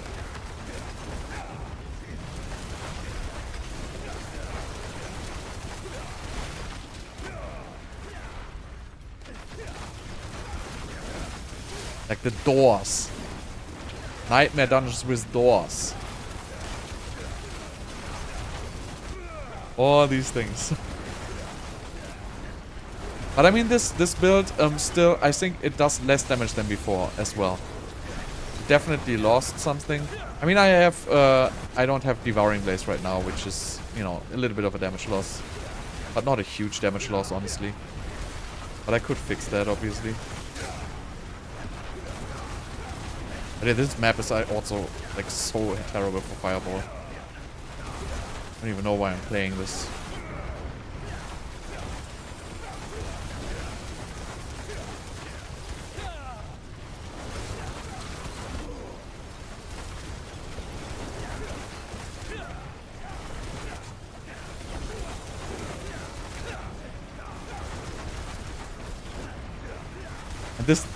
The damage reduction aura is just the worst thing ever. Really, it just makes the game unenjoyable.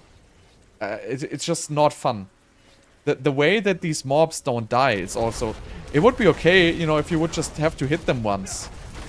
I don't know what game it was. There was like kind of mobs which buffed the other mobs, but they only were like 1 or 2 hits. But here, the damage reduction mobs, they just have like a lot of HP. And for whatever reason, you know, if they're inside packs, they seem to buff themselves, like each other. Like if there's 2 of them, they seem to buff each other. And they take forever to kill, basically. And that shit has been in the game since like day 0. And everybody's complaining about it, but nobody is gonna change it.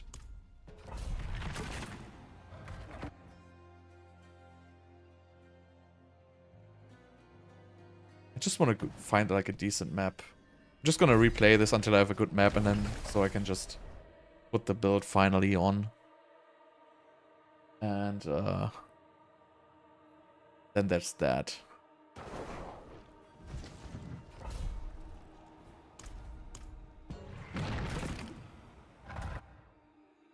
But yes, thank God we have PvE tomorrow.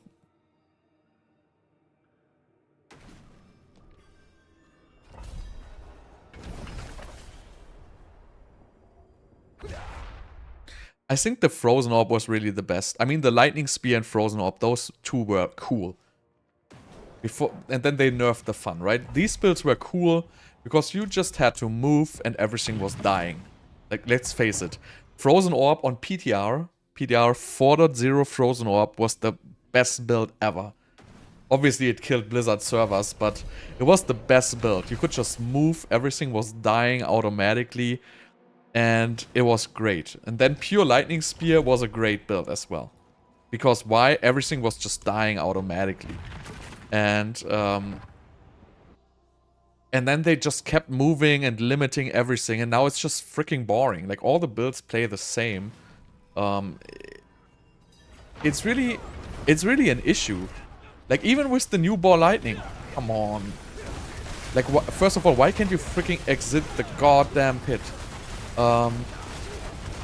With the new Ball Lightning, right? Even that they make a new Ball Lightning unique, which is rewarding you for stacking more and more Ball Lightnings. It's even adding chance for Ball Lightning to cast twice, but it caps at 20. So you don't even need the Ball Lightning to cast twice, because you will cap out at 20 anyway. And it's just so... Why? Why is it always capped?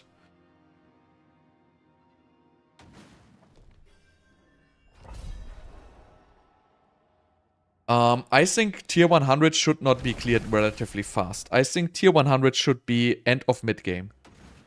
So, probably if you have all ancestral gear, all 12 out of 12, good aspects, and your first 2 mythic uniques, first 1 or 2 mythic uniques, I think you should be able to clear pit tier 100 not fast. 15 minutes.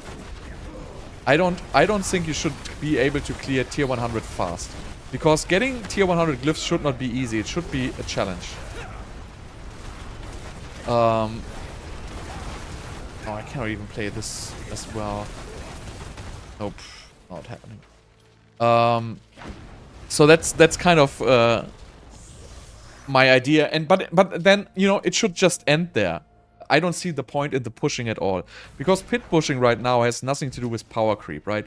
As soon as you are able to do like a tier 100 pit, as soon as you have all your ancestral gear with at least one greater affix, you know, you can probably improve by another 10, 20, 30, 40, 50% or so.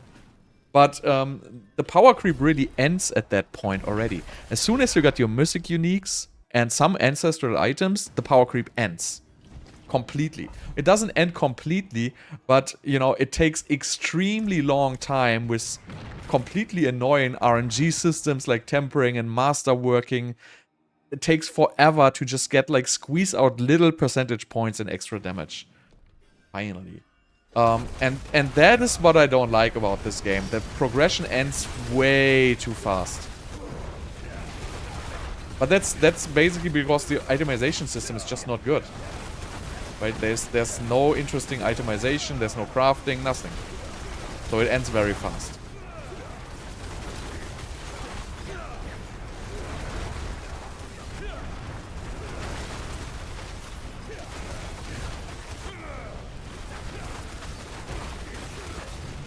Yeah, exactly, but, you know, I don't see, I wouldn't even see it to be, like, so interesting. Why did I die? And also, I feel like random deaths is, like, completely out of control on this PTR. It happens all the time. I was just killed by a random non-elite.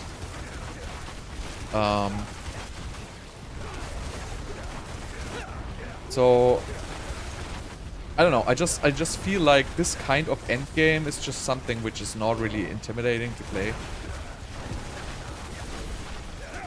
Especially with... It would be better if there wouldn't be, like, the randomness, right? So D3, like the whole pit pushing in D3, Greater Rifts or whatever, is great because they removed all the random bullshit, right? I mean, yes, there's still the pylons and stuff like that, but they removed all the bad map layouts, they removed all the bad monster types. So basically, you don't have to crazy, like, RNG. Like, for example, if the top pit pushing build can only deal with, like, minion bosses, right? You basically pushing for nothing, and, you know, yeah, you might get a higher tier, but there's not even a leaderboard, there's no rewards, there's nothing. I just don't see that as being an endgame. It's just unrewarding, boring stuff I don't want to do. So I might as well just, you know, stop at the point where I don't have anything to do anymore. So, and that is usually when you have your first ancestral gear, when you have 1 to 2 greater affixes and you have your mythic uniques.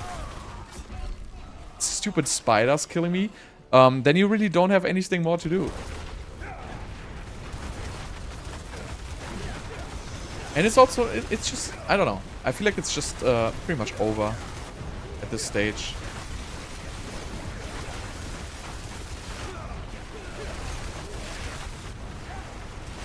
That's why I don't also min-max anymore. So what I do is usually I just trade, like, you know, at the beginning of a season I'm very active and I trade. And that's why I just buy all my gear I need very early. And then I don't need, like, this whole bullshit later on. That's what I usually do. These spiders are out of control.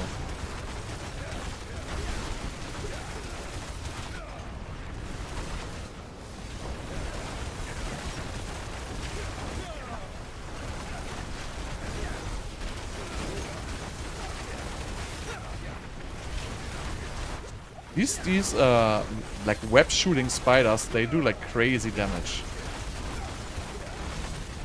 And it's just non-elites. So you really have to pay attention to dodge them.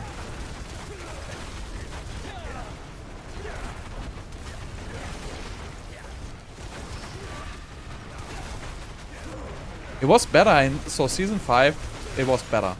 Season 5 was, I mean, from like a balance point of view, it was the absolute best.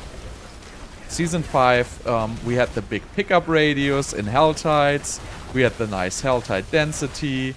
Season 5 was the best state of the game we had so far. Season 6 is like massively backwards.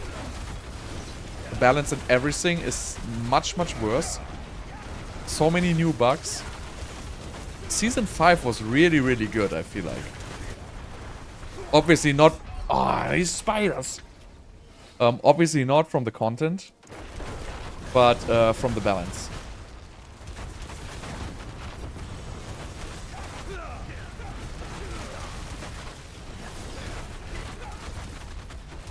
But yeah, I mean, Sorc doesn't even have any way of getting survivability at this stage, right? So... But I feel like something has changed with the damage scaling. Because in Season 6 I used to be like face tanking everything. I wouldn't even die. And I don't have any more damage reduction than I had in Season 6 right now. But I just get randomly one-shot by everything, basically.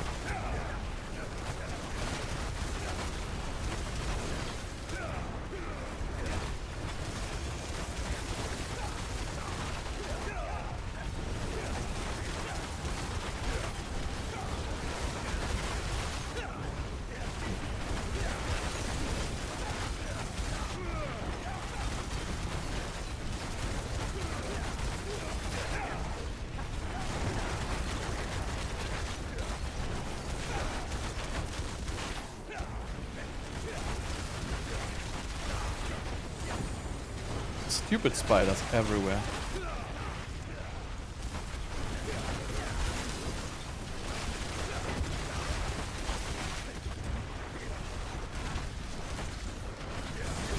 But yeah, so I don't know. I feel like the game, or in Season 4, they had a decent state of the game, right? Then in Season 5, they improved it a little bit. And in Season 6, with the expansion... Can't deal with these spiders, man. That's what you get for not making like a proper build. You just get killed by spiders. But yeah, so they had to deliver something with the expansion, and they didn't. And that's now, I mean, you know, it's still perfectly fine for Blizzard because they just want to sell to the casual Andy anyway.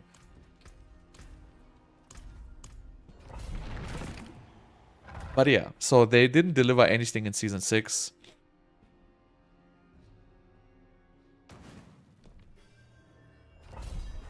No, Hydra has never been changed and will never be changed.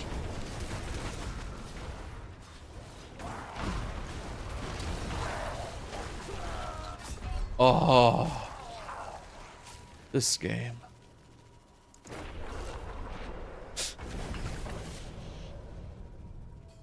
So that's why I don't want to play Fireball, because I don't want to fish for the maps.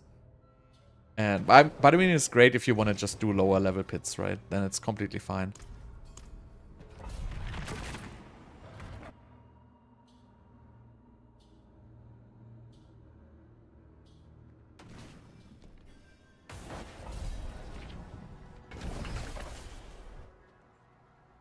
Yeah, I guess Season 6 is...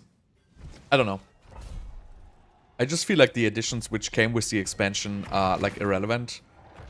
I feel like there's just, like, 3 more ways to get the boring loot we don't care about at this point, or most people don't really care about at this point. I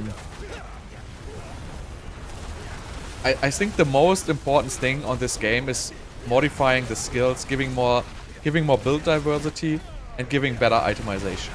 Like, it's not building... At this point, it's not even building endgame. Why would you build endgame? Because there's nothing to get. Even if they build, like, 15 more endgame activities, right? It doesn't change anything because there's nothing to get in this endgame. Because we still have the same boring itemization system, which has no power creep and caps out after, like, 20 hours of gameplay. So, they basically don't have to... I think it's pointless at this point to even work on gameplay. They just have to, you know, make more interesting build diversity. They have to create more skills or stuff which is altering skills. And they have to create better itemization. And by better itemization, I mean they have to freaking implement crafting. Real crafting. Not that RNG bullshit we have right now. And as long as they don't do that, they will not have any chance to succeed to the, you know, the hardcore gamers, like the streamers, whatever, with PoE 2 being there. Because nobody is gonna main Diablo 4 if he's gonna play games for a living. That is just not gonna happen. Like, if starting tomorrow, PoE 2 will have like 100 times of the viewer base of D4. Like, there's nobody's gonna make any videos of D4 anymore. It's like gonna be completely dead. So that avenue of marketing, that whole marketing stream for Blizzard's completely gonna get removed. The whole streamer marketing, that's not gonna be there anymore. And I don't think that matters, honestly, but I mean, I actually think it matters, but at this point, you kind of feel that, you know, Blizzard is just seeing D4 as a product, right? So this is just something which needs to return their investment. So they make TV spots, they market it with their Xbox, they have Microsoft, which has huge marketing potential to just sell this game to like a more casual audience, which is completely fine. But I think they lost the battle for the, you know, for the more, how is the word? The more, I was gonna say, demanding kind of player base, I would say. And that demanding kind of player base is not huge, right? That's a couple of million people. So, yeah, more committed, exactly. So that's maybe, I mean, how many people may that be? It's maybe like 2 to 5 million or whatever. Maybe not even that. But, you know, it's definitely a lower number. But that number also kind of owns the whole, you know, video streaming, YouTube marketing, whatever. And that's actually a great marketing because, you know, a lot of gamers are on YouTube, right? And what game are they gonna buy? They're gonna buy the game where there's videos where they can look at. And, you know, if that is not gonna happen for D4 anymore, then they will lose significant marketing potential. But since they already made their revenue at this point, they don't really care, right? They see it as a product which made their return on investment. So what they're doing now is they're gonna make another lackluster expansion, just like the last one, to just sell it and make their return on investment.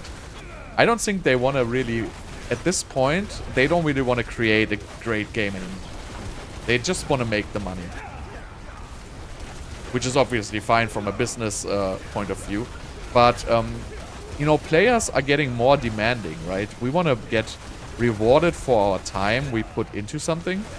And if we don't get rewarded, we're gonna go somewhere else. And that's why I'm seeing, like, just the focus group of this game not being, like, someone like me, for example, anymore.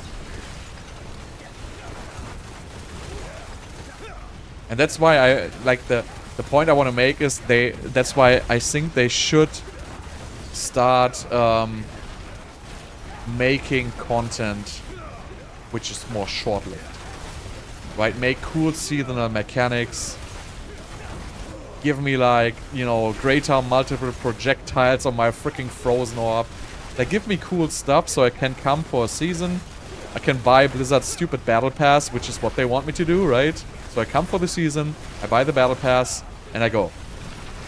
So everybody is happy, right? I am happy because I don't have to play this game for longer than like 1 or 2 weeks, but I get something cool within those 1 or 2 weeks. Blizzard is happy because I bought the goddamn battle pass. And then after that I can go back to play PoE, which has, like, the depths I want. And if they would move that game into that direction, I think it would be much better for everyone. Also, like, this whole developer stream and all that bullshit, right? People are over it by now. Like, the whole promises, you know, all the screw-ups, the PTR boost is not working. Like, it's every time the same. Like, it has been going on for, like, 1.5 years now, and it's every time the same, right? Stuff is just not working. Everything is completely bugged from start to finish. Everything is broken. Stuff does not get tested properly. And so the quality is just so freaking bad. It doesn't even feel like an MVP. It doesn't even feel like the minimal viable product they deliver. It just feels like a development version or something like that.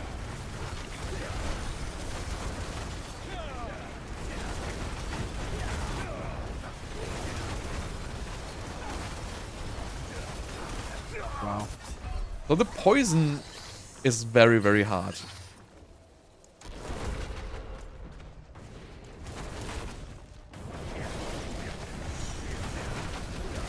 I hate that I cannot even finish a floor with this stupid fireball.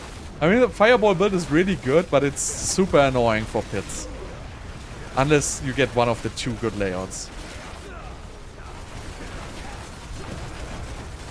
And it's also super squishy, obviously.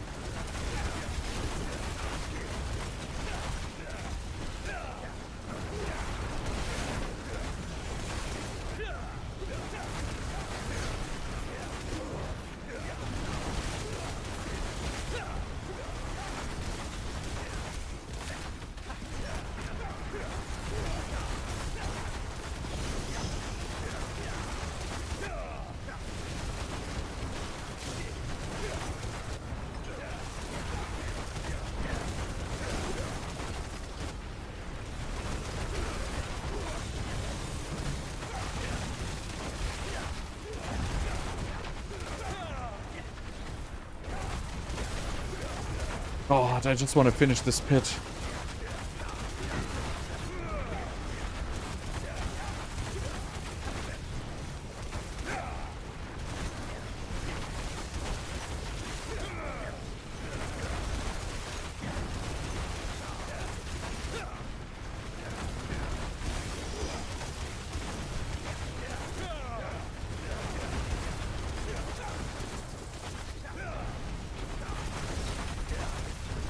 I couldn't tell what kind of people designed this game.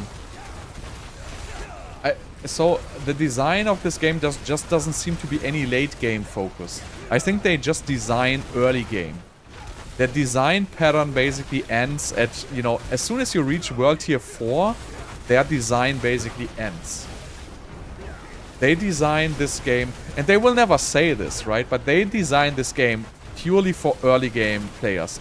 They want the players who come into this game, who buy it on the Xbox marketplace, or who, you know, get it on the whatever this Xbox Pass is called. They want that people to enjoy the game when they start it for like the first 20 to 30 hours. And everything which comes after that, they don't care at all. And they have been showing that time and time again. And the only reason why they keep even trying, like why they do all these dev streams, and they do the PTRs and all that stuff, is really just for the streamers. They really just want to keep the YouTube coverage and the Twitch coverage. Because that is... And not even because they care about that. It's just because of the marketing revenue of that. That's really just what it is. They just want people to play their game and stream it. So it's good marketing for them. And that's the only way why they even try to please that focus group. And these two things don't even... They just don't really work well together. Right? You cannot have two different focus groups on your game and being dishonest to one of them. Let me guess. I'm not gonna finish this rift, right? Yeah. Nice. Let's just hope this opens. Oh, I'm lucky. Just another bug. Rift pit timer has been broken for, I don't know, since the beginning of the game, I guess, right?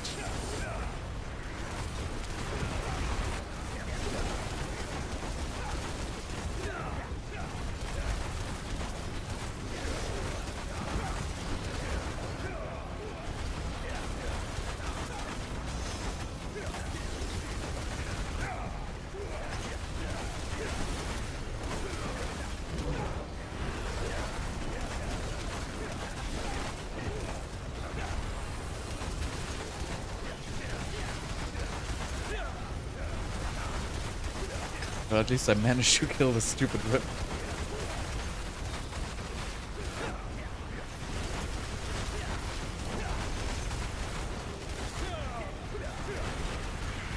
Oh, shouldn't have said that.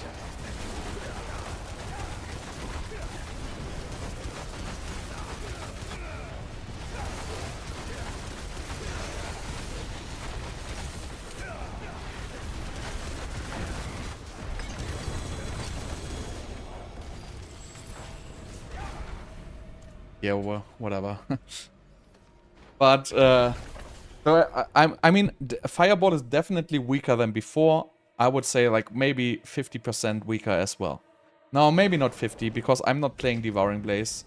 So, if I would play Devouring Blaze, it would be a little bit different. Let's just see when I did this.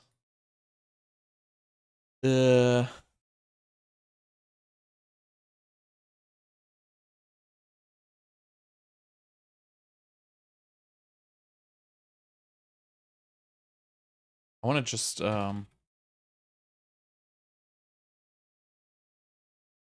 test the Devouring Blaze if it's really like such a huge difference. But usually it shouldn't.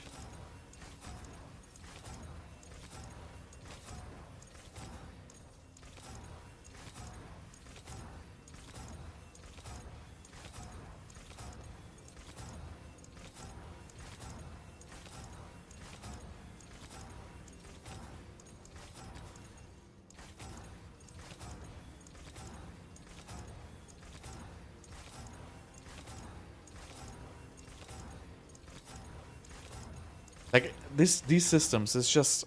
How can you put something in this game? So I can tell you why you would put something in this game, right? Is because this is good for casual players. Because, you know what? They're gonna click this button 3, 4, or 5 times. And then just pick something which they probably like. Oh, nice. I'm now lagging. Completely. What? Huh? I don't know what that was. So they will click this button 3, 4, 5 times and choose something they like, and then they will be happy. And you know what? That's fine, right? But anybody clicking this button for the 15 millionth time is just freaking out how horribly this system is. And, you know, they know that, right? So this system is not designed for somebody clicking this button 1800 times. It's really just designed for casual Andy clicking 5 times and seeing, oh, nice. Let's see. 826 maximum life. Yeah, I take that. Right? That's what it's made for.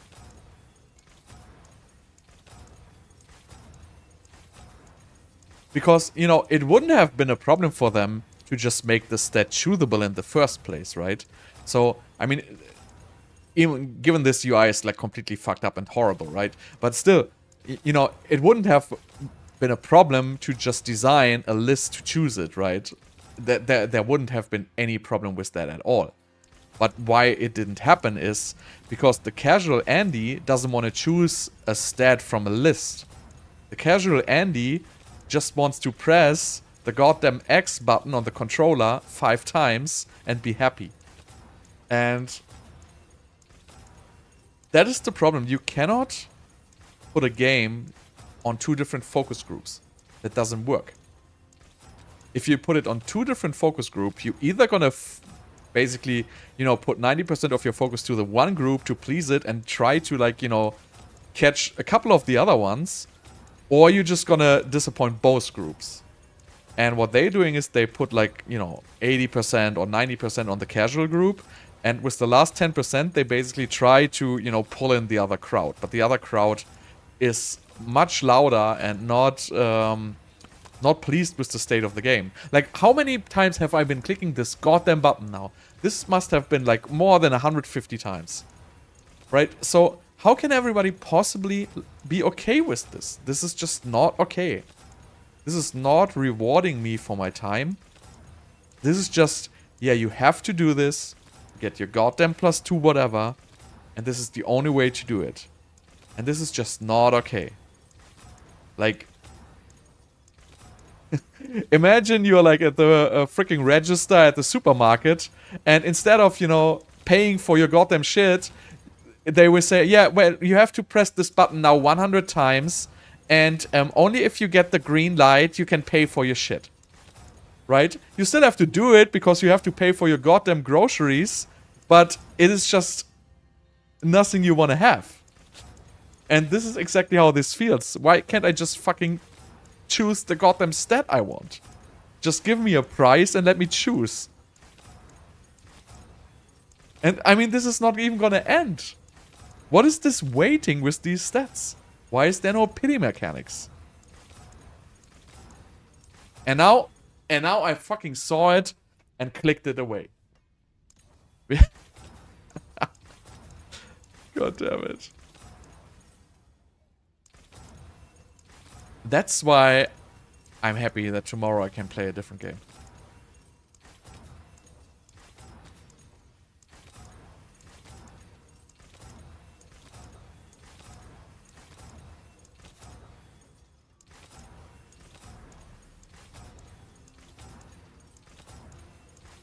I mean, come on.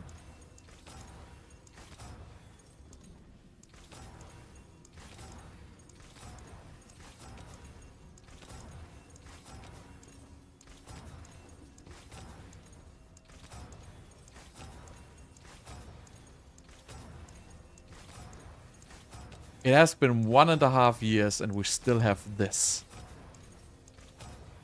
And the only goddamn update they made in 1.5 years is they changed the default selection of a button. They changed the default selection from here to here. That was what they could accomplish in 1.5 freaking years. That is probably... it is probably a 30-second change for the developer. You know, this is probably like some HTML form element in the background. Back in the days, these UIs were Flash. Probably they are now like JavaScript or whatever they are. But there's some kind of programming language doing these UIs, and that's usually something you will already be familiar with. Sometimes it's like Lua or something like that. But you know, this is probably like some random element where they could just change the default within like 30 seconds. So...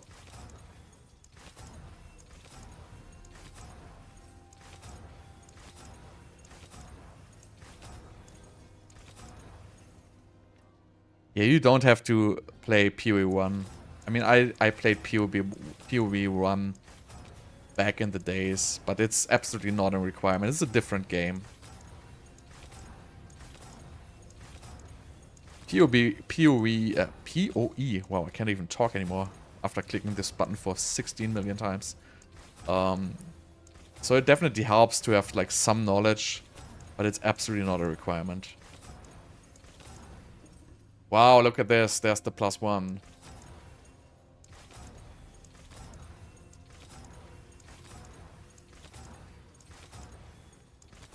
Oh my god.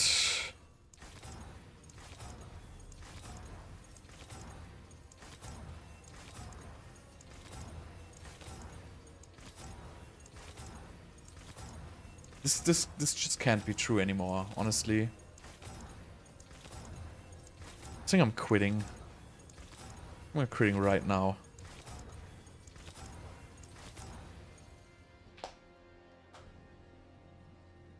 Ah.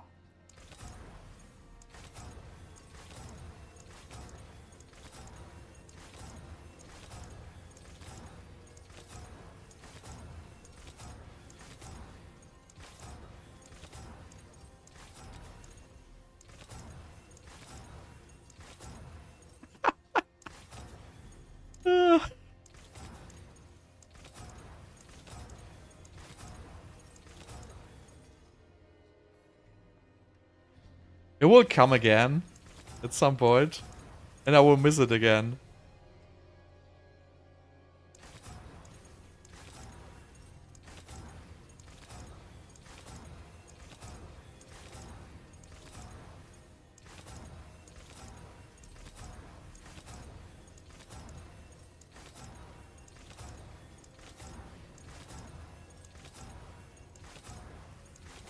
Yeah, I guess you're right, it's not coming again. Gone. Forever.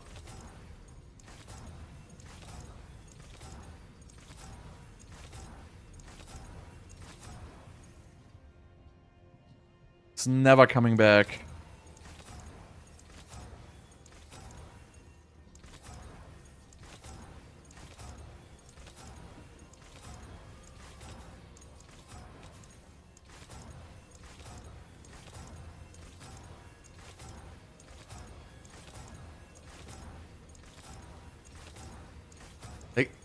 It is not even funny, right? It is just so horribly bad.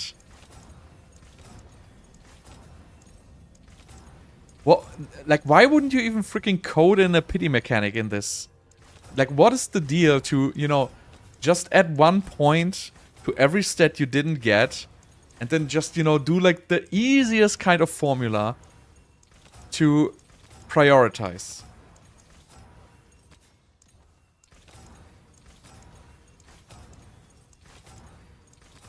You cannot just throw 100% moron RNG on people. It's just something, this is just disrespectful to the player. I cannot say anything but this is being disrespectful to me. I personally feel disrespected by this mechanic here.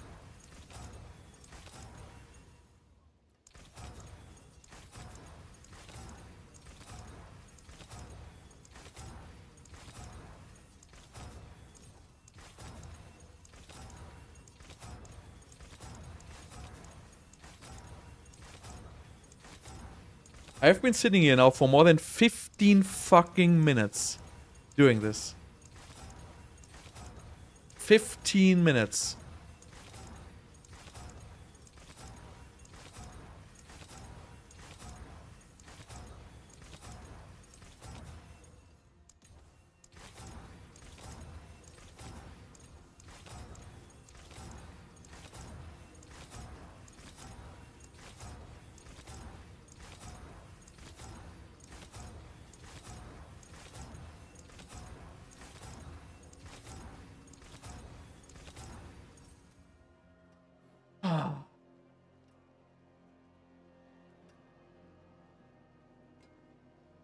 I think I'm stopping. I don't want to do it anymore.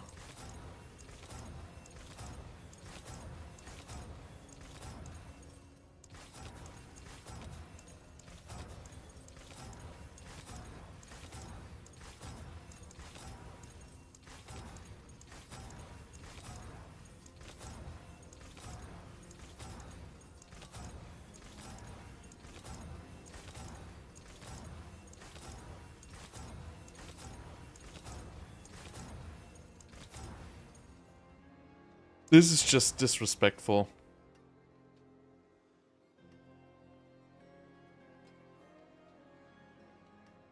Yeah, it's probably better.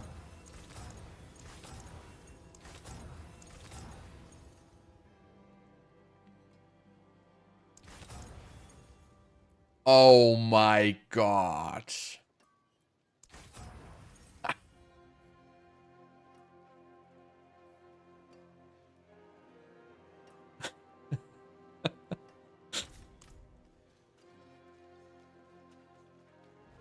I can't believe it.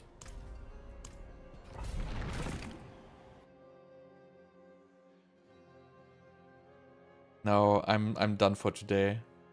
I'm not doing the witch powers today. I just want to see if I see any difference in Devouring Blaze versus Blast Cannon.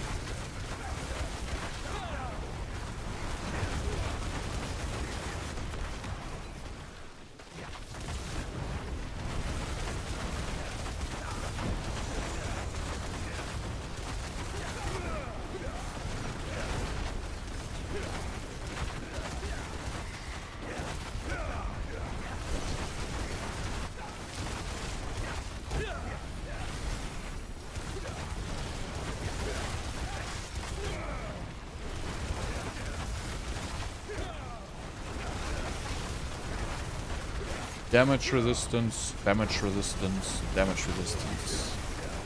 Everywhere.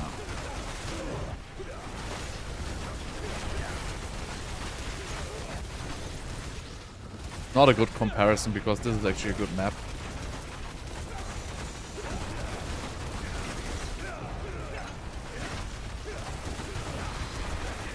Oh god, it's the spiders again.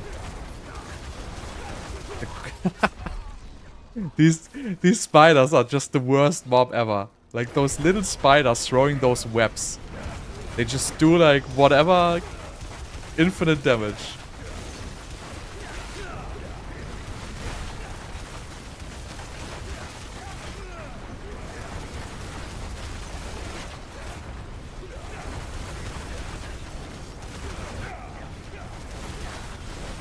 Yeah, I'm playing Sorc on PoE too.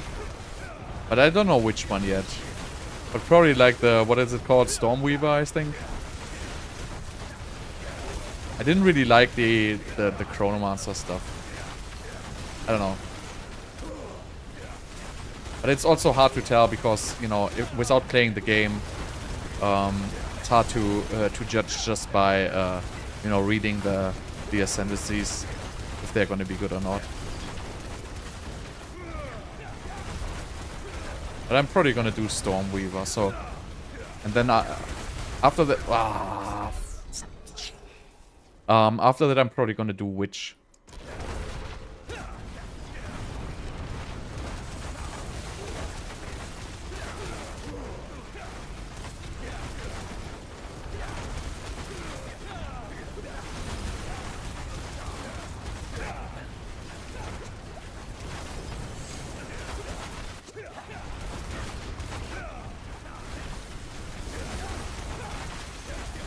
That's the bad thing about this build. You just don't have any crowd control. So you just have to dodge this goddamn little spider webs everywhere.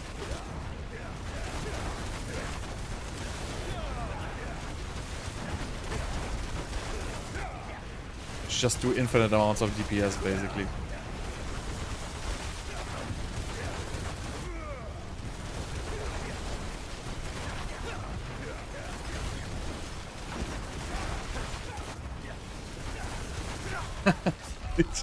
It's just so out of control.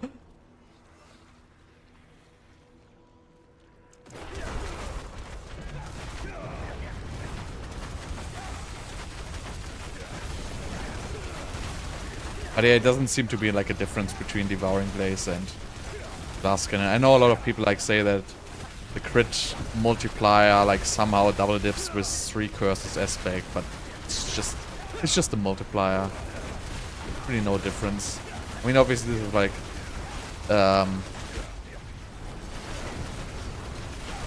like 12% extra multiplier or something like that.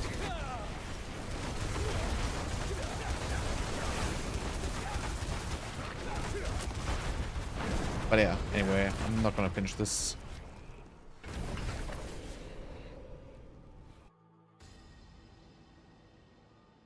I don't know, you can play any chess piece.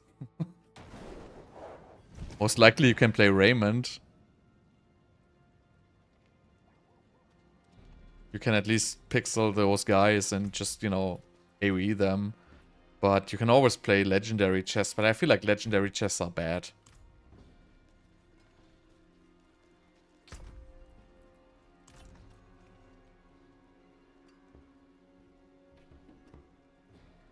But yeah, so I'm gonna test these witch powers tomorrow before PoE real quick. But it's not gonna take long. I will just probably look like 1 or 2 hours into them. Because so far, I mean, just by looking at them, they don't really seem very interesting to me. I mean, I read through them, and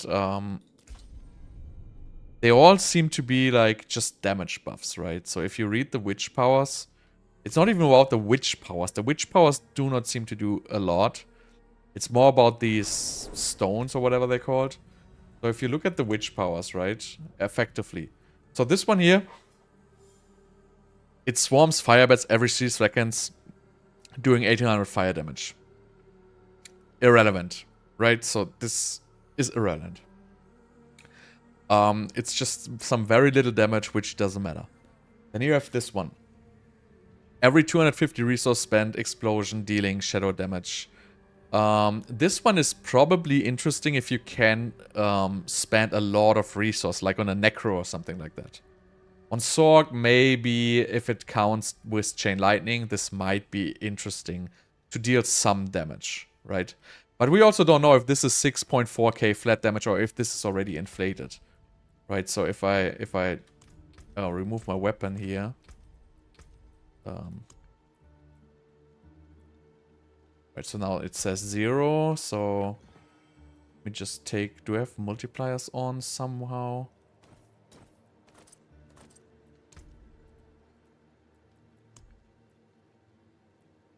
Okay, so this seems to be a raw damage at least. Then you have this one here, 800 damage, accuracy damage all over the enemies of the same type. Damage is increased by 15% each time damage is echoed and guaranteed to echo at least 5 times. This is just some very, very little raw damage. Eldritch effects deal increased damage against all enemies. I don't know. So this is probably... So this and this one, right? These will probably be relatively strong together. This is irrelevant. We don't need vulnerable. So 60% chance. Hex of Flames literally does absolutely nothing. It's 40 damage, right? So it really does nothing. This one, Gain Barrier, yeah, nice. Not need to talk about this. Link your life with whatever, link tag, physical, blah, blah, blah. It's just like some random damage reduction. Hex of Shattering, deal 20% reduced damage. In addition, when Hex effect is applied, all damage will be guaranteed critical. Doesn't really matter. All builds have 100% crit anyway. Chance for enemy attacks to interrupt it. I don't know. It doesn't do anything. Aura that slows enemies. You gain primary resource. Irrelevant.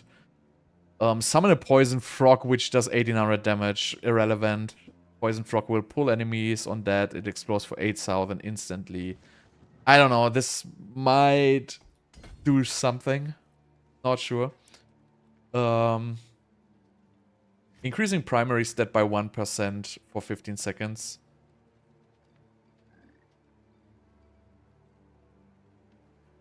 Whenever you use a skill with a cooldown.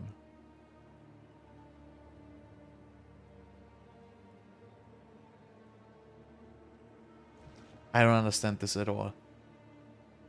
What does per monster mean? Per monster hit by an... Okay, I don't really understand this, but this is probably gonna give you like some primary stats, right? I don't understand exactly what it does. Hex of Whisper, 6000 shadow damage.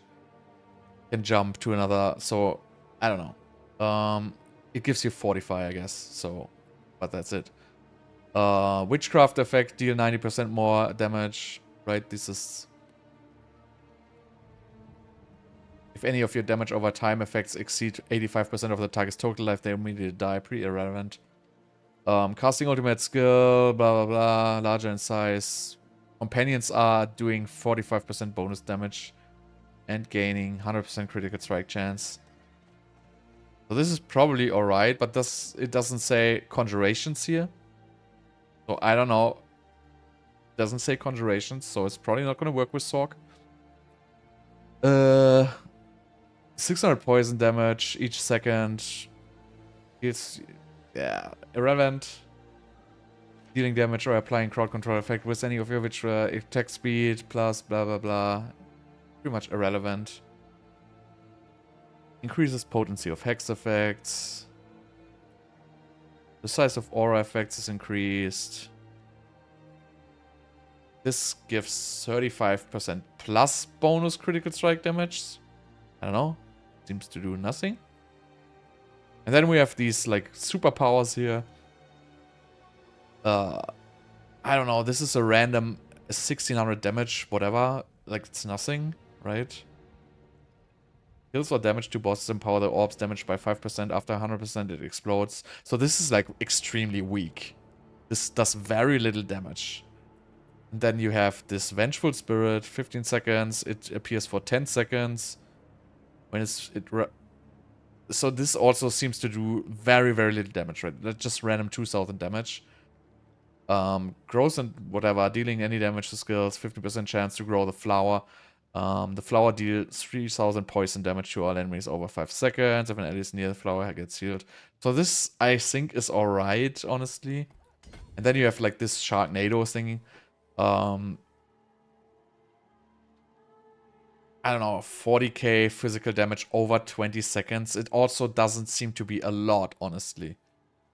So I think this is also relatively weak. So I think these might be strong, because these have relatively high damage numbers. But I think the strongest about these things is really these stones here, right? So, because these stones here give buffs based on these, and I already have these equipped. So, right, so this says for each of your auras and hexes, enemy is affected by it, they take 4% increased damage from you. So this is like a 20% damage buff or something. Then you have this one here, while you have 3 growth and decay, you gain 8% primary stat. So this is basically a little damage bonus above a little bit max life and unhindered.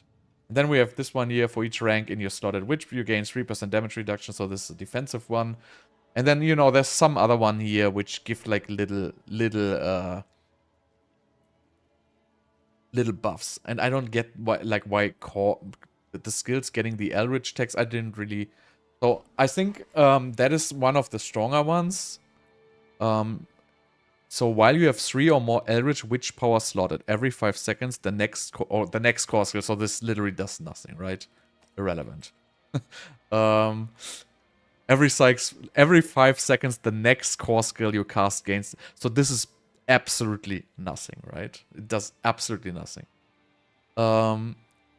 This one is better, right? While you have an aura active, your ultimate skills gain witchcraft tech. So they then get buffed by this 39% witchcraft inherits thing, right? So this basically gives you 39% ultimate damage. Okay, so this is just irrelevant. While you have 3, you generate 30% more fortified and swords. I really don't care.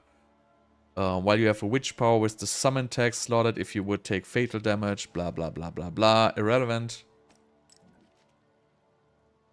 Increased overpower damage, obviously for overpower builds, this is nice. Your non-unique Eldritch Witch powers gain 25% potency. No clue what that's supposed to be. Your whatever skills deal 25% increased damage to Hexed.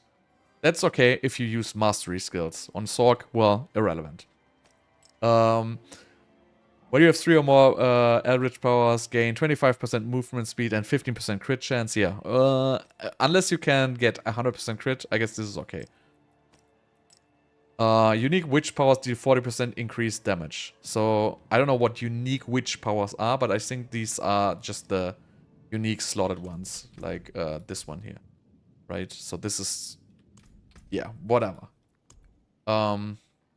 I think this does nothing. Summons deal 25 increased direct damage to Hex elites. This is probably alright. While you have 3 or more Psych power slotted, gain 60% crowd control duration and 20%. This is alright, right? While you have an aura, pull enemies toward every 8 seconds is irrelevant. If I read every 8 seconds, just throw it in the trash can. Your non-unique Psych, which powers gain 25%. So I don't know which ones those are.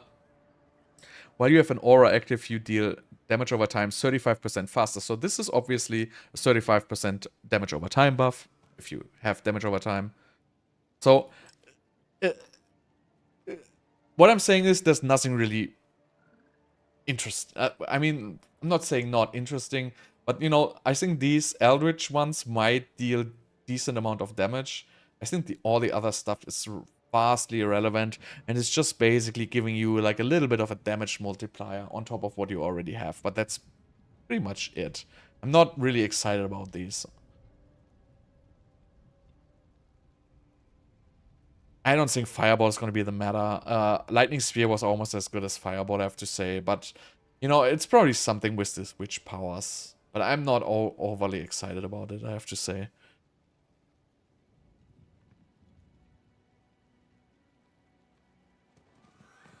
But yeah, I'm gonna check these witch powers out tomorrow a little bit. But I'm gonna be done for the day now, so... Yeah, Malignant and Vampire were more interesting. I have to agree there. So yeah, anyway, so thank you so much for watching, and you know, tomorrow's PoE day, so just be excited. It's gonna be a great day. So see